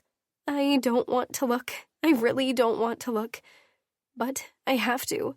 It would be stupid to ignore. I crawl across the seat and press my forehead against the window once again, this time straining to look at the ground below the door rather than the sky. One of Yvonne's men is lying there, his gun in his hand. So very still. A pool of blood, black against the tarmac, collects around his head. Several feet away, another man lies in a similar position, and another just beyond him. They fell without me knowing they had been hit, struck down by a silenced bullet, no doubt. No. I press my trembling fist hard against my mouth to hold back a scream. I look beyond the men on the ground, straining to find the threat, but I don't see anything. I ease back against the seat, struggling to control my breath and close my eyes. Think, damn it, think. What do I do? Drive away? But what about Yvonne inside the building? I can't leave him behind. When I open my eyes, looking forward through the windshield, I look straight into the eyes of another woman. It's the woman from the video feed, but she doesn't look docile and unthreatening as she did in the church. She lifts her hand, the one with the gun, and fires. Click. It doesn't fire. Something apparently wrong with it. She pulls the trigger again. Click, click, click, click. A hysterical laugh wells up inside me. Salvation? She looks at it with an almost comical expression of disbelief before and throws it to the pavement. As my heart climbs into my throat, the woman goes to the man on the ground and retrieves his weapon. She raises his gun and points it at me. Can't stay here now. Go, now. This one won't misfire. That would be too easy. I duck just as the weapon reports and the first bullet flies. Wriggling on my stomach to the opposite side of the car, I open the opposite door. I stumble out of the car and onto my knees. Let the music unwind the tension of the day, making space for the next chapter to arrive with clarity. After you lead the way, I'll follow you. Tonight I'll stay. After you lead the way. Heart racing, we're on the prowl. In the dark, we're not backing down. In the dark, we're not backing down. Whispers in my ear, you're taking control. I can't resist, you got me in a hole. I can't resist, you got me in a hole. Fingers tracing, you're leading the way. I love this feeling. I can't help but Pick myself up and run. Behind me, beneath the sound of my thudding footsteps, I hear a low laugh and more footfalls on the pavement. A gun sounds, and a bullet strikes the pavement at my feet. Once, twice. It spurs me on. I hear a metallic clatter as the gun hits the pavement, and I'm struck by the sense that she's playing with me, but I can't look back. The greenhouse. Even if that is the hornet's nest, Yvonne went to the greenhouse. He will know what to do. He will save me. If I can get there. The woman hits me with a tackle from behind, and the scream I've been choking back escapes, shrill and full of panic. I tumble to the ground, and the woman descends, flipping me onto my back and straddling my torso as she pulls a knife from the vicinity of her thigh. Don't, please. The raspy plea is all I can manage. The woman runs the knife down my cheek in response, her eyes glittering with victory. This is Azrael. Even the beautiful die, she says. But I don't want to die. I buck futilely against her. I'm not ready. The knife presses against my throat, making me go still. I close my eyes, waiting for the steel to slide against my skin. I hope it's fast. I hope it doesn't hurt. The weight on my stomach is suddenly gone, and my eyes spring open in time to see Eduardo dragging the woman away. He yells, his voice thick with effort and desperation. Run, Amor, run! I obey, scurrying to my feet with a strength and energy I didn't know I had. My legs and arms pump as though slogging through mud, pushing my body with agonizing slowness toward the greenhouse. I get to the metal door, but it is old and rusty. I tug and tug, but it won't budge. Whatever door Yvonne used, it wasn't this one.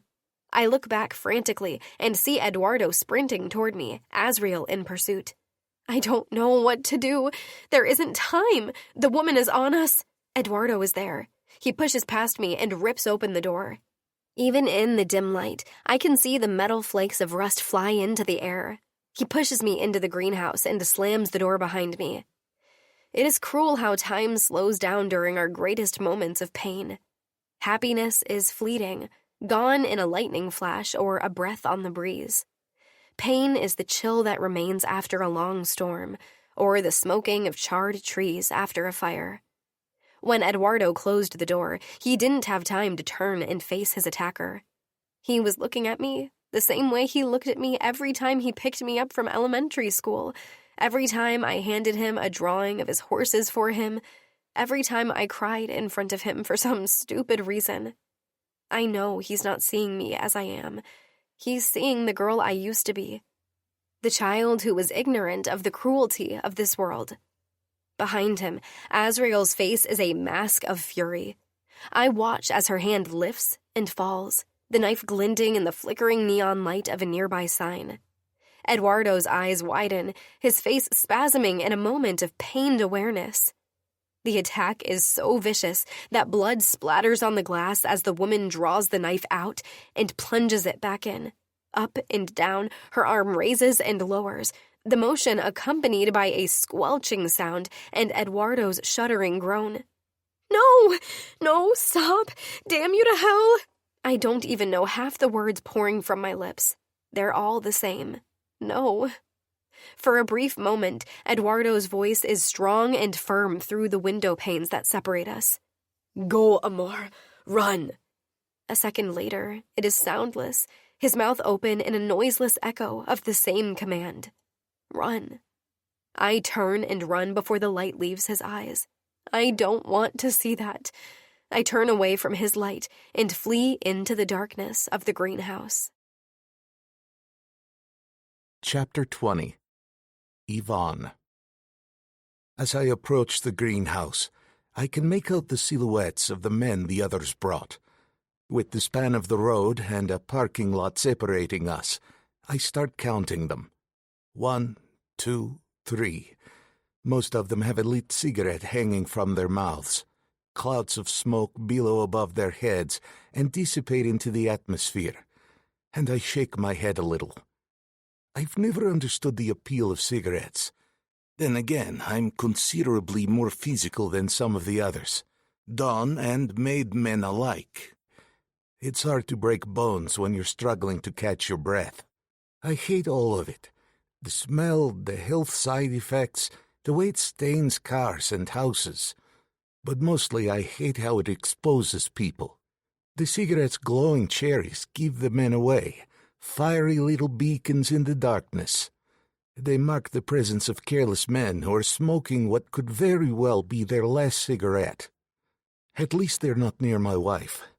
If I witnessed this sloppy behavior in the men assigned to guard her, they wouldn't remain alive for very long.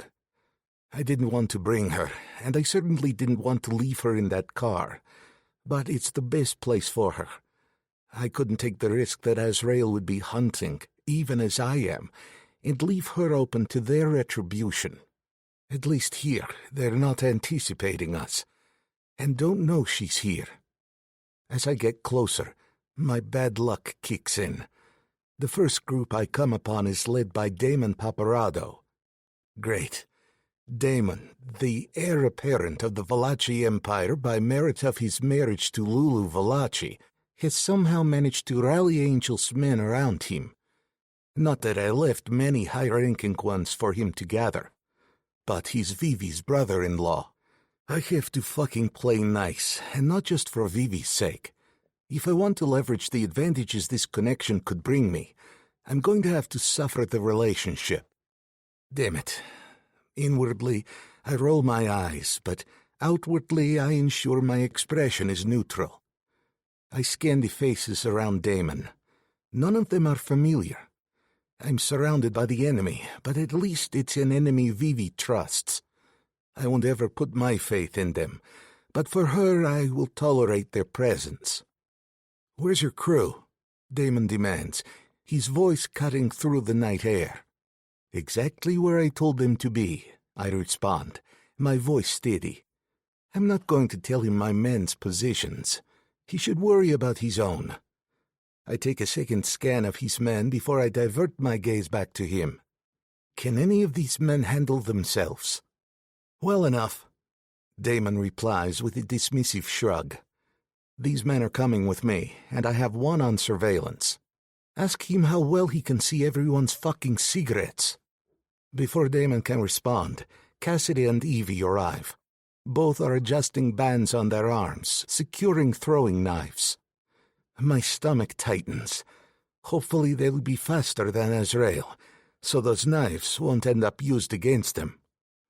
I give them a brief nod and turn to see Damon's men snuffing their tobacco.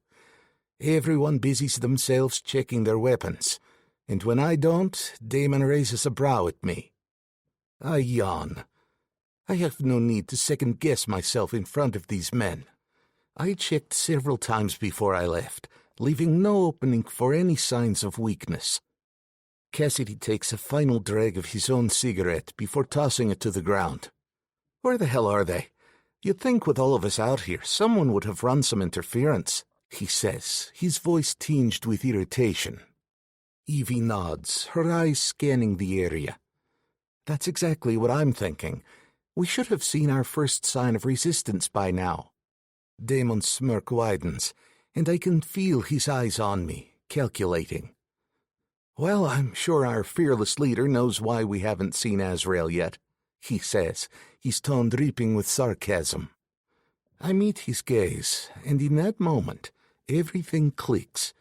Damon is here to support the cause, sure, but he's also waiting for me to fail. My failure would secure his position once the Commission's influence is eliminated. The Velachis want to keep their power, and Damon sees this as his golden opportunity. I can't let that happen. Not now, not ever. We don't know what we are walking into. That's why I sent Enzo and Lucas' teams ahead of us, I explain, scanning the faces around me as I wait for someone to disagree. No one does. We will follow. If they trigger anything, we can be the second wave to strengthen their attack. In my mind, I hear Angel's voice, a whisper from the past. You are employing World War II tactics? Shit, maybe Angel did grow on me more than I realized. We positioned ourselves far enough away from the greenhouse that no one inside would notice us, but close enough to see the front entrance. The plan is to give the first team a decent length of time before we follow. As we wait, Evie moves next to me. I feel her settle, her presence steady and somehow comforting in a way. My sister-in-law is a bit obsessed with your wife, she says, not looking at me, her gaze fixed on the greenhouse. I've noticed, I reply, keeping my tone neutral. If Rowan is fond of your wife, then I am too. For Rowan's sake. I glance at her, sensing an undercurrent in her words. I feel a threat developing. Evie's eyes flicker towards me briefly, before returning to the greenhouse. You'd better be a good man to her, Romanoff. If not, well, you can call me Cucullin. And what's that? I ask, genuinely curious, despite the tension thickening the air. An Irish hero who slays monsters, Evie clarifies. I chuckle. The girl has spunk. I've known this about her for a while. She picked an odd time for this little tete-a-tete, but I'm willing to bite. The 5 families have hurt her in more ways than I ever could. You should be slaying yourself, I say, a hint of irony in my voice. Her mouth forms a straight line, and I wait for some smart-ass answer, but we don't get to whisper another word. Gunfire shatters the night's silence. My body reacts before my mind can catch up, my own weapon coming up and ready. Shots fire again. It's coming from the direction of where I left the car and several men to guard my wife. The car, Vivi. I have to get to Vivi. Someone grabs my shoulder, the one with the knife wound, and the pain nearly blinds me. I push them away, not caring who it is, and I keep going. The same refrain echoes in my head in time with the pulse of blood in my veins. Gunfire. Vivi. Have to get to Vivi. Movement erupts in the shadows around us. They have been watching us. I hear Cassidy bellowing, shadows morphing into living people with weapons. But I don't turn back to the others. I need to find my wife. I sprint across the street, the sound of voices bouncing off the buildings and making it hard to tell where they're coming from. Then, there in front of the greenhouse, I see people struggling on the ground. 3 people. 1 breaks loose. Vivi, thank God. She runs toward the greenhouse. That leaves Eduardo struggling with a woman. I remove my pistol, but with the way he and the woman are moving, there's no clear shot. I slide my gun back into place as I sprint toward them, pushing my legs as fast as they are willing to go. I watch, horror seizing me, as Eduardo frees himself and runs to open the door for Vivi. He flings it open and then shuts it, realizing he doesn't have time to get inside. I pump my arms and run harder, but there's nothing I can do for Eduardo. As I approach, I bear witness to the woman stabbing him in the back, the blade flashing in the dim light over and over as he stands against the door he just shoved Vivi through. God, no! By the time I reach the door, Eduardo's body is already slumped on the ground. The woman who just ended him spins toward me at my shout, clearly another of Azrael's cursed assassins. It's the woman from the church, her blonde hair shining in the streetlights. My gaze flickers to Eduardo, whose eyes have already gone flat and empty, and then back to the woman. She tosses the knife from hand to hand, taunting me with both her skill and her kill. This time she's not restricted by a cramped apartment. She'll be fast, with room to move. That's okay, I have room as well, and I've always appreciated a good blade. She strikes, and I deflect with my forearm, the blade scraping down my skin. The pain is sharp, but I focus. With her so close, I grab her knife arm and pull her toward me, forcing her to step closer. I raise my fist and aim for her jaw, but she bends backward, her flexible body making it hard to connect, my fist barely grazing her face. She twists away, now standing across from me. She's more wary this time, eyes darting over my body, searching for an opening. Her gaze lands on my injured shoulder. She launches herself at me, but I anticipate her move. I grab her knife arm again, and she headbutts me. It dazes me, but I don't let go. I've never fought a woman like this, and her ability to match me shocks me. I don't want to pull out my gun. She's too fast. She'd grab it before I could even aim. She screams and lunges again, trying to drive her knife past my raised arms. But then thunder cracks, and her steps falter. She takes a few stumbling steps before falling to her knees on the ground, and then forward, face down on the unforgiving asphalt. Blood makes a slow and steady path, like a halo around her head. I'm not sure what has happened until I hear the sound of sobs by the greenhouse door. I turn to see Vivi sitting beside Eduardo's body, holding his gun. She's hiccuping as she cries, the gun shaking in her hands. I had to, she stammers. She was trying to hurt you. I rush to her and pull her against me, wrapping her in my arms.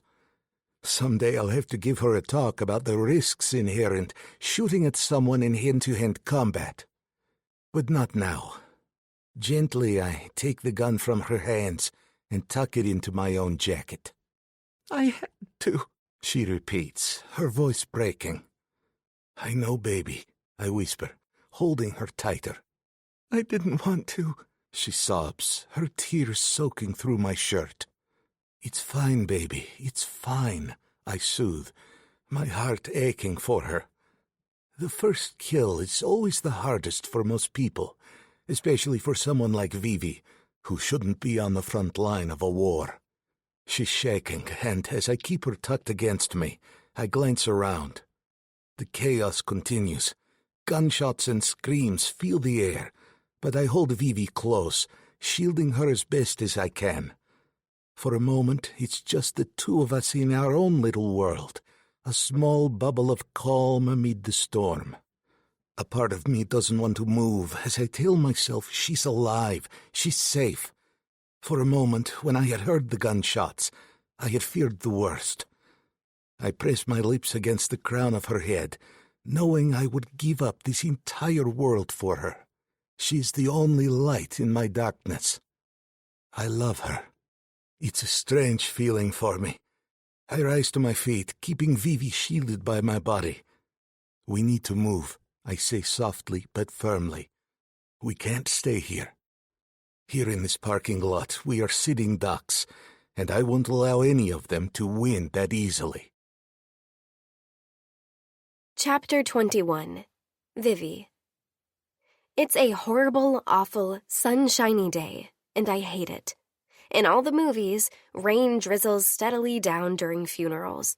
The lighting is somber and muted, a fitting accompaniment for sadness and grief. People hover on the fringes of the cemetery, shivering in dark coats, veils, and black umbrellas. Slow instrumental music plays in the background, or maybe an old pop song that speaks of loss. Funeral days are always dull, grim occasions. The weather today, though, the day we bury Eduardo, seems to mock the event. Birds flit overhead. The sun shines with an unbearable joy that hints at laughter rather than tears. The sunbeams shining down upon us aren't the hot, stifling ones of July and August. They're pleasant, instead, warming the chill away rather than causing discomfort. A soft breeze plays along the leaves of the trees and caresses the memorial flowers on the graves, then drifts close to play among the strands of my hair. It's not funeral weather. It's not a funeral kind of day, and yet here we are, dressed in black and strolling through a cemetery, burying our dead. I file alongside Yvonne, my gaze cataloging but barely tracking my surroundings. Damon, Lulu, and little Georgia are on my other side. I don't lift my head until the asphalt path beneath my feet morphs into the heavy velvet cover surrounding the casket. I have to look up then and find my seat. Rowan sits on the opposite side of the casket, sending me a sad smile across the expanse of white lilies and roses that drape the polished wood. Eduardo wasn't a Valachi by blood. I look up as Damon begins to speak. He wasn't even Italian. He started off at the bottom of the ranks, just another guy that Don Valachi had hired. The bullet Eduardo took for Lulu more than a year ago was not the first one he had taken for the Valachi family. He had already earned Lorenzo Valachi's trust by taking a bullet for him years earlier as well. A stifled sob rises from the people standing around me, but I don't look back to see who it is. The sound is enough of a reminder. Eduardo had people who loved him, people who valued him outside of our immediate family. Damon continues. After that incident, Eduardo became part of Lorenzo's personal guard. Eventually, he fulfilled that role for the entire family, protecting each of Lorenzo's children as if they were his own. His gaze travels to Lulu and then lands on me, solemn and heavy. He loved you as his own, and if there's one thing I'm absolutely certain of, it's that he wouldn't have done anything differently had he known how his life would end. My fingers tighten on Yvonne's. I know. I took my first shaky toddler steps with Eduardo watching protectively in the background. He wiped my tears and threatened to crack skulls when my first crush broke my heart. He dropped me off and picked me up from school and events more routinely than my own parents had ever done. Sometimes I would search the crowd in such an event for a familiar face, and it was him I'd see, rather than any member of my family. He was my family. In many ways, Eduardo was more of a father to me than my own. It hits me then, harder than it did at Lorenzo Valachi's funeral, that I have no father now. I am a fatherless girl, and for all intents and purposes, a motherless one as well. I have no one except my sister and my husband. As Damon continues to speak, my gaze drifts past him, several feet away, to the concrete stone that marks my father's grave. A set of incomplete dates for my mother is inscribed on the next stone, ready for her when she leaves this world. I insisted that we bury Eduardo here, with the Valachi familia. He deserves this place of honor in our world. Angel has a headstone here too, but we didn't give him a funeral. His honor was too tarnished for our Mafia world to pay him homage with a proper burial. Yvonne, Damon, Lulu, and I know his grave is empty, and there was no point to the subterfuge of a funeral ceremony.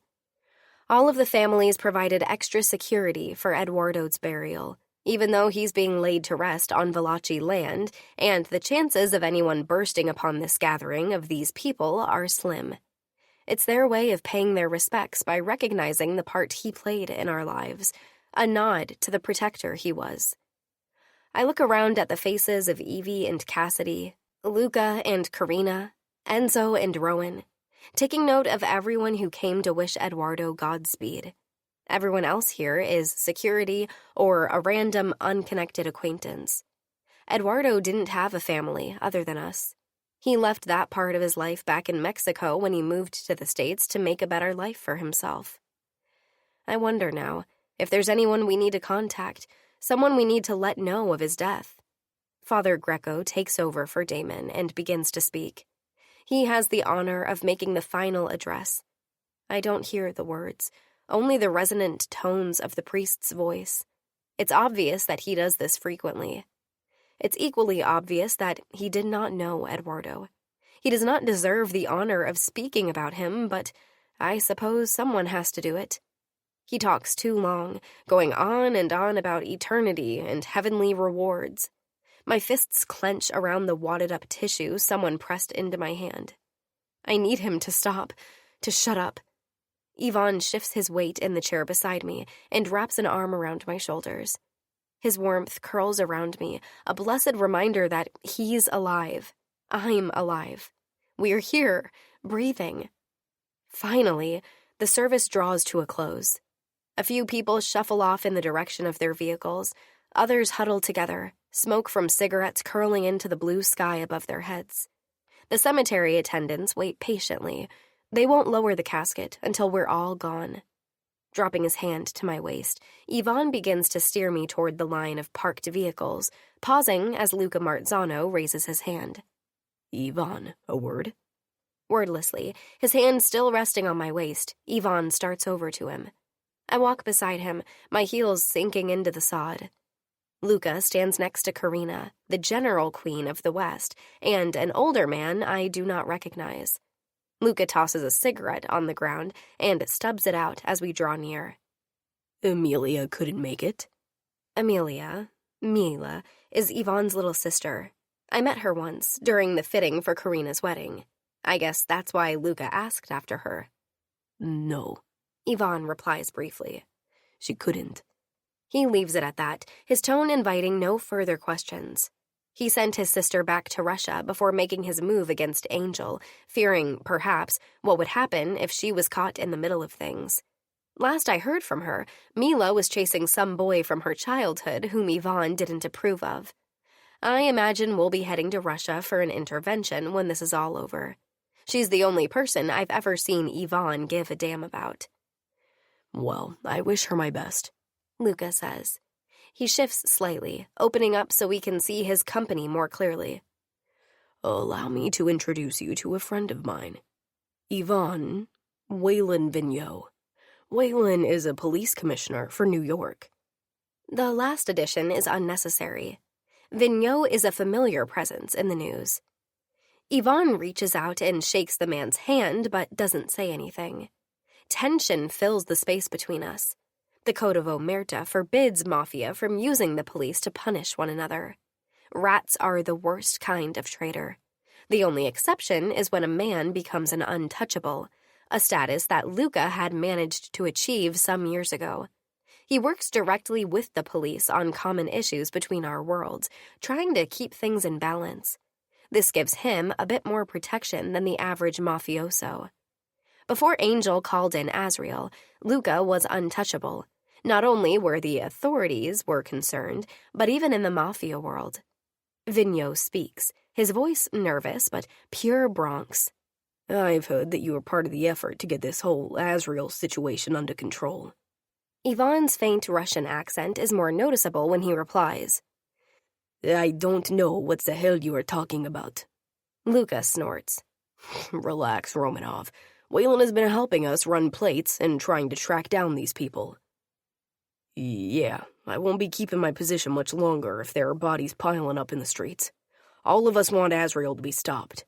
Vigneault adds. Yvonne casts him a cool glance. What exactly are you proposing? I would like a more open relationship between the two of us. The way I see it, we need to combine our resources to take down a common enemy.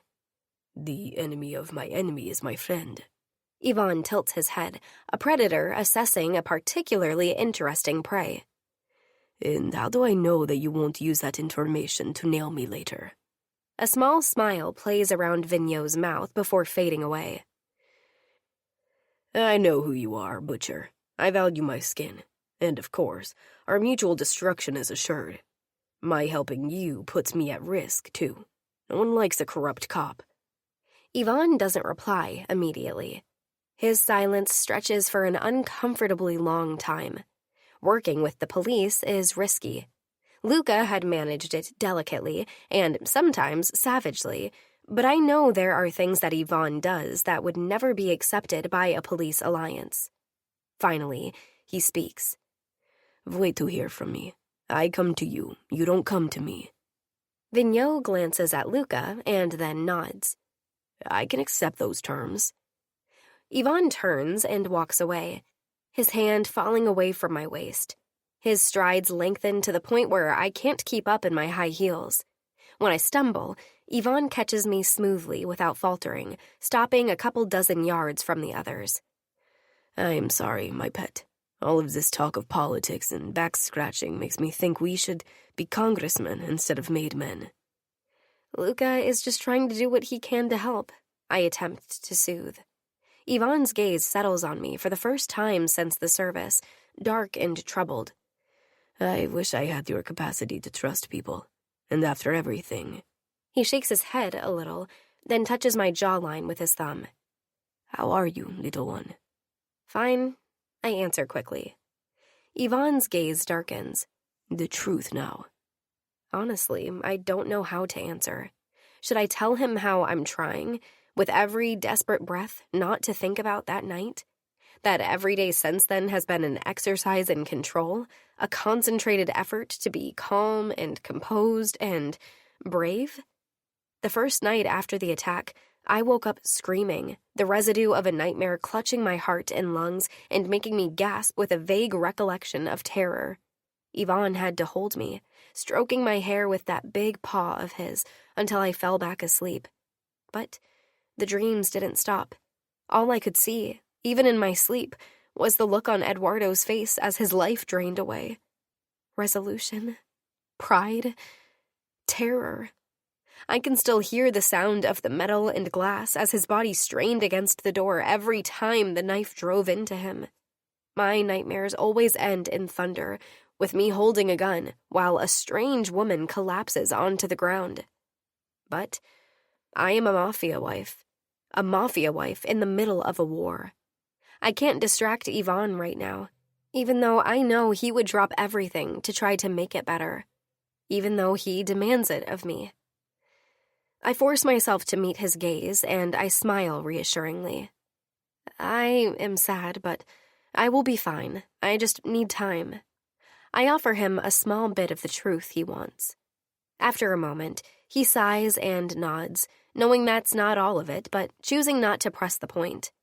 We head to the car, while around us, the day continues to mock me with its pleasantness.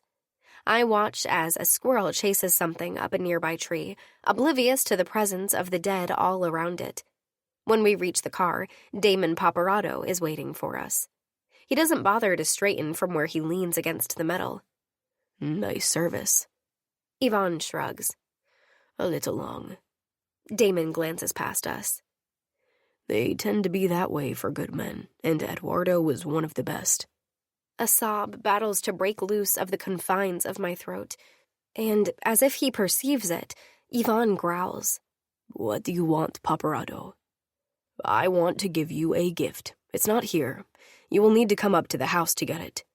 Automatically, my gaze travels over Damon's shoulder to where the road winds around a curve and disappears in a small copse of trees. The Valachi home sits around a quarter-mile up on a slight incline, part and parcel of the property where we just buried Eduardo. I sense Ivan's look fall upon me, then shift back to Damon. We've had a long day, and I'm not in the mood for gifts. Ivan tries to push past Damon to get the car door open, but Damon puts his hand on Ivan's shoulder. It's the same shoulder that was stabbed. Ivan doesn't react. You are really going to want this gift.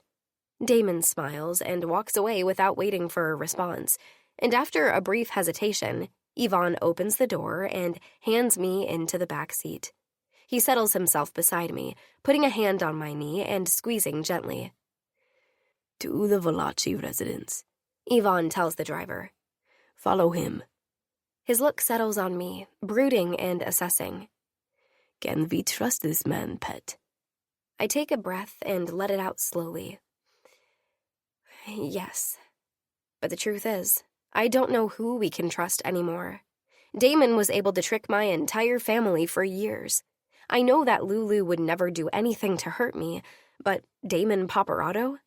Only he knows his agenda and what he's capable of. Chapter 22. Ivan. Venturing to the Valachi house after everything that has happened, and being escorted by Damon Paparado himself, is something so out of the ordinary that I can't help but hear that little voice in the back of my mind. It's telling me that this may all be an elaborate trap. The promise that Damon made at the cemetery was too enticing. A gift. From a man who was once my enemy, one who now purports to be my ally. I've always been a believer in the whole "if something looks too good to be true" saying. But unlike the times I promised my enemies gifts and gave them blood, there didn't seem to be a hint of sarcasm in Damon's language. My thoughts churn like a storm as the limousine glides through the cemetery to the Valachi residence. The family cemetery is on the edge of their expansive property, and the car moves through a peaceful wooded park, driving slowly to account for the winds and turns in the narrow road. As we drive, the voice in my head grows louder, whispering suspicions and doubts. This could be a setup, a final move to eliminate me. But what choice do I have? The play has been set in motion, and stepping back now is not an option. I sit in the back of the limousine, Vivi beside me. She is still. The grief is too much for her right now. But there is something else, something as distinguishable from grief as night from day. I recognize it as the burden of the first kill. I felt the same once, long ago. Vivi's silence is a heavy, oppressive presence. I can almost hear her thoughts, the echoes of her first kill reverberating through her mind. Her eyes are fixed on some distant point, seeing something far beyond the confines of this luxurious car. I want to reach out, to offer some semblance of comfort, but the words catch in my throat. What could I possibly say to ease the weight of her guilt and sorrow? I was a child when I experienced this. I cannot remember the exact age. Things like this do funny things to timelines. I remember that I was just old enough to sit in the front seat of my father's car. Maxim Romanov always drove himself, always rode by himself. That day seemed like any other at first. Usually when we went somewhere, he would tell me, "When we get to where we are going, climb under the dash. Do not come out until I tell you," he had said. The first indication I had that this day was different was the absence of that command. This day, my father told me to leave the car and accompany him. I remember the slamming of all the doors. Larger bodies crowded around me as we walked toward a shipping container at the pier. The air was thick with the scent of salt water and diesel, the sounds of distant seagulls mingling with the faint hum of machinery. I remember my father rolling up his sleeves as we approached, a gesture that sent a shiver down my spine. And when the huge metal door was opened, the space revealed a man sat tied to a chair, terrified. The dim light from a single overhead bulb cast long shadows, giving the scene a surreal feel. The other men stepped back as my father kneeled on the ground, getting eye level with his son. With me. "I'm going to ask you to do something no human child should ever have to do," my father, Maxime, says, his voice as cold and unyielding as steel. His eyes, usually so distant, bore into mine with an intensity that made me feel both small and significant. "Yes, Papasha," I responded automatically, using the term of respect I'd always called him by, even though a part of me dreaded what was coming next. I didn't know what that was, but I knew I should not welcome it. My voice was steady, but inside I was a whirlwind of fear and confusion. "You know what we are. You know the things we must do. It's time that you got blood on your teeth." His words were a grim reminder of the world we lived in, a world where mercy was a weakness and violence a currency. "On my teeth, Papasha?" He bared his own at me. "Yes, teeth, like the monsters we are." He looked behind me, giving a nod to one of his men.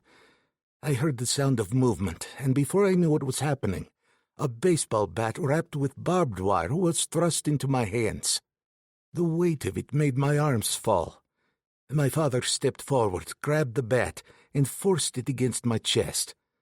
The barbs beat into my skin, but I didn't cry out. I had learned that my cries had no effect on him. "This man has betrayed us, Ivan," he said, his eyes boring into mine. "Betrayed me, and since you are my heir, betrayed you. Now I've warmed him up for you, but he is done talking to me. He is no longer useful. What do we do with useless things?" I swallowed hard, my heart pounding in my chest. "We throw them away," I replied, my voice barely more than a whisper. The words felt hollow, but I knew they were the right ones. "Right, son. Now go in there and throw this man away," my father ordered, standing up and stepping back. A dozen men surrounded me, all watching, all judging. Their eyes were cold, devoid of compassion. Somehow, as young as I was, I recognized that I was being tested, and failure was not an option. The bat was so heavy in my hands. I was just a child, but I took a deep breath and walked up to the man, who was gagged and bound. His eyes were pleading, and I was glad my father could not see my face. I pitied the man before me. We were both trapped in circumstances beyond our control. Even if I wanted to spare this man, I couldn't. I raised the bat to strike. The man closed his eyes, flinching. His fear was palpable, a tangible thing that filled the air around us. "Wait," Maxime called out, jogging forward. He ripped the gag from the man's mouth. "You need to get used to their pleading," Papasha said. His tone was almost instructional, as if this were a lesson in a classroom rather than a brutal execution. And the man pleaded. He pleaded for his life, for his children who would miss him, for his elderly mother. He begged for another chance, for forgiveness. He swore loyalty. He admitted he made a mistake. His voice cracked and broke, the sound of a man pushed to the edge of despair.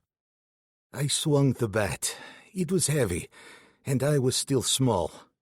It barely did any damage, but it caused pain. Blood was already trickling down his face. I swung again. The man screamed. He pleaded over and over again. His cries echoed in the container, a haunting symphony of suffering. I wanted to end his misery. I wanted it to be over. But I was not strong enough. I could not move the bat fast enough or powerfully enough. His death took a long time to complete. By the time I was done, the man's face was ruined, his neck riddled with holes, and a trickle of blood flowed down his chest, pooling on the floor in a morbid testament to my actions. The bat, now slick with blood, felt impossibly heavy in my hands. I dropped it, the sound of it clattering against the concrete floor and echoing in the container. My breath came fast and hard, each gasp a desperate attempt to steady myself. Adrenaline coursed through me, and I felt a tingling at my fingertips. Without my control, tears formed at the corners of my eyes. Regret? Not quite. Pity? Maybe. It was something I could not comprehend, could not explain. That man is dead. I did it. The realization hit me like a freight train. The weight of my actions pressed down on me, suffocating and relentless. I turned to my father, expecting some sort of praise, a nod of approval, anything to validate the monstrous act I had just committed. Instead, Maxime's expression was one of cold disappointment. Before I could react, he stepped forward and slapped me across the face. The sting was immediate, a sharp contrast to the numbness that had settled over me. I staggered back, more from shock than the force of the blow. "If I wanted tears, I would stay home with the women," he snapped, his voice a whip lashing out at me. His words cut deeper than any wound, stripping away any illusion of sympathy or understanding. The men around us exchanged knowing looks, their expressions a mix of indifference and approval. In their eyes, I saw the hard reality of the world I was being thrust into. I beat back the tears, forcing them to retreat. Crying was not an option here. It was a sign of weakness, and weakness was unforgivable. I straightened up, lifting my chin slightly, trying to mirror the hardened resolve I saw in my father. Maxime's gaze lingered on me for a moment longer, his eyes hard and unyielding. "This is the life you are a part of now, Ivan. Remember that. There is no room for softness, no place for mercy. We are warriors, and warriors do not weep." His words were a harsh lesson, one that I knew would stay with me forever. I've come to understand, as an adult, that in this world, emotions are a luxury we cannot afford. Compassion is a weakness that can be exploited, and mercy is a folly that can lead to downfall. I nodded, the movement small but resolute, a silent acknowledgment of the lesson imparted. The men dispersed, their business with the dead man concluded. My father's hand rested briefly on my shoulder, a gesture that was both a warning and a form of twisted encouragement. Then he turned and walked away, expecting me to follow. As I stepped out of the container, the cold night air hit me, a stark contrast to the stifling atmosphere inside. I could still smell the blood, still hear the man's desperate pleas echoing in my mind. But I pushed it all down, locking it away in the deepest recesses of my consciousness. There would be time to confront these demons later, if ever. For now I followed my father, each step a reaffirmation of the path I have been set on. The path of blood, of power, of ruthless survival. The path that would define who I was and what I would become. In the silence of the night, as the stars bore silent witness, I made a vow to myself. I would learn, I would adapt, and I would survive. I would become what my father expected of me. No tears, no weakness, only strength, only resolve. This is my world now. The memory stings as the cars turn into the governor's drive at the Valachi mansion. I grip Vivi's hand and pull her in, kissing her forehead. Vivi was never supposed to take on the burden of being a monster like me. She did it to save me. Despite her gentle nature, she killed someone. I will spend a lifetime making that up to her. We get out of the cars and head into the house. My hand grips Vivi's tightly, reluctant to let her leave my side. Lulu steps forward, a reassuring smile on her face. "I promise that she will come back to you as soon as you are done," she says. "Her coming back doesn't depend on your promise," I reply, my voice firm. "If you break it, I will still get her back." Vivi is usually quick to correct me when I'm cynical, but she doesn't say anything this time.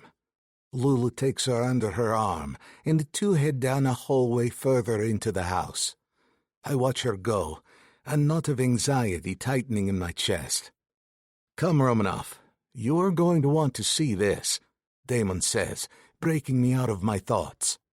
He leads me to a door that opens to basement steps. Unlike the basement of my house, my former house, this basement is fully and tastefully furnished. The furniture matches the paint on the walls and ceiling perfectly. There is even art down here. My father, Maxime, kept a simple, plain house. The extravagance irritates me. We walk through a carpeted corridor until Damon pauses at a door. The soft texture beneath my feet only heightens my irritation.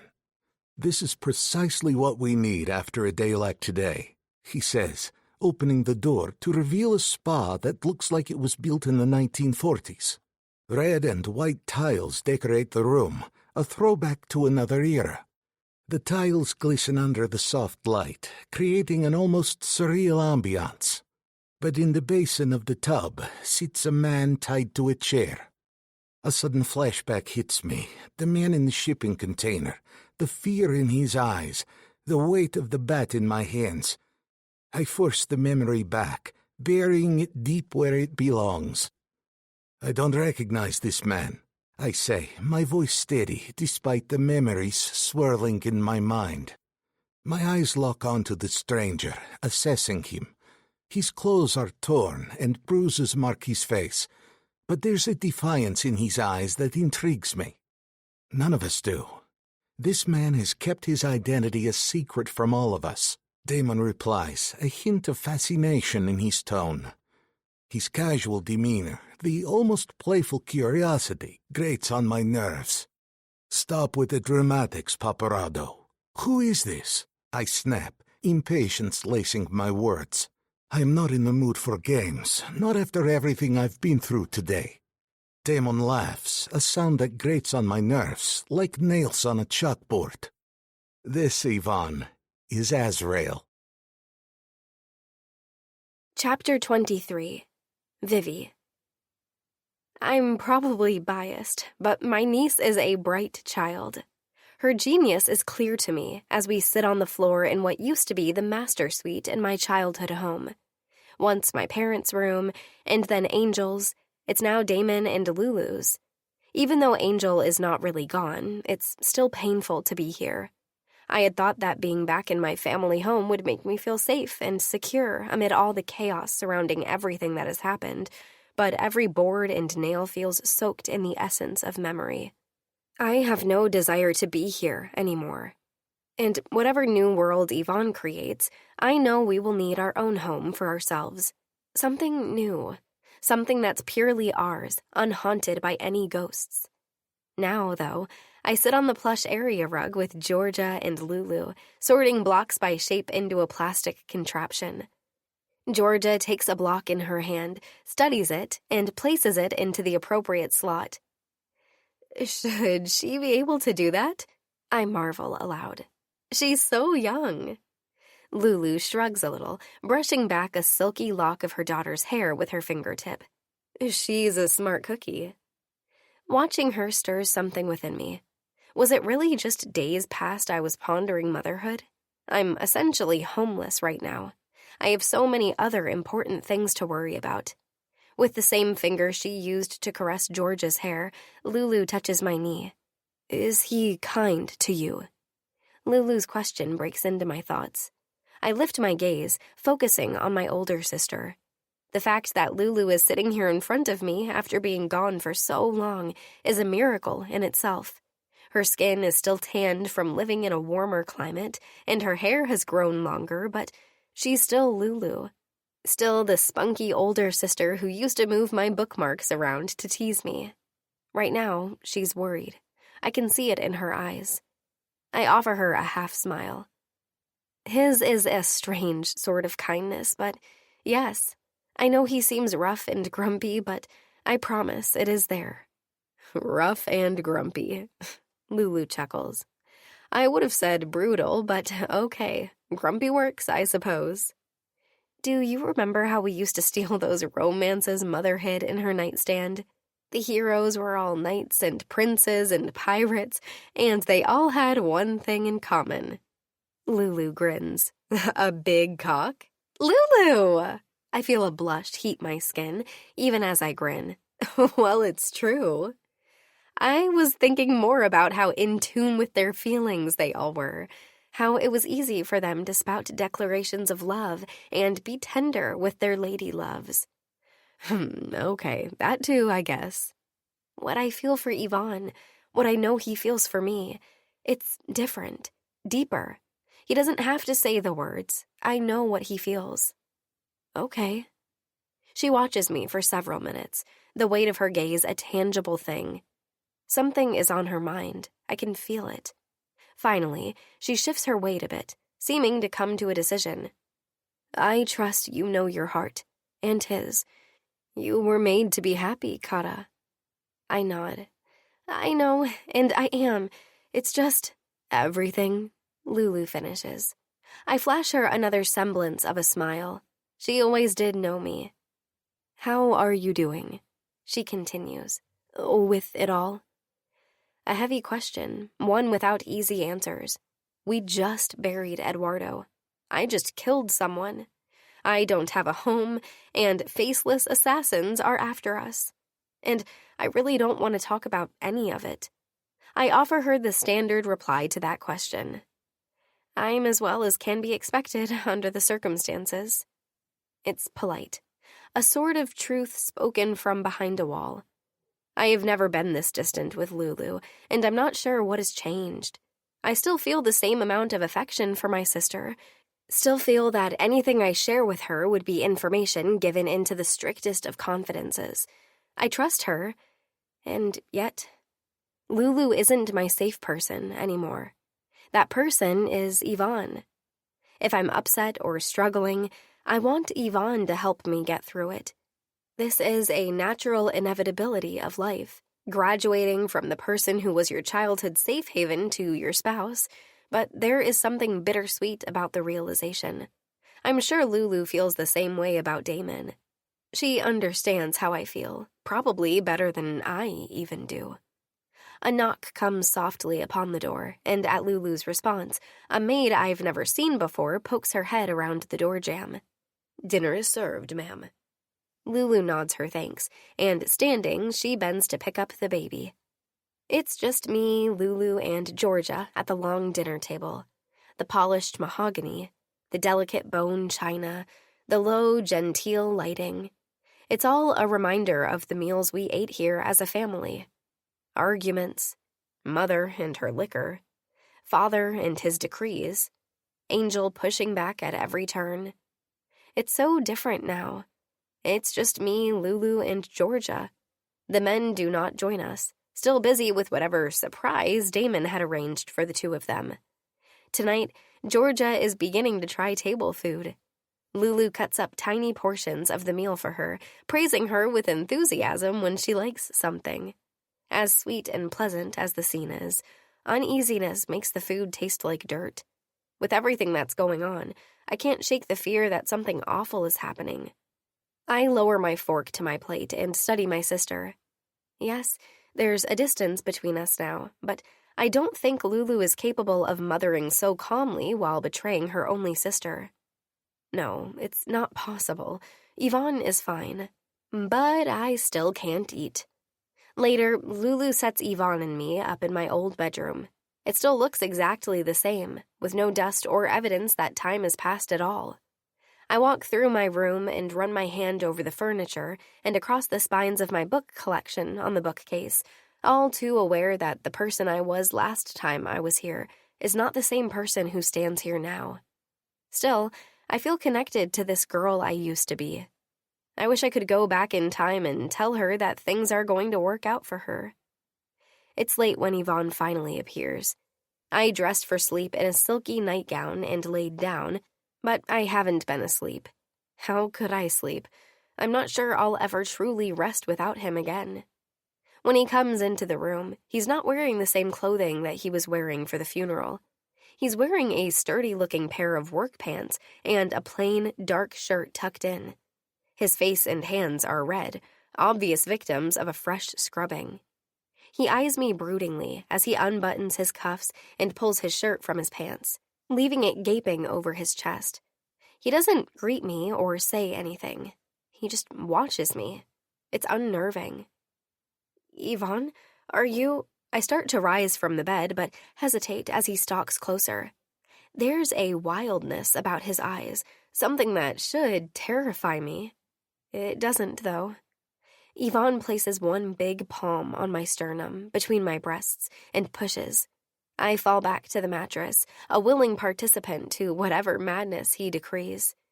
I watch, heavy-lidded, as he strips himself of his shirt, then unbuttons his pants. His cock rises, thick and ready, between the plackets of his pants, and I feel an answering wetness dampen my panties.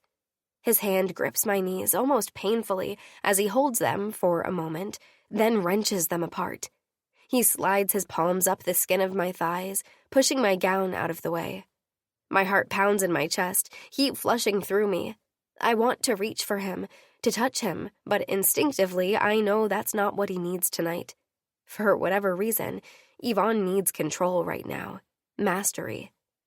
Yvonne's hands continue their rough journey, kneading my flesh through the silk of my gown until he places them beside me, his fists balling into the coverlet.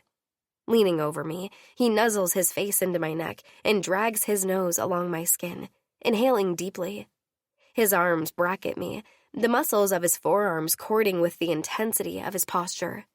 Lifting his head, he meets my gaze across the length of my torso. "I won't be gentle tonight, pet." The words are a low rumble, the timbre primal and beastly. They make the hair rise on my arms and my stomach clench with need. "I don't need gentle," I manage. His eyes darken with approval and lust, and he lowers his head once again. He bites the side of my breast, not hard enough to break the skin, but firmly. "Good." There are no words after that. His hands grip me, hard and sure, as they shove my gown out of the way and rip my panties down my hips. He twists me beneath him until I'm face down on the bedding, pushing my shoulders down with one hand as he lifts my hips with the other, and I feel the fabric of his pants scratch against the backs of my thighs an instant before he drives his cock home, sliding me up the mattress with the force of his thrust. I cry out, but not in pain, never in pain. It feels too good. Yvonne yanks me back against him, pulls almost all the way out, and shoves himself back in again. One hand moves to grip the hair at the base of my skull and hold me in place, and then he sets a punishing rhythm. I should hate what he's doing to me, how he's holding me down and fucking me, especially after our tender lovemaking the time before, but I don't. I revel in it. He owns me, body and soul. I am his, and he is mine. My breath quickens, and when he reaches beneath me to thumb my clit, I climax hard and fast. With a groan, Yvonne follows moments later, his big body collapsing over mine and pushing me flat into the mattress. His hand loosens its grip on my hair, moving to stroke it softly, and I feel his lips ghost against my shoulder before he withdraws from my body and rolls to the side. Afterward, he cradles me against him as he stares at the ceiling, a slight smile on his face while he catches his breath. "That was nice," I murmur. From where I recline against his chest, I raise up and kiss him. "Nice," he grunts. "I did something wrong." Pulling himself into a seated position, he pulls me onto his lap and kisses me, his cock already hard at my core, and his touches getting rougher. Something clicks suddenly. my memory sliding back to a night at the Romanov mansion. I remember him being this way with me before. I remember that most of the time, when Ivan was like this, he had to wash blood from his hands before he began. I pull away from his questing lips and hands, but undeterred, he returns to kissing my neck. Placing my hands on his chest, I push him back. Ivan, wait. Shh, pet. He shushes me, pulling me to him again. No. I flatten my palm over his heart and sit upright on his lap. Ivan, stop. When he realizes that I'm serious, he stops. My eyes meet his, searching. You've killed someone. He laughs. Not entirely. My fingers curl against his chest. What does that mean? Ivan sighs. I've been asked by your brother-in-law to make use of my expertise. We are trying to crack Azrael. The gift? Ivan's nod is short. Damon's men caught one of them. I whisper the next question, holding his gaze when he tries to look away. And you're torturing him? It's the only way. He has been trained to only answer, I am Azrael, to all of our questions. I'm applying some persuasion. I feel my lips trembling and firm them. No matter how much Azrael deserves this persuasion, it's not worth the price of Ivan's soul. And whether he admits it or not, that's what it costs him every time. His soul. Ivan, no. His hold on me tightens. It is a job that needs to be done, my pet. It doesn't. If it hasn't worked so far, it isn't going to. Some nuts take longer to crack, but I always end up finding out what they have inside. There has to be another way. Ivan tenses. Oh, what? Should I ask, please? I sit up straight in his lap, dropping my hands from his chest. I am asking, as your wife, to find another way to get this information. And I am telling you, as your husband, that there isn't another way to get information out of someone who is not willing to give it. Ivan, please, it's not worth the expense to you. I love your soft heart, and soft everything else, but this isn't your concern, pet. His palm strokes my breast, clearly trying to get me on track. Ivan, you are not the monster you believe yourself to be. You are a good man. Only to you, love. No, Ivan. We are setting up a new era for the 5 families. What is the point of doing all of this if we are going to carry on exactly as we have in the past? If we are going to be exactly what we already are? We are who we are. You dream too big, my pet. And you dream too small. Sliding off Ivan's lap, I climb from the bed and bend, plucking my nightgown from the floor. I begin to dress. What are you doing? My slippers are beneath the bed. I slide my feet into them and move toward the door. I'm going for a walk, I reply. Get back into bed, Vivi. I need to walk, Ivan. I forbid it. His voice is soft, but the command is undeniable.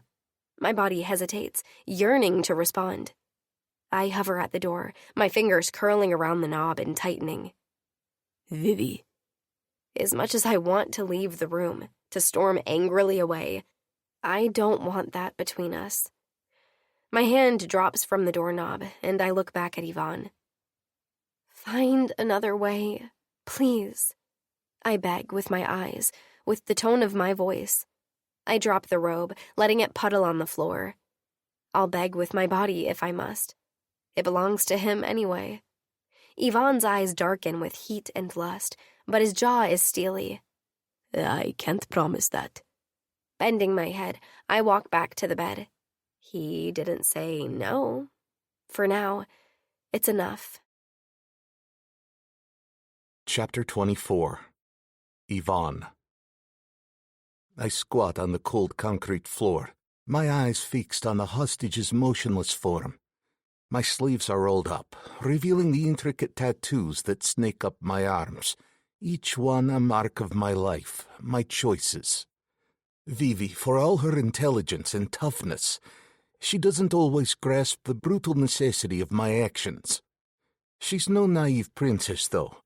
Her family never shielded her from the dark realities of our world, unlike how Cassidy did with Rowan. She wasn't ushered out when men came bearing grim news. No, she saw what happened to Angel. She survived the fire those bastards set to kill her. And what Nikolai did, she lived through that too. She told me he didn't fully rape her, that Angel and I appeared and distracted him before he did so. But the closeness of the violence almost done to her terrifies me. I want to kill Nikolai all over again, knowing I was right there and missed her. Her soft words to find another way play havoc on my mind. But I can't just flip a switch. I know no other way. The hostage's chest is a mess of bloody, raw flesh. His fingers, crusted with dried blood, twitch in his sleep. Saliva and blood drip from his open mouth. I've done my worst to him, and he's still here. His training, his conviction, they're both incredible. But they won't save him. I stand slowly, my muscles aching from the hours spent in this position. I walk over to the sleeping man, feeling a surge of anger. How can he sleep through this? Few men in this world could drift off in such a state. It's as if he's accepted his death. The thought infuriates me. I know I'd never give up or give in. I'd fight to the death. These men seem to accept death far too easily. I open my knife, the blade catching the dim light. I move to the edge of the gaping wound on his chest, pinching a piece of skin between my thumb and forefinger. With a precise pull and slice, I take another piece of skin off. His scream pierces the air, echoing off the soundproof walls. Lorenzo Valachi designed this room well. When I rebuild my home, I'll install something like this. The man's screams continue, and they douse any conflicting emotions I had coming down here. I will get my answers. I look into his eyes, now wide open and filled with pain. "What is your name?" I ask, my voice steady, almost calm. He doesn't reply. I grip the knife tighter, feeling the cold steel against my fingers as I lean in. "What is your name?" "Azrael," he rasps out, eyes defiant. I rip another piece of skin from his chest.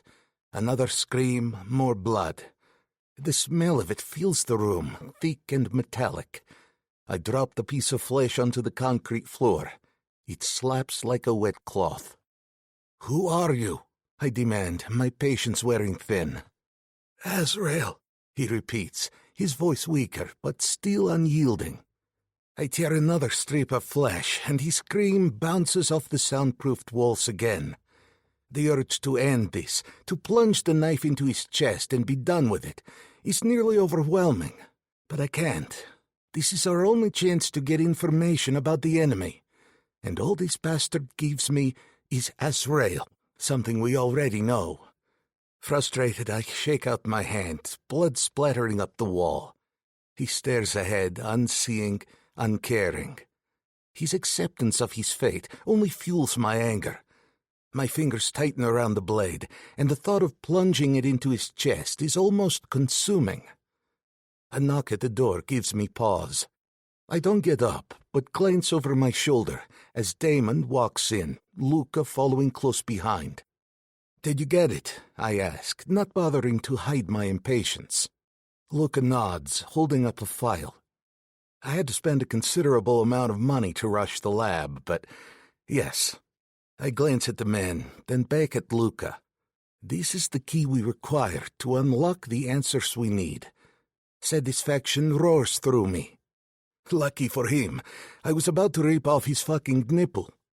Damon chuckles, taking the file from Luca and holding it out to me. "Would you like to do the honors?" "Gladly," I say, rising and dragging a chair from the wall and positioning it in front of the man. I sit down, the chair creaking under my weight. When I open the file, some of his blood smears onto the pages. "You had no ID," I begin, my voice calm and measured, which is the usual situation when we drop one of you.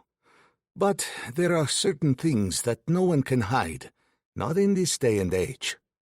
I flip through the pages, each one a piece of the puzzle. The man watches me, his breathing ragged, his eyes glassy with pain. I see his defiance waver, replaced by a flicker of fear. He knows we may have found something, but what that something is, he is unsure about. I don't know yet, but I keep reading.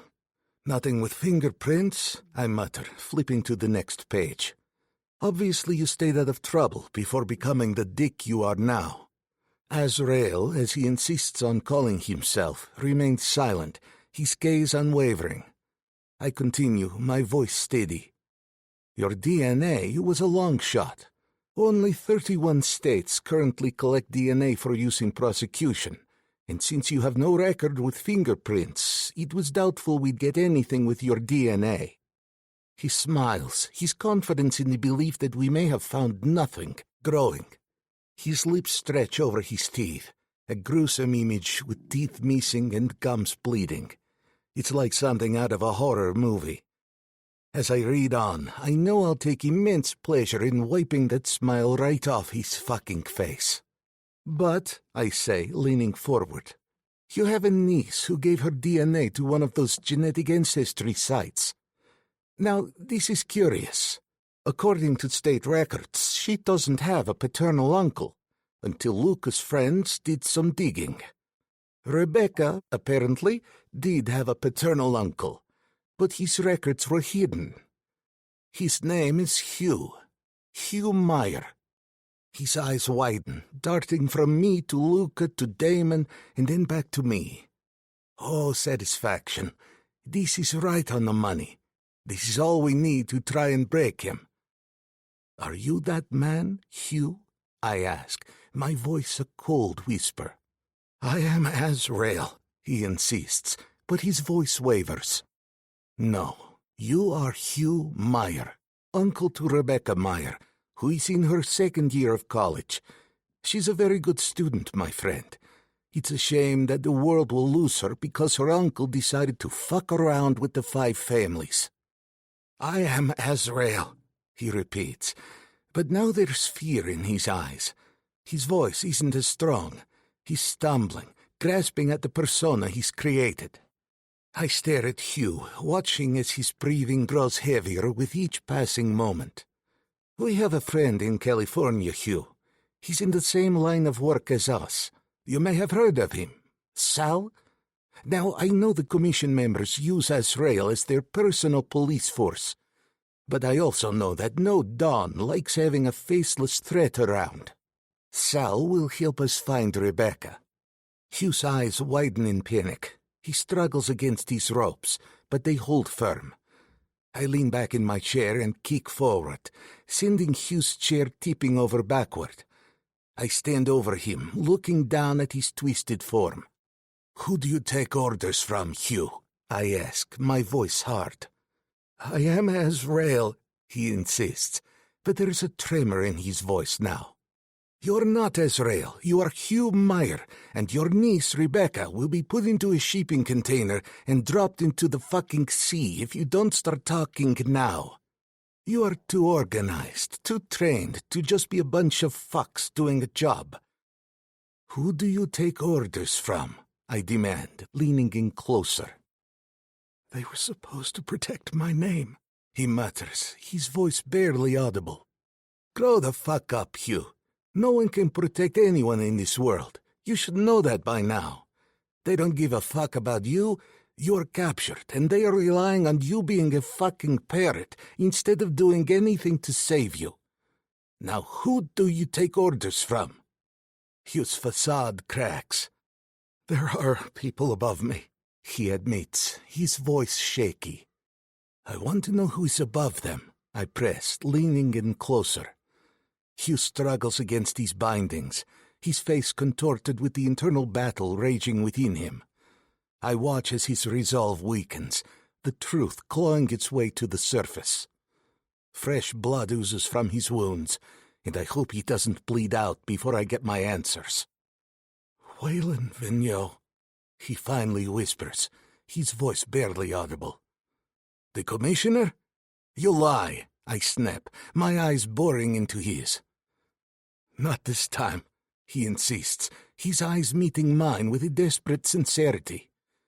I see it. He's telling the truth. It's Vigneault. I don't know how. I don't know why. Marzano, out! I bark, straightening up and gesturing for Damon to take Hugh away.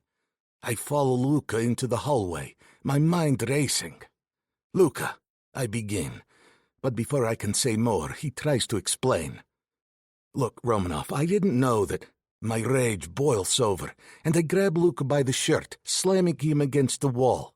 A picture frame falls to the floor and shatters, the sound echoing through the hallway. Get the fuck off me, Romanoff, Luca yells, his face flushed with anger. You have no idea what you are doing. Because you are fucking untouchable? I hiss, my grip tightening. Who is stopping me from touching you now? The door behind us opens, and Damon rushes into the hallway, shoving his way between us. Luca swings at me, and I barely manage to block it. Damon forces us apart, pushing us against opposite walls. I rub my jaw and grin at Luca. Is that the best you've got? Calm the fuck down, both of you, Damon growls, his voice a command that cuts through the tension. We lost so many people, and this whole time it was his little buddy doing it, I snap, my eyes still locked on Luca. I want to kill him. Azrael is a secret organization. It's not like Wayland would tell me that he was heading it. Luca retorts, his voice edged with frustration. It all makes sense now, I say, my mind racing with the pieces falling into place. The license plates that lead nowhere, the public files that disappear, the fact that none of these murders are making the papers. It's a giant cover-up.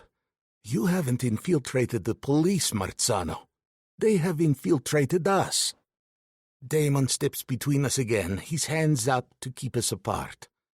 We know our enemy now. That is more information than we knew this morning. It's not an ideal situation, but now we can make a plan. Hopefully the plan will go better than the greenhouse. Luca mutters, his eyes still burning with anger. Fuck him. I lunge at him, wanting my pound of flesh. Luca sees my movement and lunges too, but Damon shoves us back with more force. I fucking mean it. Stop.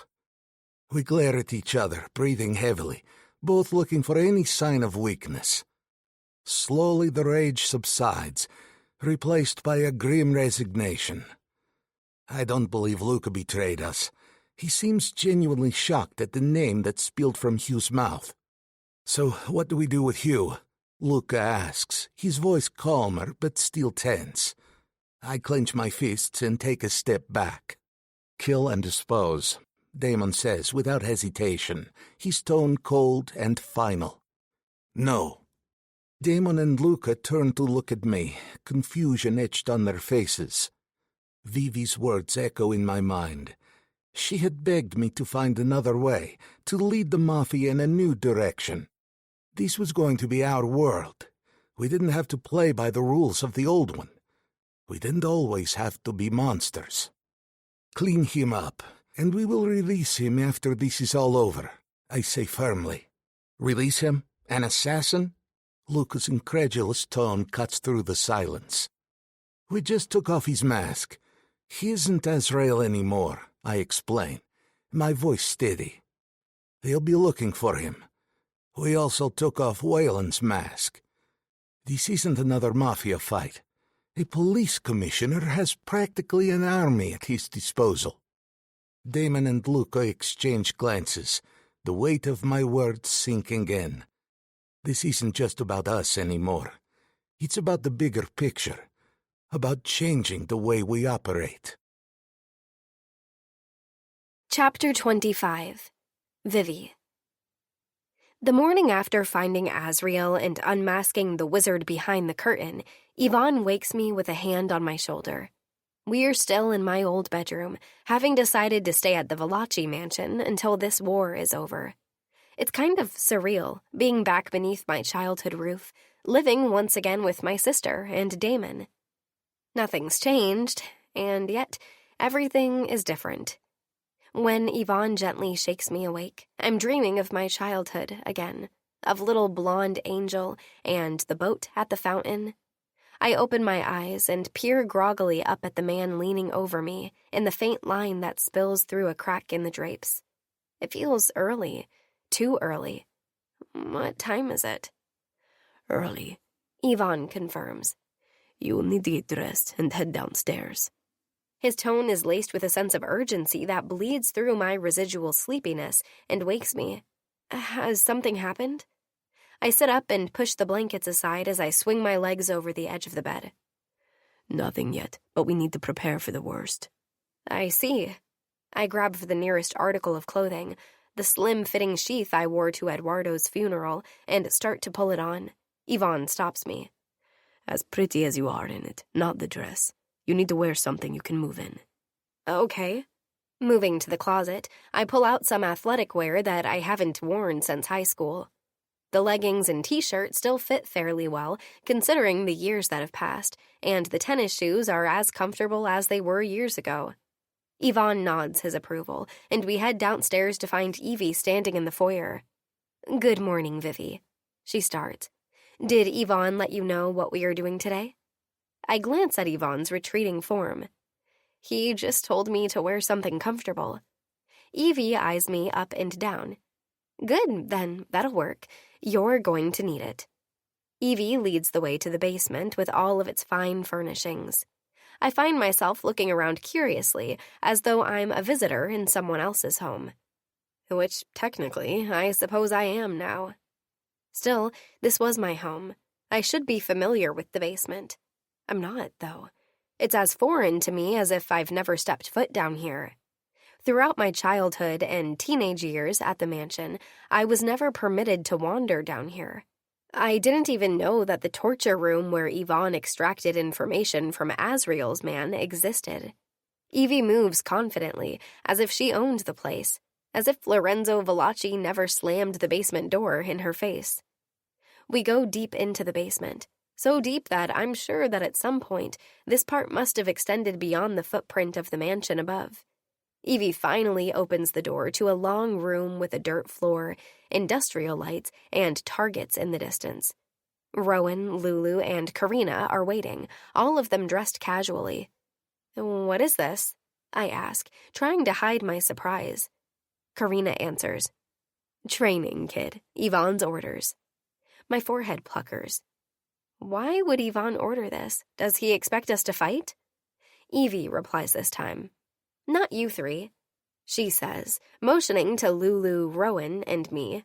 But there have been too many close calls in the last few years involving daughters of Dawn's. Yvonne doesn't want you completely helpless, so he's asked Karina and me to show you how to protect yourself. She gestures to a table, and I notice a row of handguns. A cold chill runs through my body, and I back away. No, I can't do this. Yes, you can, Evie says firmly. You just point and shoot. You've done it before. I close my eyes against the reminder, stated so matter-of-factly in Evie's implacable voice. I didn't want to. I had to. Please don't make me do this. Rowan moves over and puts her arm around my shoulders. The tables have flipped. It's Rowan lending me comfort and strength, when once I was that person for her. It's all right, Vivi. There is a good chance that we won't have to use any of this stuff. Yvonne just wants to make sure you are safe. Then keep this fucking war far away from me. I'm so tired of war. I was with Yvonne right now only because he didn't trust anyone else to adequately protect me. Now that an alliance has been reformed between the families, there is no reason for me to be there when they confront Waylon. Evie ignores my hesitation and walks over to the table. Her hips move with a fluidity that makes me envious. There is a raw sexuality to Evie, an innate, casual thing that she doesn't have to work to bring out. It's confidence. She hands me a set of professional-looking earphones, then motions to the other sets lying on the table and looks at the other women. Put these on. You guys too. Hearing protection. Choosing a gun from the selection, she presents it to me, the weapon sitting comfortably in her outstretched hand. This beauty is a Walther PDPF 9mm semi-automatic. It's good for women because of its smaller grip diameter and shorter length of pull. She continues, giving me a list of specs that make my head swim. Finally, I stop her. I have no idea what you're talking about, and no offense, but I don't care.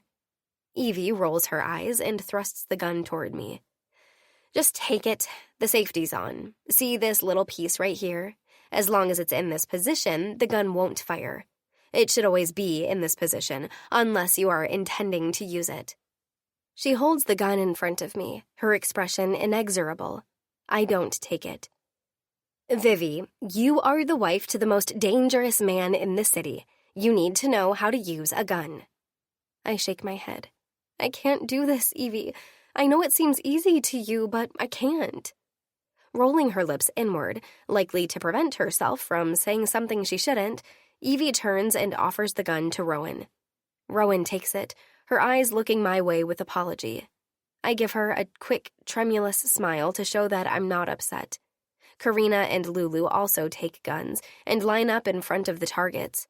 Evie and Karina give brief instructions on how to stand, how to breathe, how to grip the weapons, and squeeze the trigger instead of pulling it quickly. Karina looks over each woman's grip, nodding approval. Okay, focus on the forehead, the dot right between the eyes, and squeeze the trigger, and then aim for the chest. Rowan and Lulu raise the guns. Lulu looks excited, Rowan nervous but resigned. They fire. Neither bullet hits the target, but the sound has sent me far from this basement shooting gallery, across the river, and into Brooklyn, where the greenhouse still stands. I see the woman slashing out with her knife at Yvonne. I see how quickly she moves, her precision and accuracy. I feel the horrible weight of the gun in my hands, still warm from Eduardo's body. My hands are surprisingly steady as I raise the gun and fire. And fire again. Hands.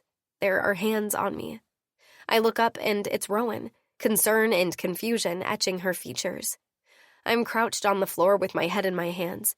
Tremors consume me, and my heart beats hard inside my chest, fluttering madly against my ribcage. Lulu runs over and drops to her knees beside me. Vivi, it's okay, sweetheart. You're here at home. You're safe. Her voice is soothing, maternal. Karina raises an eyebrow. Evie looks annoyed. She needs to pull herself together. Lulu snaps back. Ease up, Evie. She has been through something horrible. Evie does not back down, her mouth set in stubborn lines. That is the nature of our world, Lulu. All of us have been through horrible things, and there will be many more horrible things to come. We need to prepare for them. We were raised differently than you, Evie. This isn't normal for us, Rowan says. Karina shakes her head. No, that's no excuse. I was raised like you, and I learned to defend myself. Do you really want to be completely helpless every time someone comes after you? Strong men need strong women. Lulu's fingers tighten on my shoulder. I'm pretty sure that Yvonne is strong enough for both of them. I'm all but forgotten on the dirt floor, the women arguing over my head. Karina crosses her arms over her chest. But he is always putting himself in harm's way to defend her. The least she can do is get some training so that he doesn't have to risk so much. Rowan's gaze flashes from me to her sister-in-law. Evie, please. I can hear them arguing above me, and my heartbeat moves to my ears. My chest hurts. Panic and guilt flood me, and all I can do is rock back and forth. They think I'm weak. Maybe I am weak. Maybe Karina is right. Yvonne does risk his life for me, and the war is about to reach its climax. I can't always wait for Yvonne to come save me. I stop rocking and stand, still shaking. I palm the gun I just set down and flick the safety off. Then I point it at the target, line up the sights, and fire. I fire again and again until the clip is empty and the gun clicks harmlessly in my hand. Only then do I set it down and look around. The room is silent, all of the women staring at me open-mouthed. You can teach me how to protect myself, but I can't use a gun. Evie gestures at the target, which is filled with a neat grouping of holes in the paper outline perpetrator's head. She lifts a brow. You have to. You already shoot better than anyone here. I shake my head. No, and the ones coming at us, they don't always use guns. How do I disarm someone who has a knife? Evie smiles, the expression cold and fierce on her fine features. Now, that is something I can help you with. Chapter 26. Yvonne. Days have passed, and the tension in the city mounts relentlessly. The gangs have drawn back, lying in wait as if the world could erupt at any moment. I haven't been able to check in with my people at the docks personally, but their reports tell me the same story. Fewer trafficking customers, fewer people daring to enter the city. If word has spread to Europe, Asia, and the Middle East that a battle is brewing, Waylon Vigneault must know too. I go through my regular morning routine, just in the Valachi house instead of my own. We'll stay here until our home is restored. The papers are silent about the recent deaths, not just those from the war. I eat my breakfast in the kitchen, preferring solitude over the banter that usually fills these meal times. Sharing a space with another alpha male like Damon isn't easy, and I need to get my mansion taken care of soon. The others are coming this morning to form a sort of war council. The women have been meeting for their training, but we decided early on not to have all the Dons in one place. It's too tempting a target for Israel. The quiet is concerning. Something is being planned, and we need a plan of our own. The kitchen door swings open, and Damon strides in. They are starting to arrive, Damon announces. I nod, finishing my last bite. I'll be there soon. Damon eyes me with curiosity. What are you doing? Reading everything I can on this police commissioner, I say, tapping the paper. A real Boy Scout, this one. Damon scoffs. He has a perfect record. Unscathed. The public doesn't know who he really is, though, and we could use that to our advantage. We could blackmail him. I shake my head. Waylon is the head of one of the most powerful groups of assassins in the world. He can't be blackmailed. Damon paces, agitation clear in his movements. It does have me wondering how many of them are left. Of Israel? I ask, lifting my gaze to meet his. Yeah, we've killed a good amount, Damon replies. And yet they keep pouring out of the woodwork like a bunch of fucking cockroaches. I fall silent, mulling over this information. If Waylon is low on operatives, the next logical step would be to involve the police directly, which would mean he's willing to risk everything to end this. Let's hope we have made a dent in his armor, I say, folding the newspaper and brushing crumbs off the breakfast bar. Damon watches me with a look of curiosity, as if I'm something to be studied. I clear my throat, letting Damon know our little conversation and his analysis of me are over. Everyone is in the dining room, he informs me, like I didn't already know where we were meeting. I don't answer, but brush past him, side-eyeing him on my way out. His footfalls behind me make me rethink leading. I don't like anyone behind my back, but I can't rectify that without showing him I think he may be a threat. Wouldn't he just love that? He doesn't try anything, and we both arrive at the dining room intact. The servants have already cleared it out, preparing for our meeting. Another servant comes in, setting a variety of different drinks out on the table. My mouth waters at the sight of ice floating in amber liquid. A drink sounds amazing right now, but I need to stay sharp and alert. Damon opts for a glass of water, a smart decision, but I sit down at the center of the table where I can watch everyone with my back to the wall and my gaze on the door. Damon doesn't speak, and before long, Cassidy, Enzo, and Luca file into the room. A silent tension simmers between Luca and me, but I don't act on it.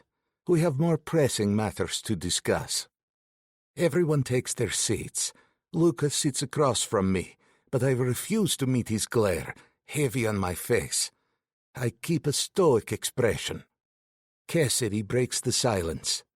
We need an aggressive campaign to shut down Whalen once and for all. Lucas' gaze finally leaves my face, and I finally glance at him as he shakes his head. That's a bad idea. Whalen has the entire police force at his disposal. There's an unwritten rule. We don't target the police. Doing so would get federal agencies involved, and we don't need that kind of attention. Damon leans forward, confident as ever. Whalen cares more about his public image than anything else. Some heavy blackmail could get him to back down. I roll my eyes. Didn't I already tell Damon not 5 minutes ago that was a bad idea, that we couldn't blackmail the likes of Whalen? Clearly he wasn't listening, and he's hoping the others will agree with him. He meets my gaze for a second before he looks away. Enzo and I exchange a look from across the table. We've been here before, taking down other groups. Enzo speaks up. I don't agree with blackmailing him, and neither does Yvonne. Whalen knew the risks of involving himself in such an organization. He was probably part of Azrael before he ever became the police commissioner. I nod, adding, he may have been a plant by the commission themselves as a way to control both us and the police department. Damon breaks the silence, his voice dripping with skepticism. Having a man like Whalen in such a position seems like a good way for the commission to shoot itself in the foot. I shake my head. No, it makes sense. The commission is threatened by the 5 families. We hold more economic power than any of them. Their goal was to control us, and they are succeeding. Luca's eyes narrow as he speaks. Whalen's position basically makes him as untouchable as me. Are we ready for the consequences of taking him out? We need to be, I say firmly. We all agreed the commission will no longer rule this city. Damon looks at me intently. Do you have any kind of plan, Yvonne? There are a number of public events the commissioner attends. I begin. There may be opportunities to go after him there. Take him out quickly. In the open isn't my style, but for the likes of Whalen, it could be smart. No one would think anybody would be brazen enough to do such a thing. The words have hardly left my mouth when everyone starts shouting all at once. Too much public attention, Damon shouts. Any public event would be swarming with police. Enzo continues. Everyone continues to talk over each other. Cassidy's phone rings, cutting through the noise. As he stands up from the table and takes the call, stepping away from the group, everyone quiets down. As he talks, we hear the rat-a-tat-tat of gunfire. The room goes completely silent. Cassidy hangs up and turns to us, his face grim. Azrael has made the decision for us. They're here. I shoot to my feet, nearly knocking my chair over. Panic surges through me. Where's Vivi? Damon's eyes widen in alarm, and the others look just as shocked. We need to secure the premises, Damon says urgently, already moving toward the door. Luca pulls out his phone, rapidly issuing orders to his men. Lock this place down. Cassidy joins in, barking commands to his own team over his device. Get everyone inside now. Secure the exits. I rush through the house, my heart pounding. Where could Vivi be? She was supposed to be safe here, but with Azrael making a move, nowhere is safe. Chapter 27. Vivi. Karina holds a wooden-handled knife in her hands, tossing it deftly back and forth between the two. She crosses her steps as she circles me, not quite a sidestep, something more. I try to match her steps, keeping my eyes locked with Karina's. I'm no novice to fighting. Angel taught me when I was a teenager, saying it was a skill all girls should have, especially in our world. He was right, even if I haven't used my rough abilities yet. He taught me that a person will broadcast every move with their eyes. If you watch the body, you'll probably end up surprised, Kara. If you're looking at the hands, you miss the feet and vice versa. Watch the eyes. The eyes. They will always betray your opponent. Karina has obviously been taught the same. She watches me without blinking, shifting slightly to get into a better position. I tense, anticipating. Something changes in Karina's eyes right before she lunges forward, the slightest narrowing, and then a subtle flare. I'm ready for her. I pivot on my feet and allow Karina's momentum to send her past me. Once Karina is even with my body, I give a sharp shove to her shoulders. Karina stumbles forward but catches herself. Damn it, so close. Evie laughs and claps her hands. Look at that. You're starting to get it, Romanov. Maybe in a few months, you will be able to put her on the ground. Karina laughs. She can try, but it's not going to happen. On the other side of the room, Rowan spars with Lulu. Nothing much appears to be happening. Rowan is smaller, a ball of bouncing energy with her red curls springing lightly around her face as she moves on her toes. Lulu, although bolder than Rowan, is nonetheless too careful to be much of a threat. Hit her, Lulu! Damn it, you're not here to be nice! Stop trying not to hurt her! Evie obviously agrees with my observation. I wipe the sweat from my upper lip and grin at Karina. Both Karina and Evie can take a hit, I've learned, and I'm finding it's kind of fun to hit someone. I doubt I'd be able to strike out against Lulu or Rowan as hard as I am against Karina and Evie. It would feel wrong. Karina pauses encircling me to watch the others with something like exasperation. Are you two going to dance around all day, or are you going to try to take each other down? Fight, ladies. Rowan shoots her a glare. Stop talking to me, Karina. You're breaking my concentration. Rowan's distraction gives Lulu her opening. Within seconds, she slides a foot out, catching Rowan by the ankle and hooking it toward her. Rowan falls onto her ass. Rowan shouts, Ow! Lulu! Yes! Lulu pumps her fists and jumps up and down, celebrating. This is her first takedown. Evie whistles, the sharp sound in the confines of the room claiming our attention. All right, you guys are getting better, but you still have a long way to go, so let's not celebrate too much. Next, we are going to... She breaks off, head cocked toward the ceiling in a listening posture. What? Lulu begins, and then stops when Evie holds up a hand. Then we hear it. I see the blood drain from Rowan's face, a mirror of my own, I'm sure. Even from the basement, the sound is loud and sickening, the repeated rhythm of gunfire. My blood turns to ice in my veins, and my head whips toward the door. Yvonne. Oh my God. Rowan springs to her feet, wringing her hands. What do we do? Do we stay? Should we try to help? Hide? I don't... Karina and Evie exchange glances and run to the table, and Rowan falls silent.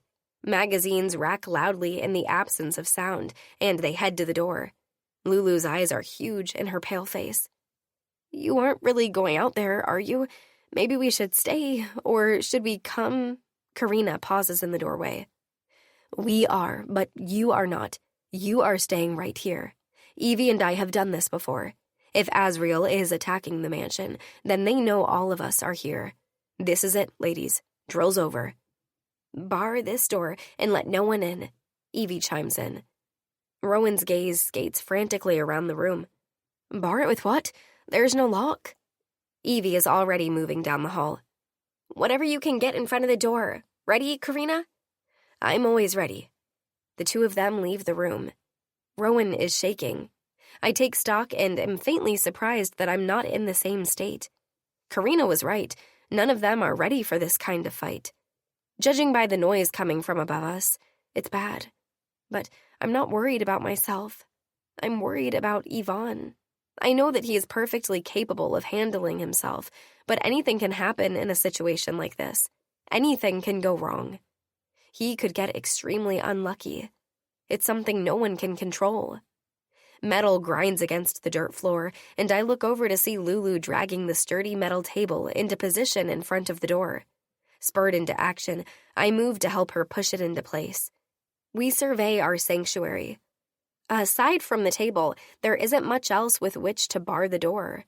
There are several massive gun cabinets lining a wall, but when the three of us attempt to move one, it doesn't budge. A stack of crates holds a collection of paper targets, but they are made of old, flimsy wood. The table won't hold long. Our only real hope is that no one comes down here. On the far side of the room, I can hear Rowan chanting to herself. Reset, reset, reset. She has slid down the wall to sit against it, knees pulled to her chest, and her eyes squinched closed. With a glance at Lulu, I walk over to her, sit down beside her, and hug her against me. Rowan's voice is muffled against my shirt when she speaks a moment later. I need Clementine. Rowan's ginormous ginger cat had been left at their apartment. It had been Cassidy's decision, and according to Rowan's earlier statement, she hadn't much cared for it. Clementine went with her everywhere. I can almost see why he made that call. As much as Clementine does for Rowan, I'm pretty sure that gunfire and a subsequent gunfight were probably not covered in his therapy training. He's better off where he is, I say. He would have been terrified. Yes, Rowan nods. He would have been so scared. God, I'm so selfish. A tear trails down her cheek. You're not. You're frightened. We all are, Lulu says. Time ticks by slowly. Rowan is not calming down, instead beginning to rock back and forth within the circle of my arms. Lulu makes an attempt to talk to her, but Rowan isn't hearing it. Her eyes remain squeezed tightly shut, and the word reset continues to pour from between her lips. I'm still holding her when I get an idea. Did I ever tell you about Cervinata? Rowan doesn't answer, and drawing on all of my patience, I repeat the question. Her rocking slows, and Rowan slowly shakes her head. No. We used to go there during the summers. It isn't much, more of a village than a town. Nothing like the city. Most of the businesses close by 7. Few are open past lunch on Sundays. The days are slow, lazy, but I don't think I've ever been so at peace in my entire life. I glance over at Lulu, who has a faraway expression on her face where she sits across the room. Lulu knows. Lulu nods, a small hum of agreement escaping. I continue. In Cervinata, I wasn't Lorenzo Velacci's daughter. Of course, I knew that this wasn't entirely true. Everyone in the town knew who we were, and they respected us for it, but it wasn't like here. There were no threats, no competition, just us and the town. Angel used to take us on walks. We collected rocks and flowers. When we went to the festivals they held there all the time, he held the money. He always made sure that the vendors had my favorites ready for me. He always remembered. Do you remember the night when you got lost? Lulu asks, smiling faintly. No, wait, maybe? It was something I hadn't thought about in years, a memory so distant that it didn't seem like mine anymore. I stare into space, the visceral details returning slowly. I remember the grit on my hands from when I fell onto the pavement of the town square. Angel had told me not to wander, to stay by his side, but the fireworks had drawn me away from my siblings. I wasn't paying attention to where I was going. My eyes were on the heavens. I watched the violent splashes of blues, reds, and purples erupting above the town. I could feel the light on my face, mesmerizing me with every flash. By the time the fireworks were over, I was in a part of town I didn't recognize, and I was all alone. Angel found me. Lulu nods. He did. He was such a protector. I had given up hope at one point. The night was wearing on so much that dew covered the plants in the windowsills of the houses. The moon was shadowed by the clouds moving in front of it, and the stone sidewalks were cold to the touch on my bare feet. I crawled onto the concrete stoop of an unfamiliar building and brought my legs to my chest. And I sobbed. Big, childish tears that ran streaks down my face. I thought I would be lost forever, I murmur. I thought I would have to find a new family. Goose. Lulu chuckles, the sound a bit broken. And then he was there, not angry, not judgmental, just worried. Angel had found me. A boom brings me back to reality. Someone is at the door. Rowan's hand latches onto mine and grips it with painful force, and the three of us stand and move away from the door. What do we do? Rowan whispers. I shake my head. There's nothing we can do. The door flies open, the table thrown back, and falling over with a crash. A man stands in the doorway, and we exchange glances. We don't recognize him. He waves a gun at us. Move, now. Who are you? That's my voice, shaking but surprising me with its firmness. The man doesn't answer, merely grabs Lulu's arm and pushes her through the door. We don't argue with him. He leads us through the long corridor of the basement, up the stairs, and onto the main floor. The first thing I see upon emerging is blood splattered on the wall and a body on the floor. Oh my God! Rowan starts to cry. The man leads us to the sitting room, where an old man stands with a group of police officers. Blueprints for the house are laid on the table. The man looks up at me, his gaze narrowing on me. Waylon Vigneault. I remember him from the funeral. That's her, he says, pointing a finger. That's Viviana Romanov. Chapter 28. Yvonne. I sprint to the door, adrenaline coursing through my veins. The sounds of chaos echo from the main part of the house, screaming, gunfire, and a commanding voice shouting orders. Vivi's downstairs, and I can't waste another second. Before I can reach the door, Damon steps in front of me. Romanov, don't go out there. I whirl around, getting right in his face. Vivi is downstairs. We need to shut them down before they get her. Damon's eyes are steady, his voice calm but firm. The only thing that will happen if we go out there is that we're going to get gunned down.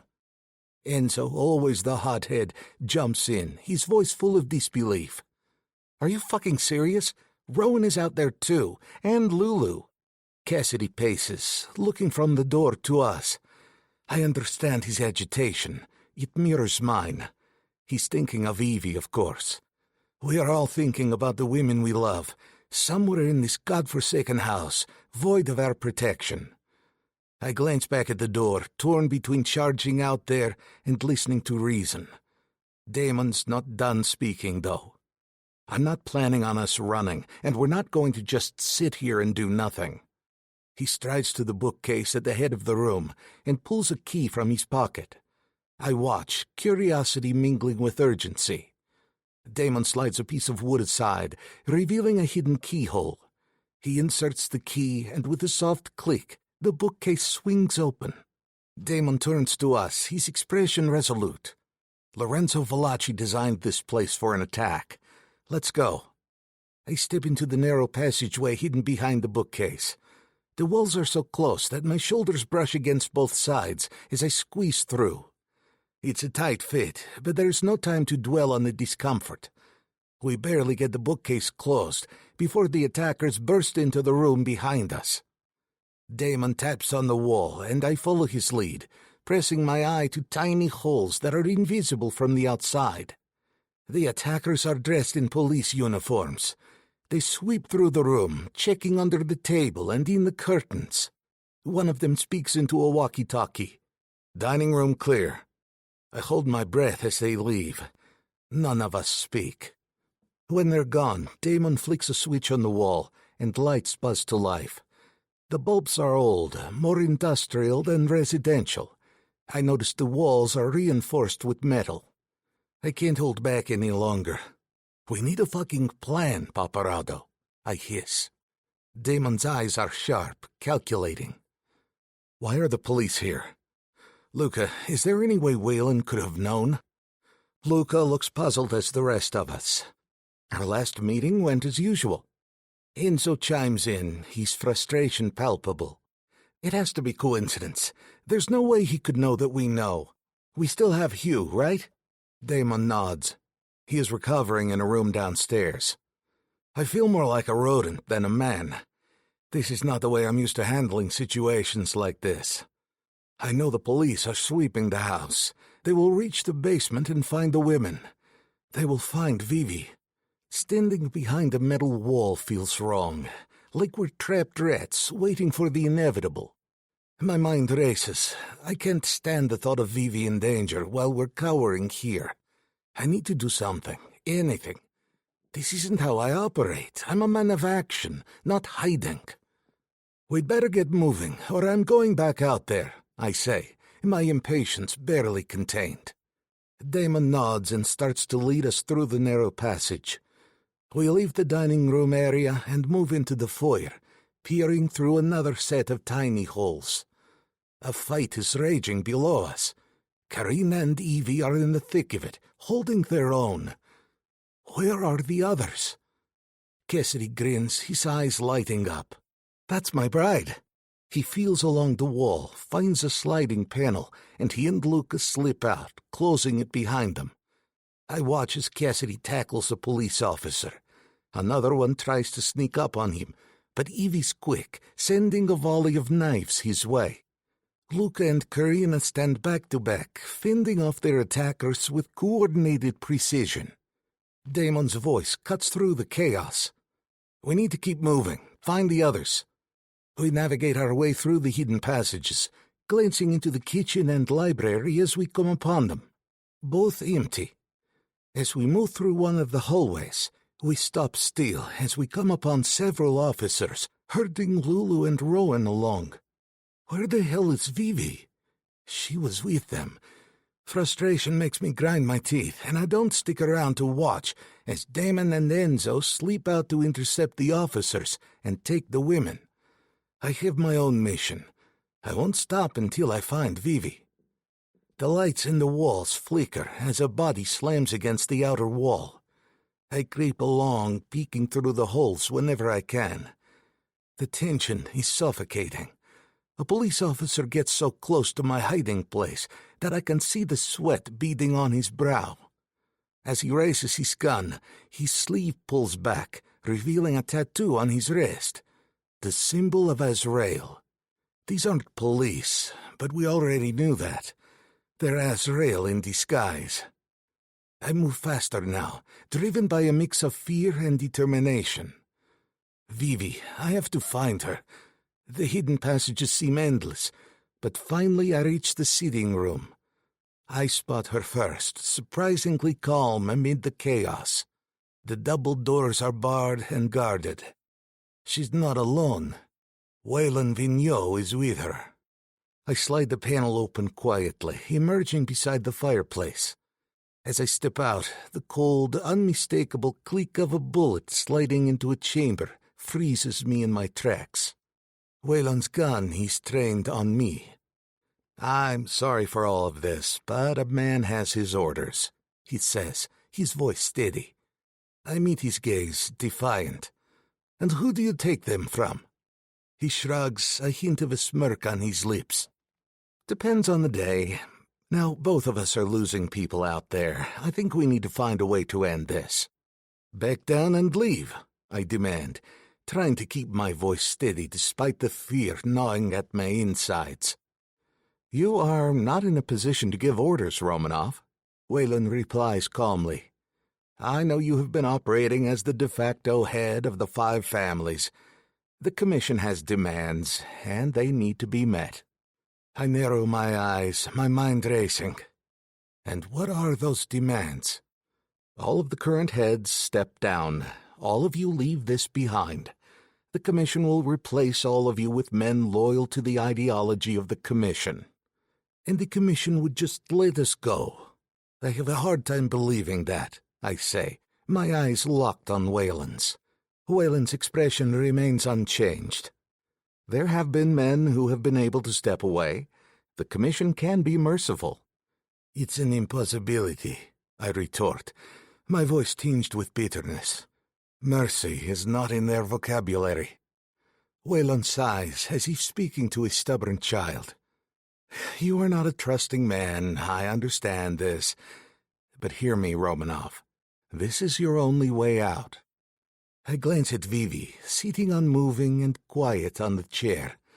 Pride surges in my chest, along with a breath-stealing kind of awareness. I love her. I love her with such conviction it scares me. None of this has been easy for her. Raised to be a Mafia wife, she has nonetheless struggled with every moment of our chaotic, dangerous marriage. My Vivi is a sensitive soul, That softness was part of what drew me to her years ago. This world we live in, it is not for her, as deeply entrenched as she's always been in it. She loves romantic stories, tales of heroes and happy endings. And God help me, she needs to be, deserves to be, protected from men like me. I've never been the kind of hero she deserves, but maybe, just maybe, she could have a life like the ones in her stories. She looks up at me, making eye contact. Her eyes are unreadable, a mixture of fear and resolve. Then suddenly and unexpectedly, Vivi leaps from the chair. Her palm smacks Waylon on the side of his face, momentarily distracting him. It's all the opportunity I need. I take out my gun and raise it, but before I can fire, Waylon tackles me. We hit the floor hard, grappling for control. Tables are knocked over in the struggle. Every time one of us tries to aim our gun, the other knocks it away. Vivi tries to help, but Waylon shoves her back. I see her fall to the floor, and a surge of fury ignites within me. With a roar, I grab Waylon by the balls and twist, causing him to scream in agony. He backs off, clutching himself. I seize the moment, grabbing one of the upturned tables and smashing it over his head. The table breaks apart, and Waylon crumples to the ground, dazed, but only for a second. I'm scanning the floor, trying to find my gun, when I sense movement from the corner of my eye. Waylon has gotten up and clutches the leg from a broken table, his movements quick and swift as he strikes me across the face. Pain explodes in my vision, and I stagger backward, struggling to keep my balance. Before I can recover, Waylon raises his gun, ready to finish me off. A vase shatters against his head, sending shards flying. Vivi. She stands there, breathing hard, determination in her eyes. I spring up and tackle Waylon to the ground. This time, I have the upper hand. My hands wrap around his throat, squeezing with all the strength I have left. Waylon's hands come up, trying to pry mine off, and soon we're both choking each other, a deadly contest of endurance and willpower. Stars begin to dance in front of my eyes. My vision blurs, and I can feel my grip weakening as the lack of oxygen takes its toll. Just a little longer, I tell myself, pouring every ounce of strength into my hands. Suddenly I can breathe again. Waylon's hands fall away from my throat, his grip slackening. I watch as the light fades from his eyes, and he goes limp beneath me. I collapse onto the floor beside him, gasping for air. Vivi kneels beside me, wrapping her arms around me in a fierce hug. Her breath shudders out, a gasping sob that she tries to contain. I put a hand against her hair, holding her close, feeling the warmth of her body against mine. "It's okay," I mutter. "You're okay." We sit there, the world outside the door, a chaotic symphony of gunfire and shouts. But in this moment, in this room, we are alone. I can feel her trembling, but she's safe. For now, we're safe. Chapter 29. Vivi. It's been 6 weeks, and life is slowly settling into a semblance of normal. The rest of the battle was hard won, but win we did. Asriel did not immediately stand down after Yvonne killed Waylon Vigneault. Most of his men fought until the end, which came quickly for some and slowly for others. By some miracle, all of us survived. Luca and Karina, Evie and Cassidy, Enzo and Rowan, Lulu and Damon, they're all still here, a little bruised, a little bloody, but breathing. Georgia, sleeping in her nursery up the stairs, was never touched. I can't ask for more. According to Yvonne, though, our numbers have been greatly diminished. In order to bring down Asriel and free ourselves from the threat of the Commission, the 5 families lost some of their power. A temporary situation. We just need to rebuild, find new soldiers, new loyalties. All of these thoughts pass through my mind in a matter of moments as I stand in the bedroom of our repaired Romanov mansion, a stack of paint samples in my hand. Well, repair in progress. I would never tell Yvonne, but I kind of like the fact that I get to redo everything. I added more color to his previously dark and somber master bedroom. Some little accents of pink and flowers, a pile of throw pillows for the bed, and the set of reading chairs by the window. Yvonne didn't say anything when he saw it, but his lips quirked in that sexy blend of humor and irritation before he began shoving the pillows onto the floor. Since all the fires were started on the main floor, a lot more work needed to be done there than upstairs. It's all expected to be finished in a few months. Right on time. I run my hand over the slight curve of my stomach. I flip through the paint samples, trying to choose one for the nursery.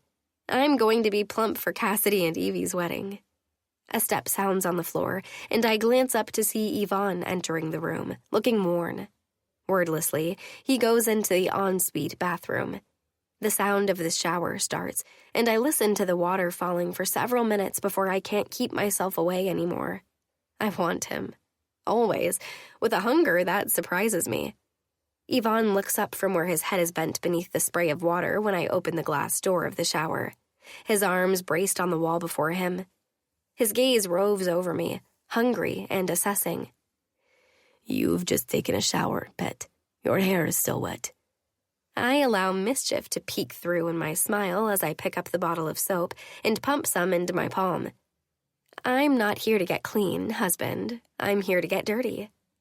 Yvonne laughs and turns to face me, and I let my soapy palms slick over his skin. He returns the favor, his touch ravenous and slightly bruising, as always. You must have had a long night.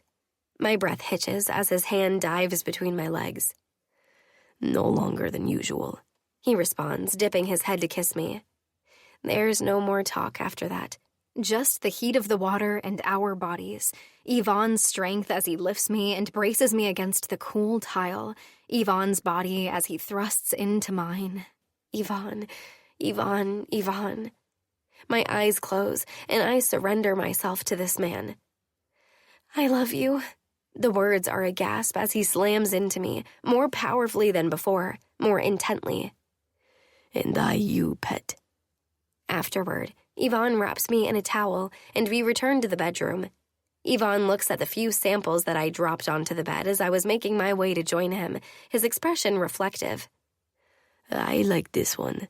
He points to a pale bluish gray. Yvonne prefers simplicity in his living environment. I like color. We compromised with light-colored paints with various undertones of other shades and using fabric and accents for contrast. Mostly, he indulges me. This is our dynamic. Their world is a dark one, a dangerous one. There are times when a monster is needed to take care of a man's job, but it isn't always necessary. Sometimes, softness and light are necessary. I am here to remind him to pull back, to allow his humanity to shine. We are the perfect balance of light and dark, something I think Yvonne always realized. It's why he chose me. A knock sounds upon the door, and after checking that I'm covered, Yvonne opens it to reveal a servant. She's a new one. We've been hiring a lot of those lately. Pardon the intrusion, sir. Ma'am. I fetched the mail and paper. Thank you, Sydney. Yvonne takes the offered collection and closes the door, then hands it to me so we can finish dressing. I flip through it without much interest. Bill, spam, magazine. Anything important? No. Nothing too exciting, just routine bills from our contractors, the decorators, and such. There are a few pieces of junk mail and a statement from one of their banks. My attention snags on a small postcard, half hidden in the mix. Curiosity piqued, I slide it out and flip it over. Blank. There's only my address on it. Nothing else. No signature. No message. It's just a postcard. A postcard showing a fountain in the main square of a tiny town at the foothills of distant mountains. Cervinata. What's that? My heart thrums a cadence against my ribcage. Angel made it home. I smile. Nothing, I tell Yvonne. Everything is good. This concludes Vows in Violence by Vi Carter and E.R. Whyte. Narrated by Raven Wildwood and Will Tulin. Copyright 2024 by Vi Carter and E.R. Whyte. This unabridged audiobook is published by arrangement with E.R. Whyte and Josie Beck and was produced in the year 2025 by Tantor Media Incorporated, a division of Recorded Books, which holds the copyright thereto. Please visit tantor.com for more information on our growing library of unabridged audiobooks.